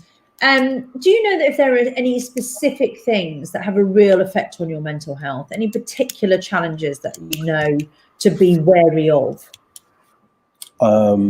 I think if I think something's damaging my self-esteem, right, which I battle with. So if I think there is a potential situation where people are going to think I'm not very good at my job, and if I think there are times where, I don't want to say that people don't like me. What I mean is if there are times where people are having, as I perceive, a better time because I am not there, they're my two flashpoints.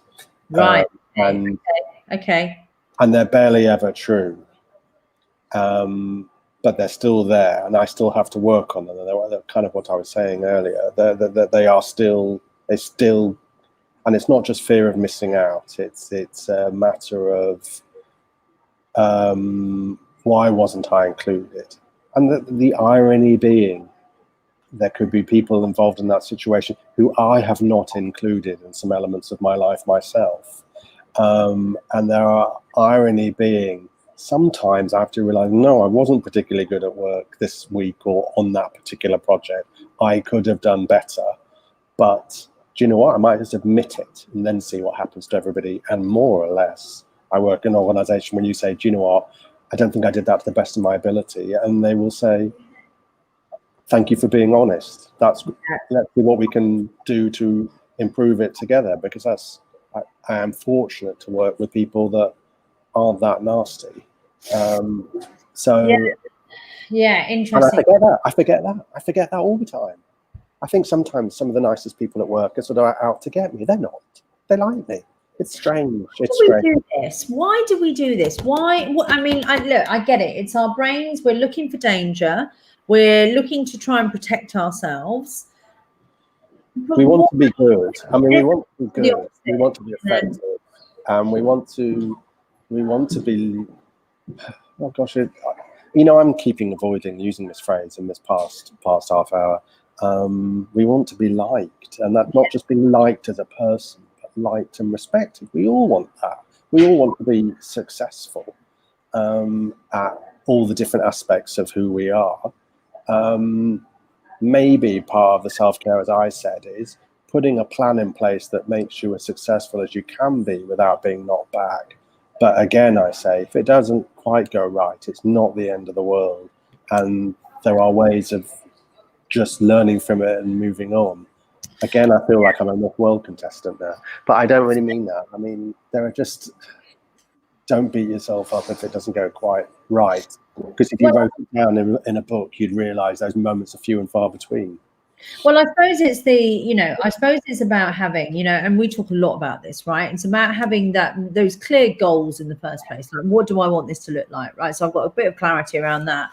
The next stage around it is making sure that is something that is achievable, right? And it's within my control rather than it being something that's external to that.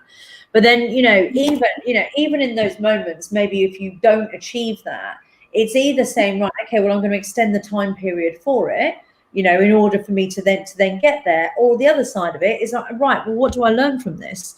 Because every single time with that power of reflection, some of those failures, as one might deem it, actually can be those greatest opportunities for the learning. I certainly know that is absolutely what's happened in my life, without a shadow of a doubt. That's the thing that's propelled me forward more than anything else. And also, things that go wrong aren't necessarily just your fault. There's lots of different factors at play, and you've got the role to improve things and make things better. And it might not just be your responsibility, which is a great thing. And then it sounds like I've got it all mastered. I don't, can I just throw out there? But I just, it's really hard to do what we're doing, and it is difficult work, and sometimes it doesn't go right. But I don't know. I'd love to talk a bit more about fundamental, if that's okay. You know, mission of fundamental, and you know, and obviously I know that you were part of previously another men's group. So I'd like to talk a little bit about fundamental and its goals, but also maybe some of the stuff that really does come up quite a lot for men that you see. So first and foremost about fundamental, tell me a bit about that and what it's trying to achieve. Well, I was involved in a sort of I've always been interested in the mental health of men, purely because I've been doing a lot of these events, and they're attended a lot by women, and not so many men. And it's been very difficult to reach men. And I think we need to, because the figures surrounding male suicide are still terrifying, and something I would like to have a go at to stop, to improve, to do something, to have an impact. So, you know, I've always thought that what is it that's turning men off necessarily? It's not just they have to admit there's a problem.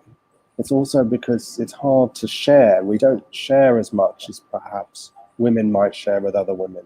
Yeah. I think this is typified by, I did a talk once where a married couple, straight couple, where she said that they'd just had a baby, and what she found so amazing was that actually she didn't really like her mum and sister but beforehand, but she has relied on them hugely because they have both had children. One of them obviously have both had children, and they have been a great source of support. Whereas her husband, who has a really close relationship with his father, has never had a conversation with his father about having a child. And it just struck me as that is just odd. When you think about it, and actually really sort of sad for all of us that we're not doing that properly. So I thought, how do we have those conversations? So I wanted sort of like what you do. I just want to loosen it up and make it feel more interesting, more enjoyable, more for your mental health to feel sort of like an aspirational, enjoyable thing to look after, in the way that doing an exercise club or being in a cinema group or playing netball, something that I didn't want to belittle serious mental health issues. And you know what I like about that is, you're right, it doesn't always have to be really hard, and it shouldn't have to be really hard. It should just be those moments of coming together to talk about this stuff. You know, interestingly, a friend of mine who goes to AA, and we were talking about it, and he said it went from being something that was simply about being part of his recovery and almost a chore, to being a moment where he could talk about stuff that was going on, you know, and having a group of people in a room where they could openly talk about how they were feeling. And there weren't many moments like that. And actually, if you can replicate those communities, if you can create those communities or curate those communities in the way that you're talking about, you know, you're right. Women can get together and talk like that quite regularly, but I don't know if men have those similar experiences. Incredible. So I want to make it fun. And then, you know, I've also come across the fact that for gay and bisexual men or queer men, the mental health issues are even larger, and there is a problem, and suicide rates are higher. Right. And of course, we spend more time together. We're probably more chatty. We're more social as gay men, potentially. But actually, I think those communities are very quickly going, in that there used to be, they weren't just pickup joints, there were pubs and bars and places where you could be together and share stuff and have large friendship groups. I think they're gone.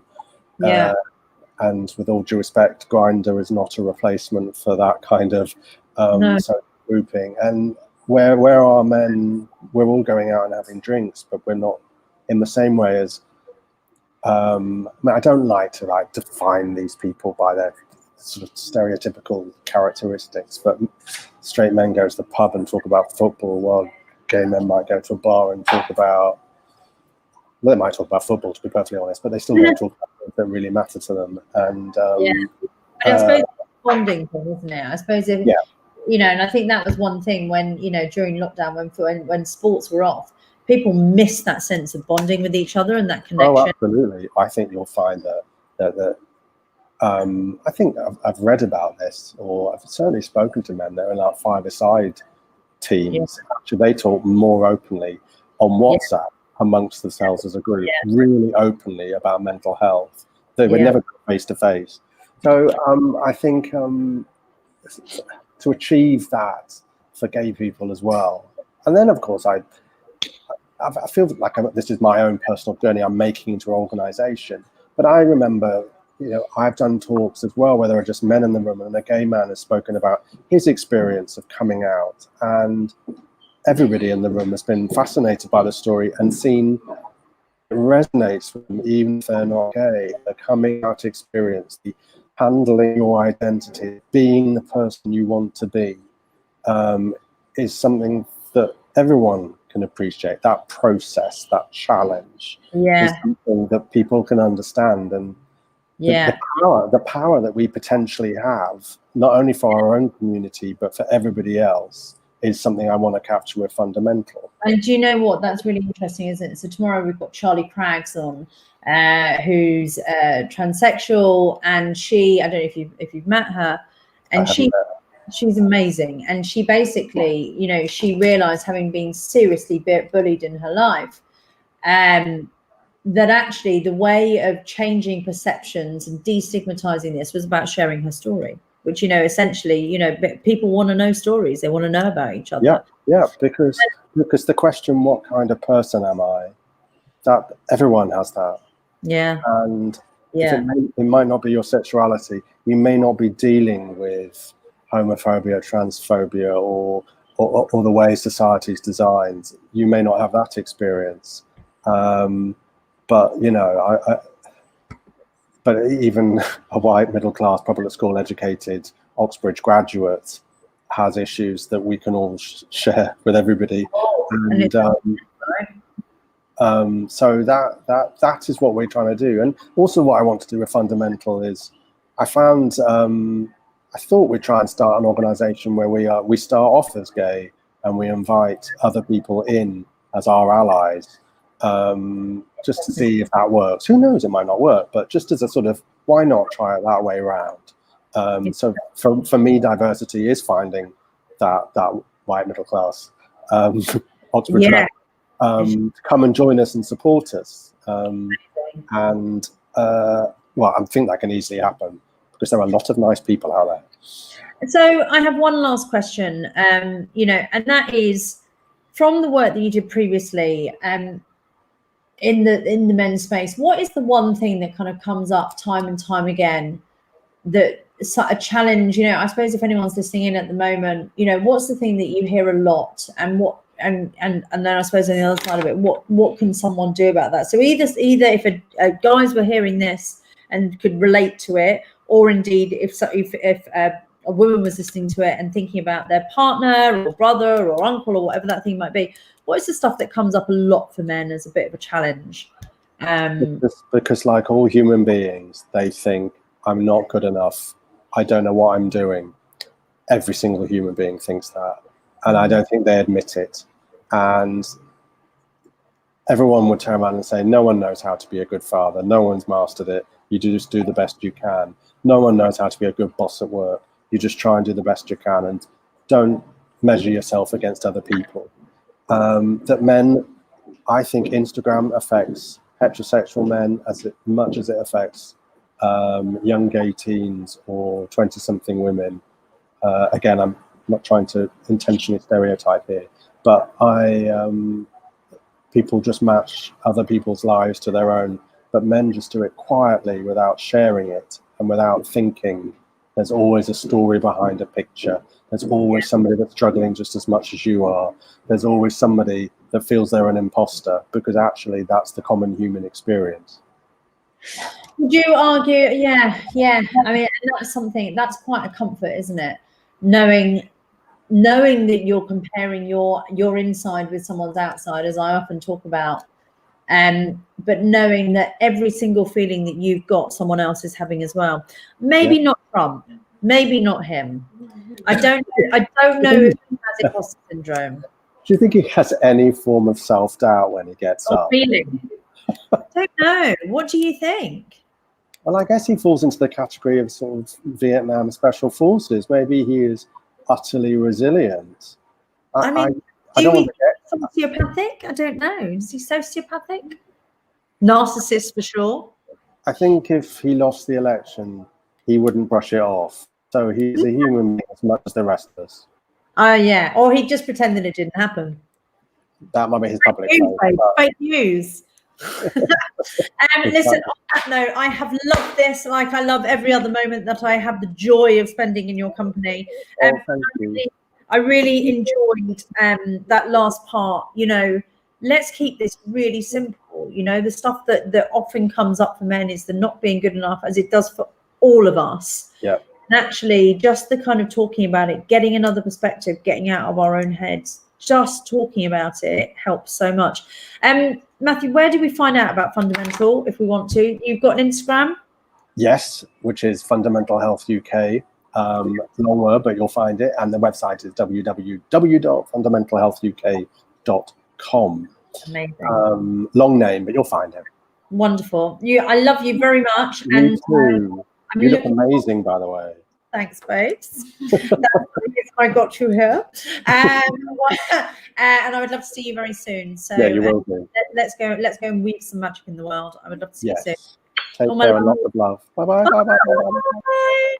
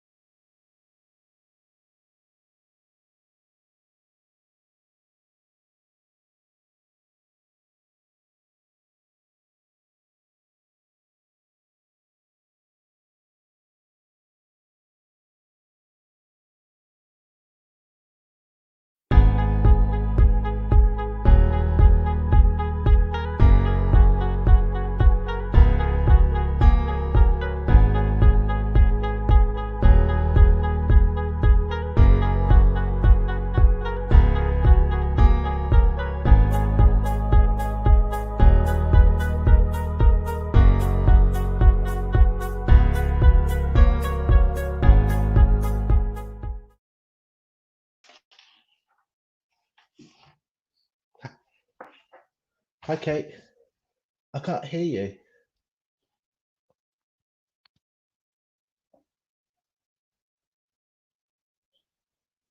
Unmute myself. There we go. That would help, wouldn't it? Hello, Mr. Hall. How are you? I'm good. I'm very well, thank you. Good. I'm very, very, very pleased to see you. The beautiful man who has quite simply revolutionised all of the D&I work that Push does. I would like, if it's okay with you, to give you the introduction that you deserve. Peter has been delivering diversity and inclusion and leadership development programs for over 20 years now, which frankly I think belies your age, Peter.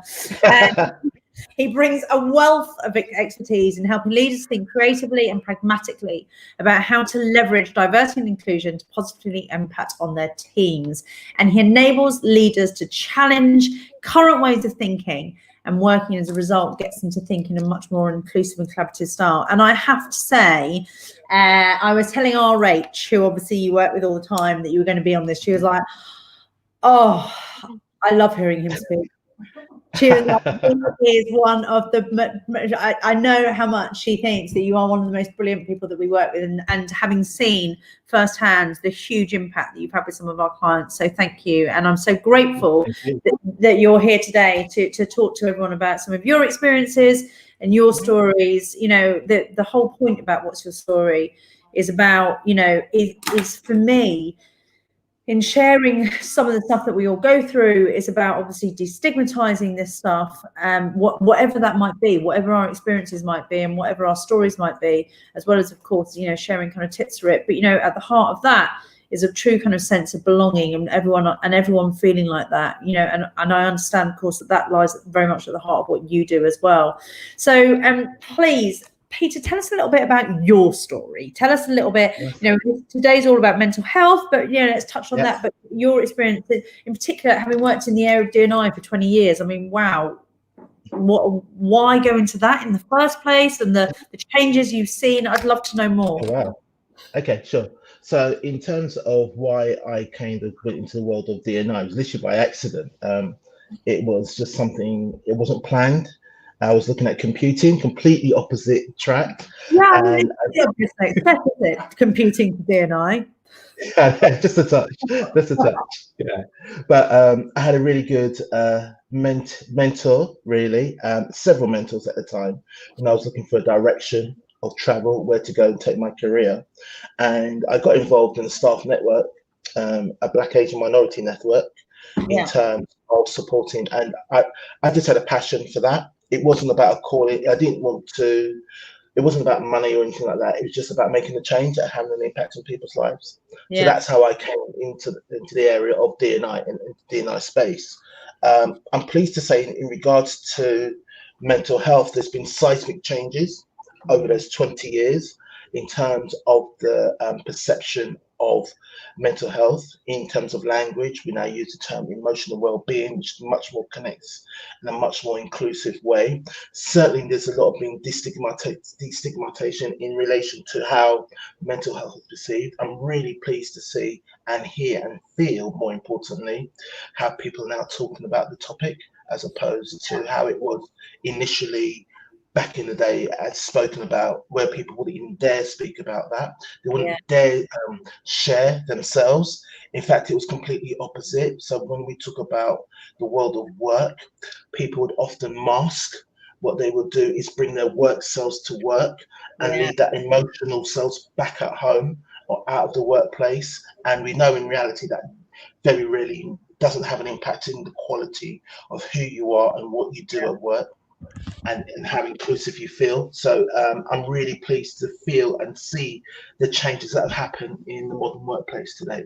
And again, reading the paper about, I read your comments there about how COVID-19 has accelerated this humanness, this connection, this emotional being. And for me, myself, I really want to go back pre-COVID, because one of the key things, one of the key lessons I feel that we've learned is humanness. It's around connecting, about connection. It's recognizing we don't necessarily have to be all things to all people all the time. It's given an opportunity for people to value what's truly intrinsic to themselves in terms of their values, in terms of quality over quantity of life and expectations, and that sense of well-being, what's really important. So for me, from that sense of, yes, supporting organizations to be inclusive, but at the heart of that, it's around it's a people-centric approach. It's the person. It's about enabling that person holistically to be the best person that they can be. So just to share my journey, I've been kind of a roller coaster in terms of, we all have episodes of emotional well-being. So there would have been a time I said, I don't have this. What is this? That's not me. That's those people over there. But for myself, definitely, I've been through, just to share with you, I've been through some emotional challenges myself in regards to loss, family loss, quite close, which, although at the time I felt didn't impact me, has had an indelible mark on me. I lost a dear close friend, which was an absolute blinder for me, which I didn't think changed my view, but it had a seismic impact on me, because we were going to do things like grow old together, blokes doing the old kind of two black guys going abroad and doing that kind of thing. We had it all planned out, we had it all planned out and scheduled what we were going to do. And he had an untimely death due to cancer. But he was my age, he was fitter than I was by a million miles, and that had a seismic impact on me. That had a residual impact on me in terms of how I felt. And then for me, on top of that, I had to do with caring responsibilities, which I shared with my brother, of our father who had dementia. So no one ever plans to tell you about dementia. You kind of hear a term and you think, oh, that's sad, and that's it. But it does a huge burden on the people who have to care for that person, a huge burden, which I didn't appreciate. So I would be doing work in the old days back at the office, and I would get a call, Dad's gone missing. So all of a sudden, me and my brother had to scout around London and find Dad. We do things like put a tracker in his clothes, so we find him on GPS, and then send send an Uber cab to come pick him up, and then drop him back at the home and things like that. And he was totally oblivious to the fact he's gone missing for like 12, 15 hours and things like that. But that places a stress on you. That places pressure on you. And so it's not just doing stuff, it's the residual impact of that has on you. And unfortunately, my father passed away recently, but that again was kind of, it's all these little things that add up. Everybody looks at everyone else and presupposes they have the perfect life, they have the perfect world. And actually, even though I'm presenting and I'm being engaging, but I've got all this other stuff going on that kind of impacts in terms of me. So for myself, I live alone. So COVID for me has been a huge impact in terms of isolation. Great, because my connectivity was going out, meeting people at their offices in their locations, engaging, having conversations. I hear you. Yeah. Wow. That was my fix. And it's just, but I took that as, there again, it was just course. Now that's gone, that's like, wow, what's happened there? And again, this sense of isolation, kind of literally trapped within the four walls, and again, kind of being at risk. And then you couple that with all the news items, and me, myself, being selfish as I would be, when they start talking about black communities being 4 times more likely at a certain age, I'm thinking, that's me. And I'm thinking, where's the good news? So come on, tell me where's the good news. Yeah. So, and we do take this, even though I know, mitigate that, minimize that, it's about, be mindful about how that can impact on you. And there are certain things I employ now in order to mitigate that. But so that kind of background, wow. That is, for all of those things, what you're so right. And I know when I look back on my time when I was signed off, there was some there was, the final thing was my mum had cancer, which fortunately she made a full recovery from, but that was the tipping point. But leading up to that, there had been many things that were chipping away, you know, not feeling anymore that I was in the right job, really suffering horribly from imposter syndrome, having been put into a new role, you know, not looking after my physical health by any way, shape or form, or my mental capacity, you know, and all of these things on an ongoing basis, you know, chipping away at my resilience. So then when the big thing comes in, I just couldn't deal with it. And that, you know, as we so often know now, with stress, it's this insidious thing that just kind of grows and grows and grows. And there was someone earlier that I was speaking to, I think it was Hayley. It was Hayley. And Hayley Melinda, who's incredible, you know, 24 years old, you know, at university, but has already suffered very badly from stress and breakdown. And she said that the one of the ways that she deals with it now is to not wait till she gets to zero, right? Is to be able to catch it earlier on. How does that then, you know, does it come with an awareness of, look, this stuff is chipping away and I'm feeling myself going down? How is it an awareness there and then catching yourself and then putting some more stuff back in, you know, because in this uncertain world, when work, you know, and I know how busy you are, you know, with all of that stuff going on, how do you make time for looking after you within that as well, to make sure that these things don't become overwhelming? Absolutely. It's a really good point you make there, Kate. It's about learning to make yourself a priority. I have, it's about knowing yourself. So I know I'm a bit of a people pleaser, me. So I know I like to, it's one of those symptoms of working in diversity, inclusion and belonging, in terms of you tend to find one of the key characteristics are that we tend to give ourselves. So who looks after the healer?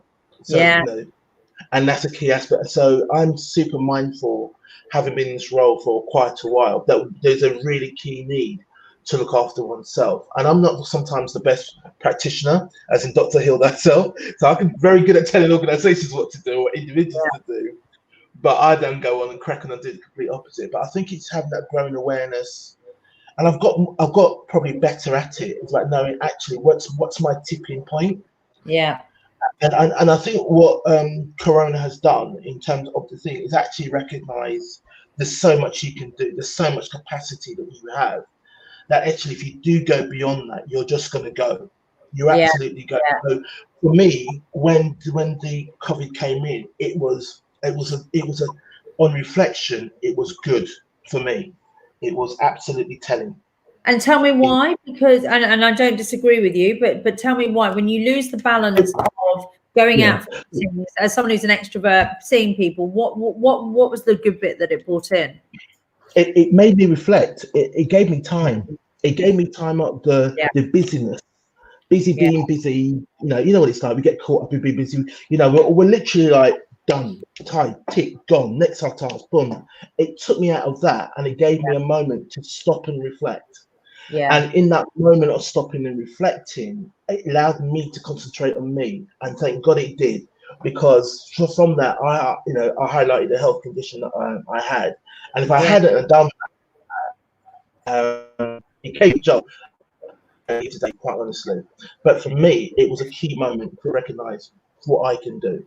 So from that, it's about recognising, taking time out for myself, looking. I mean, you make a good point. Okay, look after yourself.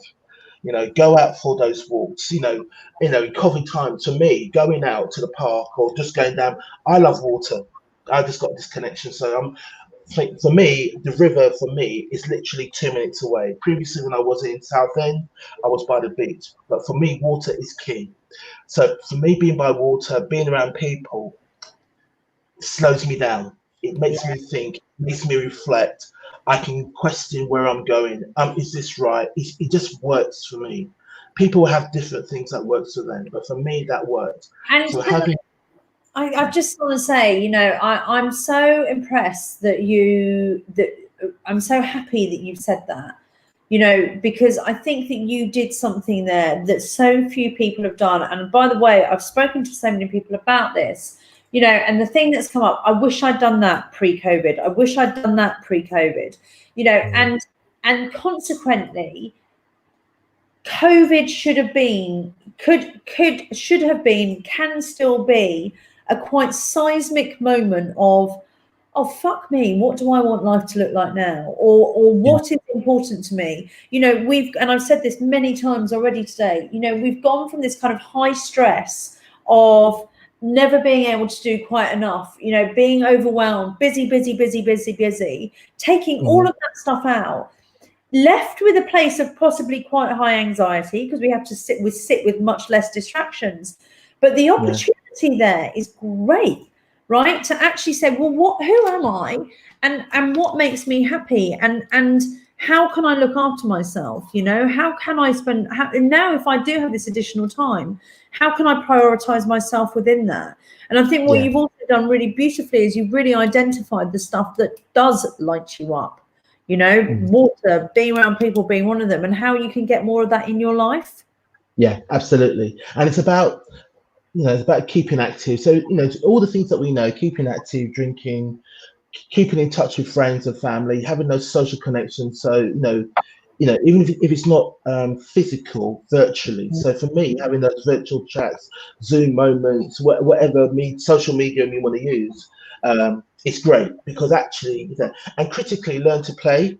Sometimes we're so busy being serious that we forget. And play is good. Play is great. Oh, you know what? This is so true. And I'm really pleased you brought this up because actually, you know, we talk a lot about, certainly one of the talks that I do, and when it comes to remote working, or, you know, if we are further away from each other, you know, the point is we feel like we're missing people in it, and we think it's about sharing. We're missing sharing space. Actually, we're missing sharing experiences, and you can still do that.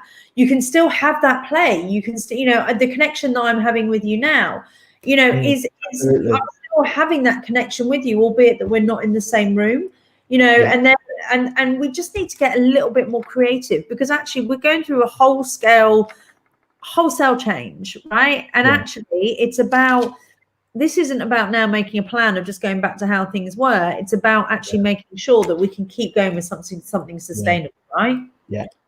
And Kate, and it's not about going back. It's about reframing the argument. It's reframing the debate. I don't want, for me, going back is a retrograde step.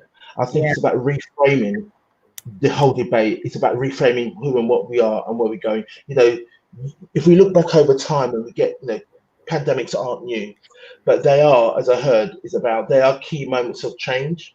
Yes. And I think this is a key moment of change. I'll give you an example. I used to go and talk about agile working into organizations globally. I did it for like at least 4 or 5 years, minimum 5 years before COVID hit. How many organizations put the argument, couldn't do it because of cost, it wouldn't work because of their culture, it absolutely wouldn't land because the leadership wouldn't buy into it. COVID came in overnight, it changed. But it wasn't about computers, it wasn't about laptops, it was about mindsets. It was about fundamentally changing that mindset. Actually, you know what? We need to now work in a different way because that way of working we did before that we thought we couldn't change. Actually, we've been presented with an opportunity to do something different. And organizations were brave and went with it. And today we see, you know, the result. Actually, organizations are as productive. There's still challenges there because it's still new, still early stages, but it's about that. But what we need to be mindful of, there are new challenges there. The new challenges are switching off, allowing that disconnection, and being mindful that we are able to support our employees. So we connect is really important. And I think that, you know, you've raised some really good points there. You know, look, we have made this work. I do think, though, that there is certainly something in, have we absolutely got the right? No, let me think about that. We've done it from a process point of view. We've done it from a technology point of view. We're making it work as humans. But I do think that there is probably we've still got a little bit of a journey to go on when it comes to the long-term behavior change, right? You know, absolutely. You know, and because that is fundamentally, we're not very good managers. We're not very, you know, we don't necessarily have those skills, or in leadership, you know, these, you know, the skills that you teach, we need to get better at some of that stuff. in order to be doing it brilliantly. And that's both for us as well as those that we're leading as well. What do you think about that? Yeah, I mean, yeah, quintessentially, you're absolutely right. I mean, when we kind of hire for talent and promote, it's usually on a technical base skill or specialism knowledge in a specific area.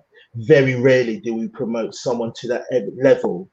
It's about the way they manage and interact with people and interact and leverage those people's skills. But isn't it kind of ironic? You know, when you look at directors and C-suites and executive boards, what are they there? They're not there solely on technical. It's about how they motivate and lead inclusively their organizations. When leaders talk about organizations, they're not talking about the bottom line. Oh, when I left, we made X thousands or X millions or billions for the company. They talk about the culture that they created. They talk about the legacy. Is about in terms of how inclusive they are, how supportive they are. That legacy is about the culture, how people behave. That's what's the legacy about a leadership. So the questions I know often asked of leaders: what's your legacy going to be? How are you going to influence behavioral change in your organization? How are people going to act and feel differently because of your? So are you role modeling those inclusive leadership behaviors around empathy? Are you able to flex from who you are, lean into some of those groups? So if we look, for example, again, we're in October. It's, in the UK, Black History Month, that will come up in February for the US and in different days. So lots of CEOs may have made kind of statements around Black Lives Matters movement, but there's the opportunities. Lots of underrepresented groups will be going through their own challenges. So how has leadership lead into them? How have they been able to flex and say, you know what, Pete, are you okay? What's that? That's really terrible. Is there anything that we can do? It's about just, can we talk? So, for example, organizations have traditionally been uncomfortable to talk about race. And now they're starting to have that conversation. But that conversation about race isn't just about promotion, it's about opportunity. Let's link it back into that agenda about emotional well-being and mental health. Because we know that we know that certain diverse communities have certain challenges as well. It's about the intersectionality that works. So is it for you? I mean, obviously, over the last few months, I would imagine that you're starting to have quite different conversations with leaders now. Is there an openness to understanding that actually, as a leader, I need to increase my emotional intelligence in the first instance in order to get better at this stuff? Is that a much more open conversation than maybe you've had previously? Absolutely, particularly in that's absolutely not the term I want to use. But there's suddenly we're realizing the strength of these skills, aren't we? Yeah, and the power that they have. So for leading organizations, this is around the creation of belonging. It's around, we've kind of been through the equality bit, which is the legislative bit. We've moved on through the diversity bit, recognizing difference. We've looked at inclusion and recognized that there's a fundamental difference between diversity and inclusion. And now those leading organizations are now talking about belonging. How do I know I belong here? And in order to authentically believe you belong here, you're allowed to make mistakes, you're allowed to make errors, you won't get hung, drawn, and quartered. That takes the pressure off the individual. That allows the individual to create and be innovative and change without fear of not being the true authentic self. That's powerful. And the residual, if you were to quantify that in terms of monetary, it'd be worth billions. So it's a huge investment for leadership to invest in. And the impact that it has, actually, having done quite a lot of work in this area previously, about 50% of people feel like they don't belong, right? And I would imagine that's 50%, that's the tip of the iceberg, and that those are the people that are actually admitting that, right? Versus those that aren't.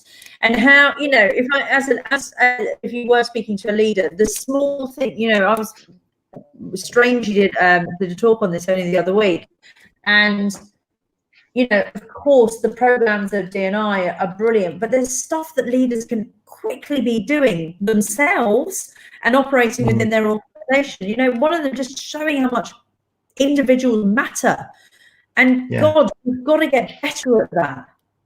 Yeah, Kate, no, quite simply, I mean, we talk about strategies and initiatives, and people, oh, it's going to cost this, it's going to cost that. The simple thing, actually, what a leader can do at minimal cost, no cost, is share, particularly if they've kind of demonstrated. So, we've been open, we've shared about ourselves. And what leaders can do by sharing, they share their humanness, they show their human side, which is about taking that risk. There's about humility and courage to do that, because sometimes leadership doesn't teach you to be that way. Dare I say humble? You kind of have to be this super person, which really in reality just doesn't work. And it doesn't paint a really coherent picture, because we all have, we're human at the end of the day. So the benefits of a leader sharing, particularly if they've gone through an emotional well-being challenge, is that they open up the door for further conversations, because they're role modeling, and people in the organization go, my gosh, if they can share, wow, so can I. And there's huge benefits just through that simple act. Yeah. And do you find that yourself within, and you very kindly shared, already, I suppose there's something in, for I personally, and I know that I find this, and I know similarly you will be as well. I'm so purpose driven within the work that I'm doing, that actually at the heart of that is, if I can share the stuff that's going on with me and the experiences that I've had, I know that others can relate to that, and I can create a bit of a chain reaction of the others doing that. Has that been something that's helped you? Absolutely, yeah. So I think the sessions that I run, I think it was about connection. Yeah, that's really important and really key. It's important that I build a connection with the people online in that group, and the only way you can do that is if I feel, for me, I share a bit of myself with them, and that way I can reach out and connect. It's about we talk about having this affinity, and it's about having this connection. So typically when I start, so how are you feeling today? What's happening in your world? And I genuinely care when I say that. I'm not saying that as a trainer. I'm connecting because my experiences, for example, I'm at home today, I haven't seen anyone, I've been online and stuff like that. I've been working on various bits and pieces. So I know they may or may not be in a similar situation. So simply having that conversation and connecting is hugely powerful and impactful. Yeah. Do you find I mean, obviously we're talking there about the positive that it can have. Do you find in particular, I suppose, doing the work that you do, and my question is, I suppose, how you manage it as well, the fact, is there stuff that comes up, I mean, in particular maybe with some of the organizations you work with, which has a negative impact on how you're feeling? Like, there's some of the stuff that you must see in terms of maybe where a company is currently and how people are being treated. That must be challenging, right? Or is it that you're then part of the journey of change? Does that help? It used to be probably challenging, I suppose, when it was brand new. I think now it's like seen it before. So I still have OMG moments. Still, it's like, wow, that wasn't expecting that one, but that still happens. But I'm not kind of moved by that so much now. I'm just kind of thinking, well, we can change that, but you need to create the right cultures for change to happen. I'll come to not moved so much by that, because nothing's really kind of that new. It's if there's anything of, it's in the 21st century, hopefully I don't see anything overt.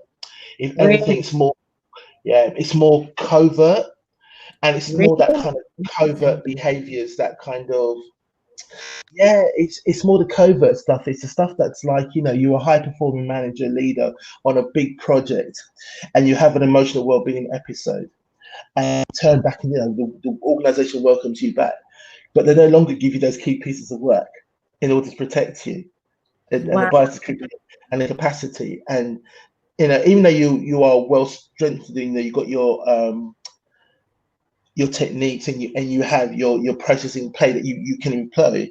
What the organization may or may not do is kind of give you the opportunity to go back to where you were. So it's that can undermine you. And you know what? And actually, we see not dissimilar. I can remember a couple of years ago when we ran an event, and one of the stats that we were talking about was that actually managers said that was it 9 out of 10? I'm struggling to remember the exact stat. 9 out of 10 managers said that if they knew that someone in their team had a mental health challenge, they would think differently of them. And it's how do we change? And interestingly, that was 2 years ago, right? And I would wager that shifted now. I would wager that has shifted. I suppose that so to that end, I suppose, what do we do about that? What do we, there's there's the education piece, isn't there? And I suppose we come back to the sharing of stories, because actually, if all of a sudden, rather than the person that's just working for me, if I also know that my CEO has had that, actually it's okay. Yeah, it's okay to be okay, essentially. Yeah. You don't have to be super, you don't have to be brilliant all the time. It's okay to be okay. And that's a really key message. We all know there's that famous that 1 in 4 of us at some point will go through an emotional well-being. In the old days, when I used to kind of do these talks, and I'd be in a classroom, and I'd say, look around you, someone, or there's a group of 3 or 4 people in this room right now that's going through a serious emotional, can they talk? And they would look around because of that famous statistic. But actually, behind the statistics, remember there are people. Behind the statistics, there are emotions and feelings. So data's great, but actually it's about the feeling stuff, about reaching out. Remember, there's a person that sits behind those stats. So we need to be, as managers, we need to be in tune with our people and our teams. We need to be or allowing the ability to have the conversations. So let's not make it all about the task. Let's not make it all about the objective. Let's check in and find out, how is Kate doing? How's Peter doing? How are you feeling? Because I genuinely care. And it's about that aspect that needs to come much more to the fore. And do you find actually so a question for you then, I suppose, in particular, when you are trying to create a more inclusive culture, is at the heart of that then, people doing that checking in more? Because if I understand you and if I know the person behind it, actually, then we're going to create much more belonging here, rather than, because I think a lot of the time, and maybe it's the lack of understanding, it's the lack of knowledge, it's that we've got to humanize people a bit more, haven't we? Yeah, we do, and it is about. It's about the authenticity of the engagement. So be yourself first and foremost. Don't kind of bring something that you're not. And it's about being genuine, because people will soon figure out if it's a tick box, not real. You're doing it as a process. You don't really care, because it will come out in your everyday behaviors, and they'll see it and feel it. So they'll know it. And it's genuinely empathetic and leaning, and creating this culture of psychological safety for our employees. So, we need to have that empathy, but we need to kind of grow that trust and have that integrity as leaders and as managers. Do what you say you're going to do when you're going to do it by, and you build that.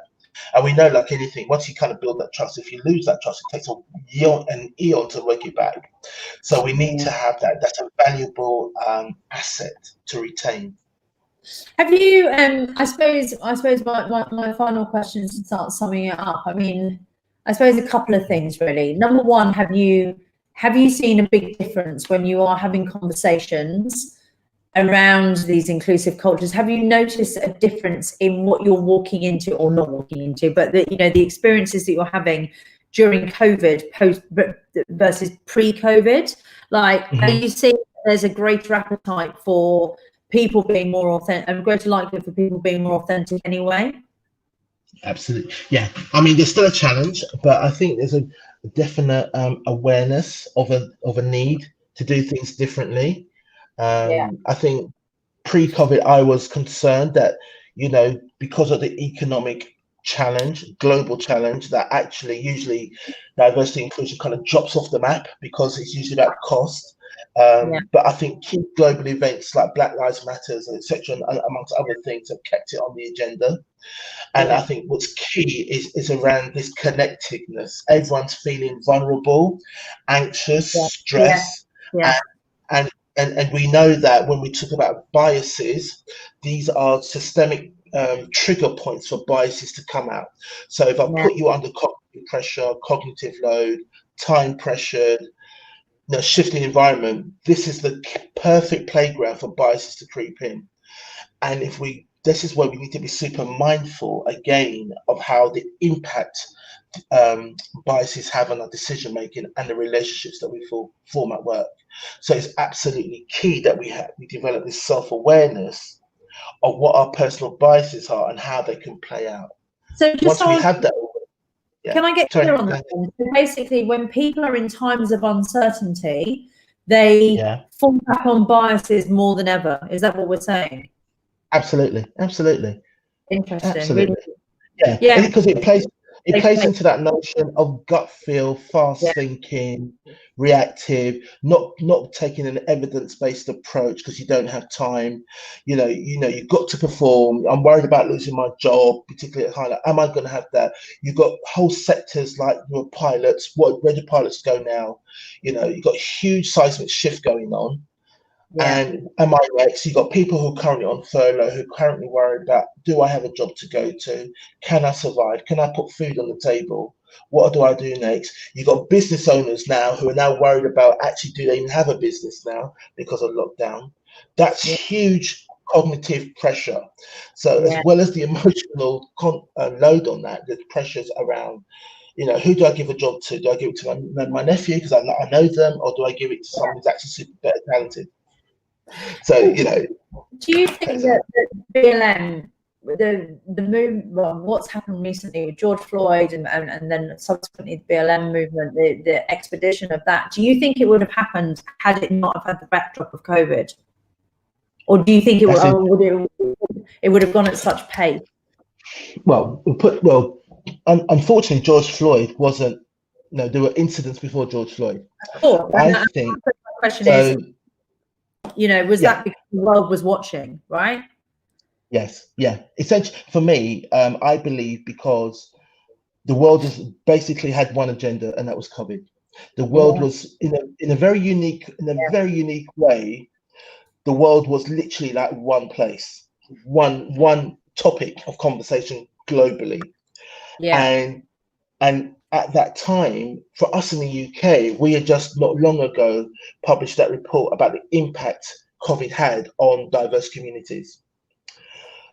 What then translated out of that, and we saw what happened in America again globally, we had this impact in Western societies more so. Didn't happen so in the Caribbean, quite interestingly, completely opposite, but that's another conversation. But it was interesting that when this incident happened with George Floyd, although it happened in the US, it got localized globally. Because it was recognizing that indifference. And for me, the key catalyst around George Floyd was the unity of young people. It wasn't just about solely the Black or Asian communities coming together talking about this incident. It was a diverse range of young, intergenerational young people coming together saying this is not right, this is unfair. Of course the backdrop is all lives matters, but it's about saying, you know what, if you've got a family member that's having been picked upon, yes, aren't you going to step in and support them, or are you going to allow them to continue to be beaten up? Of course you're going to step in and support them. So let's get the support, make sure they're treated equally, and then we're back onto the table where everybody has that equity of opportunity. And that's essentially what it's about. It's about coming together. And I was buoyed by the fact that young people came together, and we've seen that globally on that particular agenda. And that for me, that bodes well for the future around home. So for me, the challenge is that the movement doesn't become a moment. No, absolutely. And I do wonder, is there something in that, because there isn't necessarily anyone leading it in government? How do we make sure that keeps happening, right? And that's the pivot. And if you like, so our employees are that pivotal base. Right. Employees have that, they have the voice and they have that power. It's about, so what's happening next? Where are we now going with this? What are we now doing? So gone are the days of having a diversity statement or a policy and saying, we're inclusive. Now it's about, tell us what you're doing, show us what you're doing, tell us about the impact, show me how inclusive you are. Don't just tell me, show me. I want to see it and feel it. What is it? Then I'll start to move. And that goes equally so for mental health. So for us in Kate, it's when we have role models like the royal family talking about it and facilitating the discussion, and sports stars and key stars across all sectors of industry now being much more open about having a dialogue, that has a trickle down effect. Of course it does. In societal terms. Well, so it's like this is about organisation, isn't it? That's the point. It's that, you know, absolutely on a grand scale. And Peter, I would like to sum it up with one final point, and I'd be really interested to hear. Obviously, where you work at Vasida, you know, you have an incredibly inclusive culture, and one that you know is the very essence of kind of representing belonging and people feeling included. You talked a little bit earlier about, you know, some of the challenges that you'd had with your own mental health. Do you think that working in a culture like that is at the heart of you being able to deal with it, because you know that you can be you and bring this stuff in, and that you can talk about it? Yeah. You know, sometimes, Kate, when people say, you know, I count myself as a lucky 5%. The 95% who kind of go to work and kind of get through it, and then the 5% who absolutely love what they do, and I'm definitely in that 5%. I'm also a boy, and I consider myself very fortunate and very lucky to be working with a fantastic team of people at Vasida Group and Vasida Consulting. I have colleagues when we check in with each other. We have these informal talks. So, how are you doing, Pete, and stuff like that. So everyone's like Morgan, Natalie, and all the others, and Stephen, and you know, and Dan as well checks in and says, "Pete, how you doing?" And actually, I really love that, because it's not just about the work that we do. I'm going to use a dirty 4-letter word here. They care. That's where I was going. Yeah, I know. But that's really important. That's the heart of mattering, you know, making sure that people know that they matter.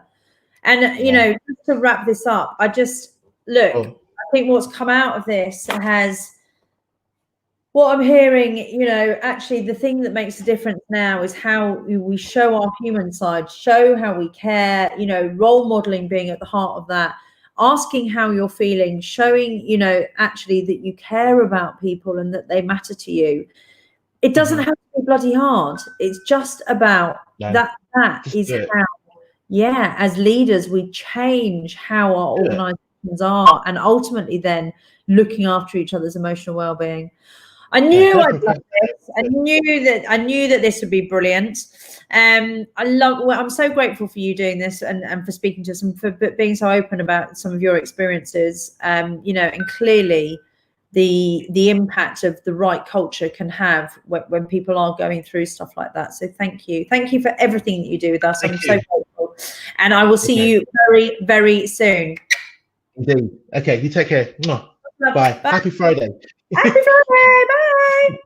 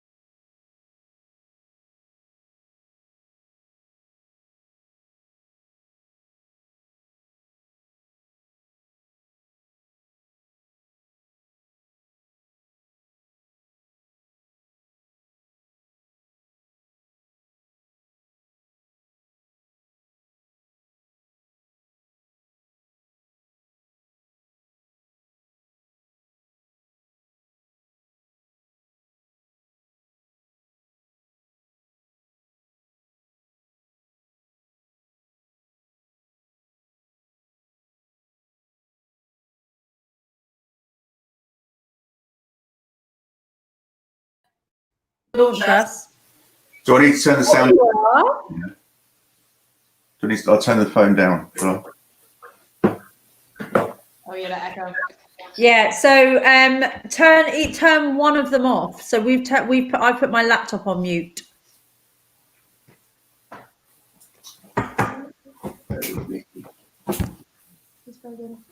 No, he hasn't.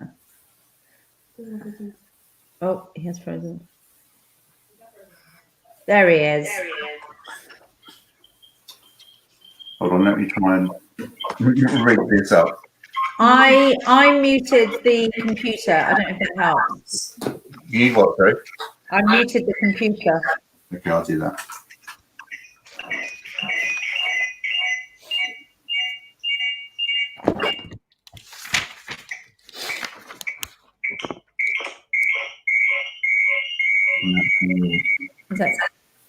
That's better. Is that better? Yeah. Yes. Yes. Yes. Oh, hi. I'm so happy to see you. Alex, I need to tell you that you are the last person I'm speaking to today, and it's been organised in exactly that way for a reason, because I'm very tired and I know that you are going to make everything better. Okay. So, all right. All right. Let me, before I go any further. Regular stream. Oh, hold on. You muted on the regular stream. You just need to turn the sound off.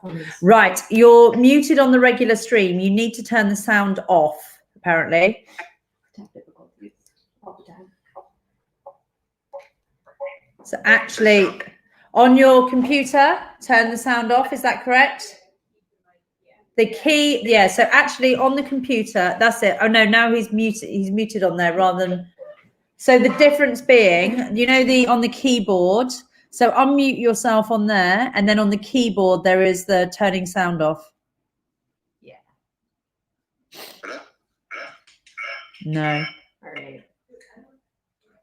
Hello? Oh no. Just do it on the regular stream and turn off the Instagram. Yeah. Okay. Well, should we just turn off Instagram? Is that easier?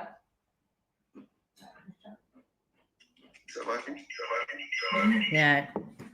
Yeah, just turn it off. Yeah, we're just going to turn off Instagram. I think that's probably easier, and we'll just do it on Facebook and YouTube. Hello? Yeah. Right. Okay. Let's go. Let's unmute ourselves on the other thing.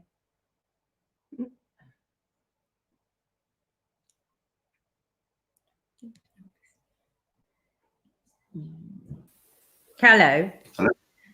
Hello. There you go. Yes. Yes. So we got there.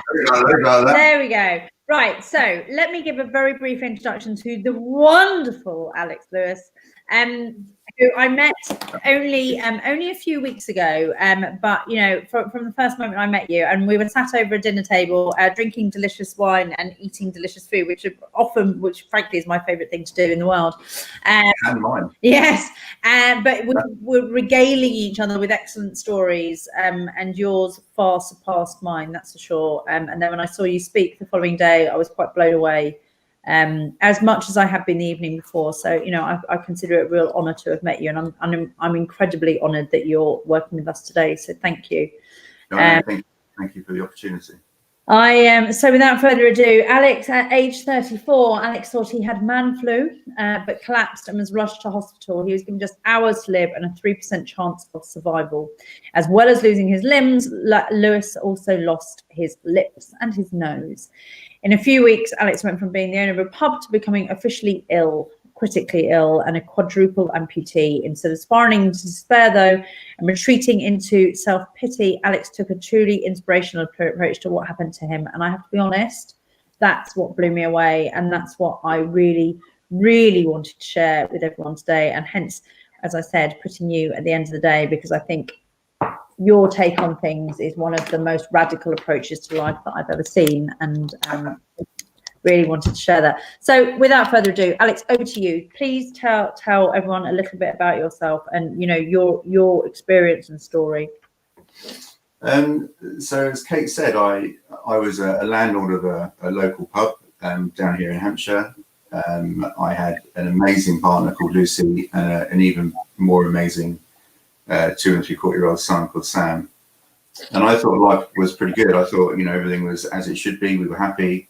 I was as happy as I thought we could be.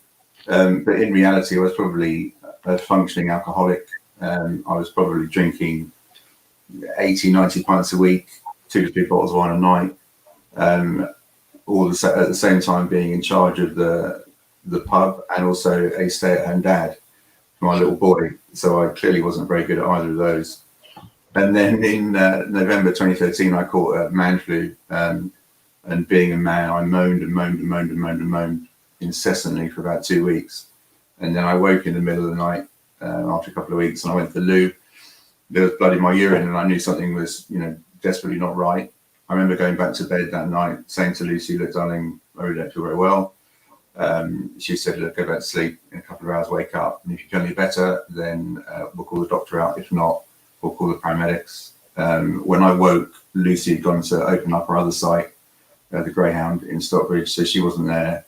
My son was with my parents, luckily, and when I woke, my skin was turning purple. I was semi-conscious. I couldn't really move my legs and arms. Nothing was really functioning. I remember trying to put my clothes on, and I couldn't button my shirt. I couldn't button my jeans up.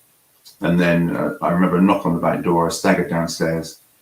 I opened it somehow, and there was Lucy and my stepfather, and the look on their faces was just of sheer horror. The next thing I remember being bundled into the back of an ambulance. I remember arriving in Winchester, and then lots of questions being asked, and then I was whisked off onto life support. 4 days later, or 3 days later, I think, Lucy and my mum were told to go away and prepare to say their final goodbyes. I had a 3% chance of survival. The doctors and the consultants felt I wasn't going to make it. And then on the 4th day, or the end of the 4th day, I woke up unassisted, and 3 months later, I was a quadruple amputee, or a triple amputee at that point. And then in July of 2014, I finally lost my right arm. I think let's go back to that point that I said about, you know, one would imagine that most people going through this would have spiraled into this place of despair, you know, and a world of self-pity, understandably. And what blew me away were your words, "I count myself as lucky." Can you talk a little bit more about that? Yeah, so the first sort of 2 or 3 weeks in hospital, I was in and out of surgery all the time. And I remember arriving in Salisbury, having spent about 10 days in Winchester. And I remember this stunning plastic surgeon walking in and being very polite and chatty, and then delivering this kind of knockout punch of, "You're going to lose your left arm above the elbow. You know, we might be able to save your lower legs. If not, you'll lose your legs above the knee. I think I can save your right arm, but it involves a world first pioneering surgery where we move your entire left shoulder and fuse it into your right arm. And then we think we can cut away the dead skin around your face, and we'll try and use your right shoulder and again carry out another world first operation over your face." So you were just in disarray at that point. You know, you didn't know which way was up. But then over time and in and out of surgeries, it got to about December, well, Christmas Eve 2013. I hadn't seen my little boy in so long. And we were together, you know, basically 24/7, he and I. And I was desperate to see him. And I hadn't really thought about how he might feel about seeing me, or, you know, how a little 3-year-old, 9 or 3 was going to cope with it. And I remember I was so looking forward to seeing him Christmas Eve that evening. He came in late. And I remember as he walked in and he could see, he just caught sight of me at the end of the ward, and he cowered behind his mother's legs. He was absolutely petrified of what he saw. And I didn't know what to do. I tried to speak to him. He wouldn't come close. He was clearly distressed. And as was I, and as was Lucy at the time. When they went away that night, I was so down, unbelievably down. That was beyond a doubt the worst time of my life to date. And that night, I didn't really know what the hell I was going to do. And I remember one of the nurses, they rang Lucy up and they said, look, he's really, really down. We've never seen him this upset. You know, he's been great through the whole process. He's been quite buoyant. He knows that losing limbs means he can survive. But is there anything that can cheer him up? Now, I had a beautiful golden Labrador called Holly, and I still have her, bless her. She's 11 now. And she was by my side all the time as well. Now, that nurse allowed Lucy to bring in the Labrador at about 9:30 that night on Christmas Eve. Now, that all of a sudden boosted my mood no end. And that one nurse going that extra mile, you know, completely out of the norm to allow someone's partner to bring in their dog, their pet, it didn't just cheer me up when Holly came through the door, it cheered up the entire ward. Now, 2 weeks later, the 4 or 5 people that were in the ward at the time, I was the only one still alive. So the last days for those 4 people were buoyed by that bouncy Labrador coming through the door. And then from that point on, I noticed how far the NHS would go to try and give me a chance of survival, a life post-operation. They kept me buoyant, they kept me happy, they kept me entertained. They were just exemplary. And I think I witnessed something that was quite life-changing for me, not just sure the physical aspect and the surgeries, nobody enjoys those, but I just couldn't believe how far these people were going to try and help me. And I was one of thousands in that hospital at the time. And that just had a profound effect on me all the way to when I left. And so I hadn't actually heard that bit of your story, and that's like, yeah, I there's something in that, isn't there? You know, I think if we can see what others, if we can start realizing our own value and our own worth, albeit that's from what someone else is doing for us, you know, and I'm going to ask some questions now, and I hope I'm not overstepping the mark, and if I do, then please stop me. You know, you went from a place, you know, you were talking about your alcoholism, or, you know, functioning.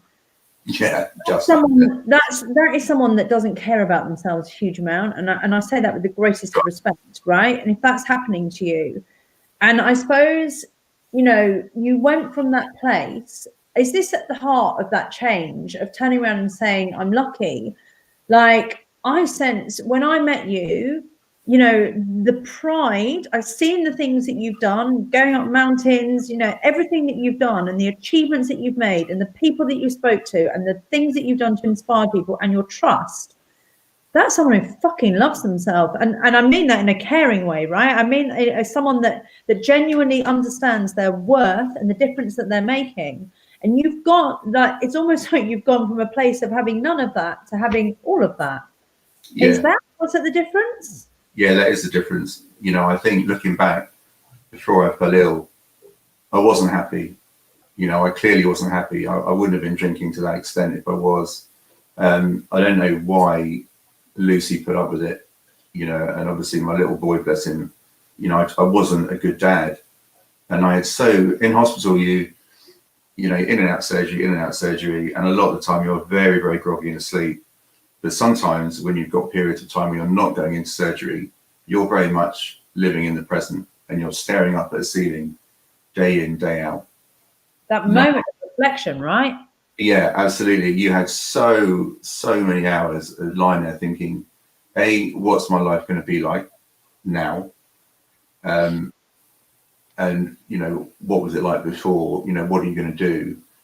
And I think all the way through my time in hospital that my room was filled with love and laughter and friends and loads of people come see me. And it was always a very, very happy room to be in. Yeah, I think the nurses felt it, the healthcare assistants felt it. Even my consultant would come and sit at night and have a chat with me for hours on end. And it was just a very, very good place to be. But I remember right at the beginning, I was given a psychologist, a trauma psychologist, and she came out to chat with me and she goes, how are you feeling? I said, well, no, you know, I'm not too bad. I think I just lost my left arm. and she had to deliver the news. It was my left arm, which was my writing arm. You know, I love to draw, design. You know, that was my thing for a hobby, and that was the first thing to go. So Lucy didn't want to give me the news, so they sent in the psychologist, and she told me the news. I said, that's fine, I totally get it. You know, if I don't have that arm amputated, the strep gets to my heart and I die. Yeah. So it's very, very real, the stress that the body's under and the infection still trying to get to your heart to kill you. But when I left hospital and I met up with the psychologist again, I remember I did a talk in front of about 400 anaesthetists, I think it was, and clinicians and consultants. And my plastic surgeon stood up and she was speaking to all her peers in the room about me, about what she did for me. And at the end of her speech, she started to cry. Now, this is the woman that was ice cold all the way through my 7 months in hospital. You know, you'd never see any emotion from her. And when she started to cry on stage, it was like watching your idol fallen, really. You know, I had so much respect for her and I couldn't understand why she was crying. And she said that she felt she didn't give me the best life possible with the time that she had and, you know, the surgeries that she carried out. And I was mortified of that because I thought what she'd done for me more than anyone else was just awesome. She was such an idol. She was a god in my eyes, a goddess. And I got up to speak afterwards and I said, you know, Miss Crick, you've got to take that back.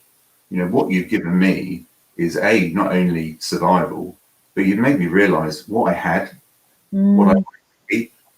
She made me realize that actually I have got a lot to give. There is a life post losing all your limbs. And the only reason why I fought all the way through that time was because of my little boy.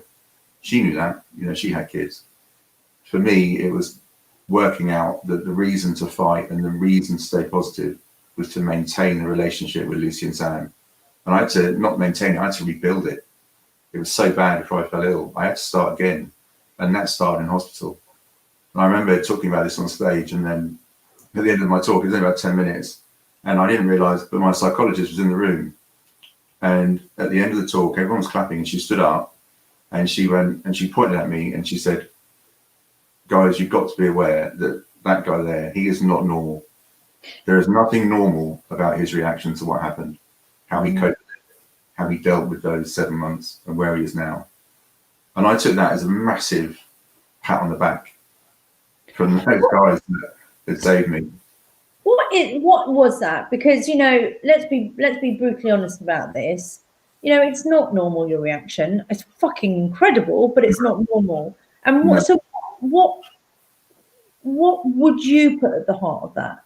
You know, I'd be comparing this to, you know, people who are in the SAS, people who do North Pole expeditions, you know, that kind of strength of mind, that kind of mindset doesn't come quickly. And moreover, I don't know if you necessarily had it before. So where did it come from? Well, I wish I knew. I think because I realized that I had to fight for my relationship and I had to fight for my son, it's something ignited in me right at the beginning. So I always made sure that if Sam came to see me, I was happy. Even if I wasn't happy, I would give the impression that I was absolutely made up. I was so pleased to see him. But it took a long time to nurture that relationship. And Lucy never missed a day to come and see me. For those 7 months, every single night she would come and see me. So I had a huge amount of love and support, and I had great friends, great family. And I think what I didn't appreciate before I fell ill was just how many people liked me, found me funny, liked my company, how many people loved me. And the outpouring was just immense. And I realized that within that time that the old Alex had gone then. I was never going to be that guy ever again. And moving forward, it was at that point all about Lucy and Sam. But as it got on and it's grown in the last 7 years, now it is about helping people. Now it is about making different. I think a huge factor for me now is I don't want people in a similar situation to go through what I went through. I was lucky because I had support. I had a lot of love in my life. Very lucky with that. and that was the fuel. Yeah. So tell me how you feel, and tell me how you manage how you feel, because I suppose what I'm hearing a lot of, and I really get it. I'm hearing the determination. I'm hearing what drove that, but going from that place of despair, and on that Christmas Eve, then going through to be able to do what you've done. It needs not only that strength of mind, but it needs energy, and the positivity can come and go, right? But it needs that consistency of energy. So tell me how you manage that, because and I need to apologize now, because I don't want this to come across as crass. You know, there's the current situation that we're in has been a crisis for many, right? And nowhere near the individual crisis that we're talking about with you, but has been a crisis. And the keeping going and the resilience is fucking hard, you know, it's really fucking hard. And I suppose my question is how you were feeling, I suppose, on a day-to-day basis, and how you kept going, even when things were the hardest that they could possibly be for anyone. I kept going because I always had, there was always a hope. There was always hope. I never lost any hope. Even when I broke my right arm, months after I left hospital, and when I was given a choice, you know, either we can delay your life for two or 3 years, or we amputate. And immediately I said amputate. And looking back at that critical moment, when I should have said, I'll go home, discuss it with my family, have a serious think about it. At that point, I was so determined to move on with my new life, with Sam, Lucy, with my friends, with whatever work was going to look like, that the immediacy of my amputate was completely abnormal. I wasn't, you know, I never made a decision in my life prior to falling ill. But that decision to amputate was a big turning point in just how far I'd come personally, and how much strength of character I had within me that I didn't know I had. And when the arm came off and I moved on from that point, life then became a series of opportunities that I was never going to say no to anything at all. Yeah. Now, with COVID coming through right at the beginning, I just felt it was terrible, and I don't think we really understood the enormity of it right at the beginning. No. When it got down. And I still don't think we do, and I still think, you know, there's a lot more to come in terms of the massive fucking impact, right? Yeah. But I think for me, I foolishly said at the start, I've done 7 months in a hospital bedroom, having my arms cut off, you know, being close to death. You know, I can easily get through restrictions in my life. But even up to about 5 or 6 weeks ago, I was fed up. Yeah. Because I was madly trying to think outside the box as to what I could do to keep myself positive. You know, Sam had gone back to school. I was at home. I can't go anywhere. I can't do my normal work of going to London, going to universities, all that stopped. Yeah. And then I find myself in front of a computer screen all the time. And that's never something that I would never have signed up to anything like that, because my life had been one big adventurous laugh, really. Yeah. As soon as I lost my right arm from skydiving, cage diving, Ethiopia, Namibia, and Greenland, it was just constant, lots and lots of things going on. And then when COVID happened, it all slowed down. Life became more 2D. That's the way I've deemed it. Life became more 2D. You know? Yeah, absolutely. But that isn't to say that there isn't a wealth of opportunity at the moment with what's going on. And I think for me, I can always look back to being so close to death that isn't, you know, I've done that. I've kind of ticked that box. And that's almost my default browser. If I feel that I'm getting a bit down, it isn't as bad as what it was then. And I can almost go back to when I had legs and arms. Wow. I'm still not that guy. I have a moment. I have a pivotal moment in my life that I can always go back to. It's almost like yeah, it is like a page in a book that will always get me out of the whatever fog I might be under at the time. That's very interesting, isn't it? You know, because I look back on, you know, the challenge, and again, please don't think I'm not drawing a comparison here, but certainly the being signed off, the leaving my own company, my old company, which is super challenging, then starting the business, which was super challenging. I suppose I have, if not a default setting or a default browser, I have a, fuck me, I got through that. I got through that. If I can get through that, you know, I have a sense of infallibility. Yeah, definitely. Absolutely. And I think, you know, I have businesses, Lucy, my other half, she has 2 or 3 businesses. We have had to change everything about them. And as far as we can see, they will never, ever go back to being what they were. Yeah. But I don't think that's necessarily a bad thing. I think that we are very fortunate in our position that we've got a lot of support and a lot of strength and a great team around us, that we can think outside of that box to try and dream up what we can do next. And I wonder if at the heart of it, then, that heart of that resilience is an adaptability.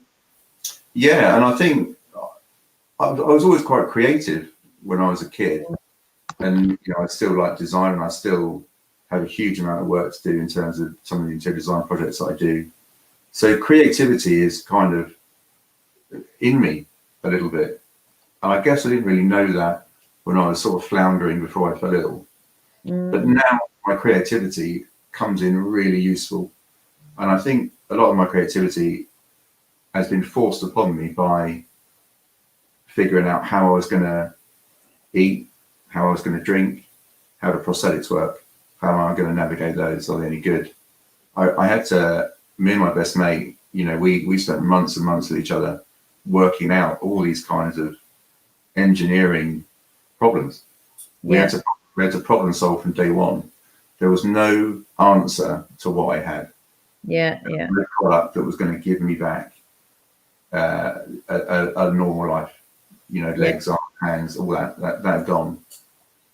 And it's taken me, you know, a few years to get into the process of now trying to rectify that problem for others. But it does make you really drive that sense of what else can we do? Okay, so route A is not possible. Let's look at B to C, C to D. I do think, like, I'm hearing you speaking, and you know what happened very clearly has enabled you to look for your strengths. Definitely. Your strengths. I wonder, and forgive me for saying this, but I wonder what would have happened if this hadn't have happened. I think I would have kept drinking as best I could. I wouldn't have a relationship with my son. I certainly wouldn't be with Lucy. You know, Lucy and I have often talked about it, and there was no way in the world that I was going to keep her. And now I remember a good friend of mine came into my intensive care unit when I was in Salisbury, and he said, look, I'm going to have to ask you the question that you don't want to ask. I knew exactly what he meant. And that question was, does she still want to be with me? Yeah. You know, we were on the road before I fell ill. Yeah. And there was no way that I had the strength at that time to say to her face, look, darling, this is shit. Do you honestly want to still be with a guy like me now? And luckily he went away, he did it, and he went over and he spoke to her about it. And Lucy's reaction was, of course I want to be with him. I love him.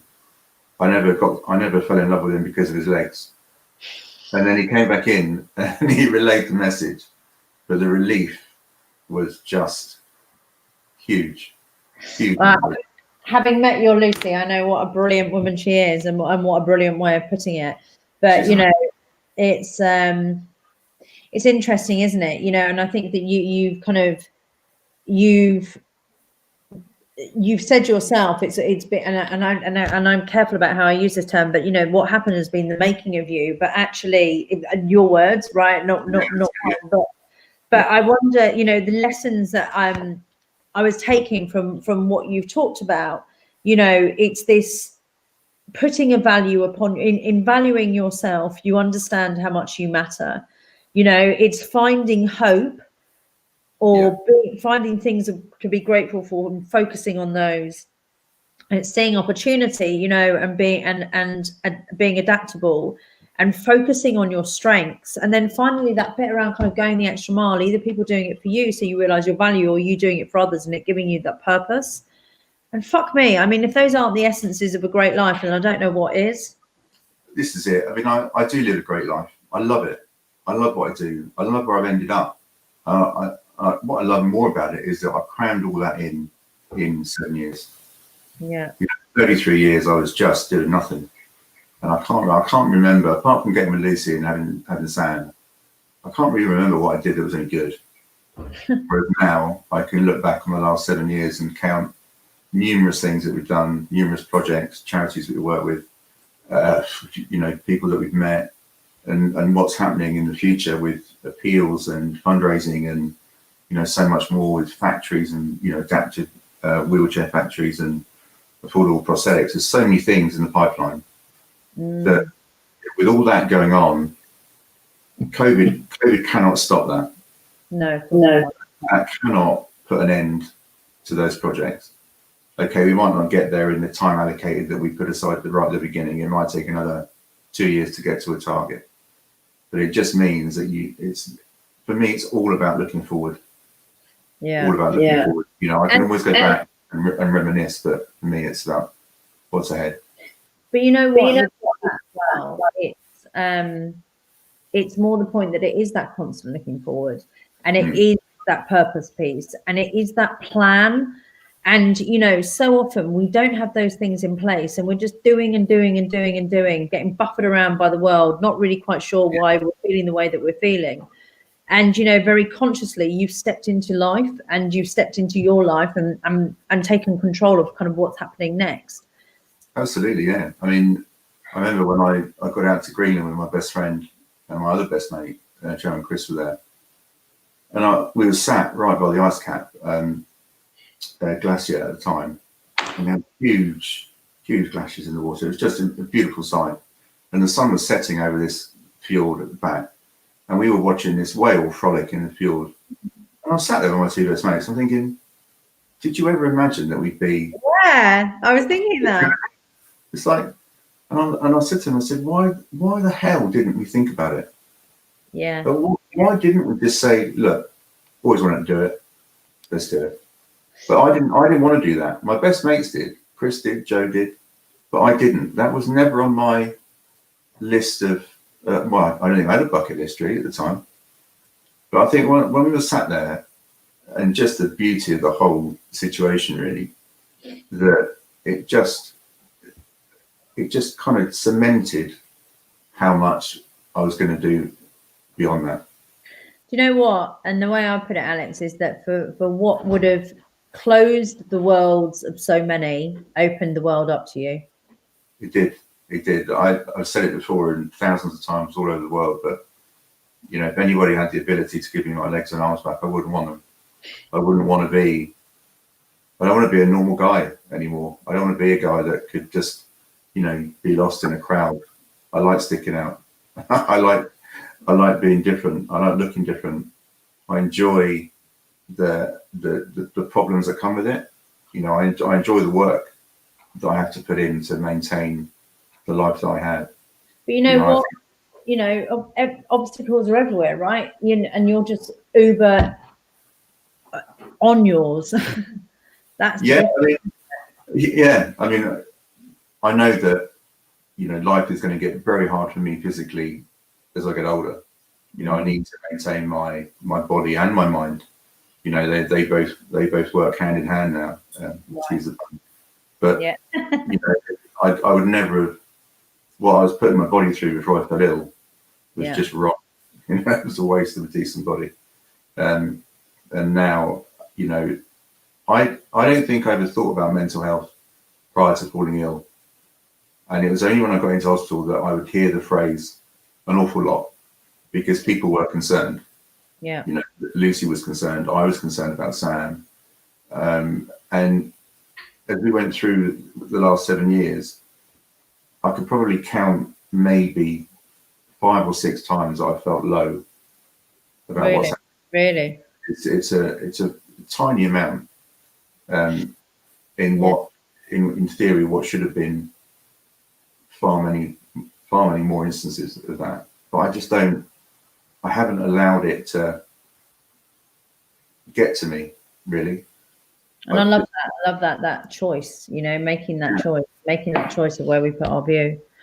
Alex, Yeah, you're fucking amazing. Well, you're very kind. You're very kind. I just live a guy. I'm just such a lucky guy. I really am. I had a great time. Great time talking about it. Great time doing it. And there's just so much more to come in the next few years. So I can see that for sure.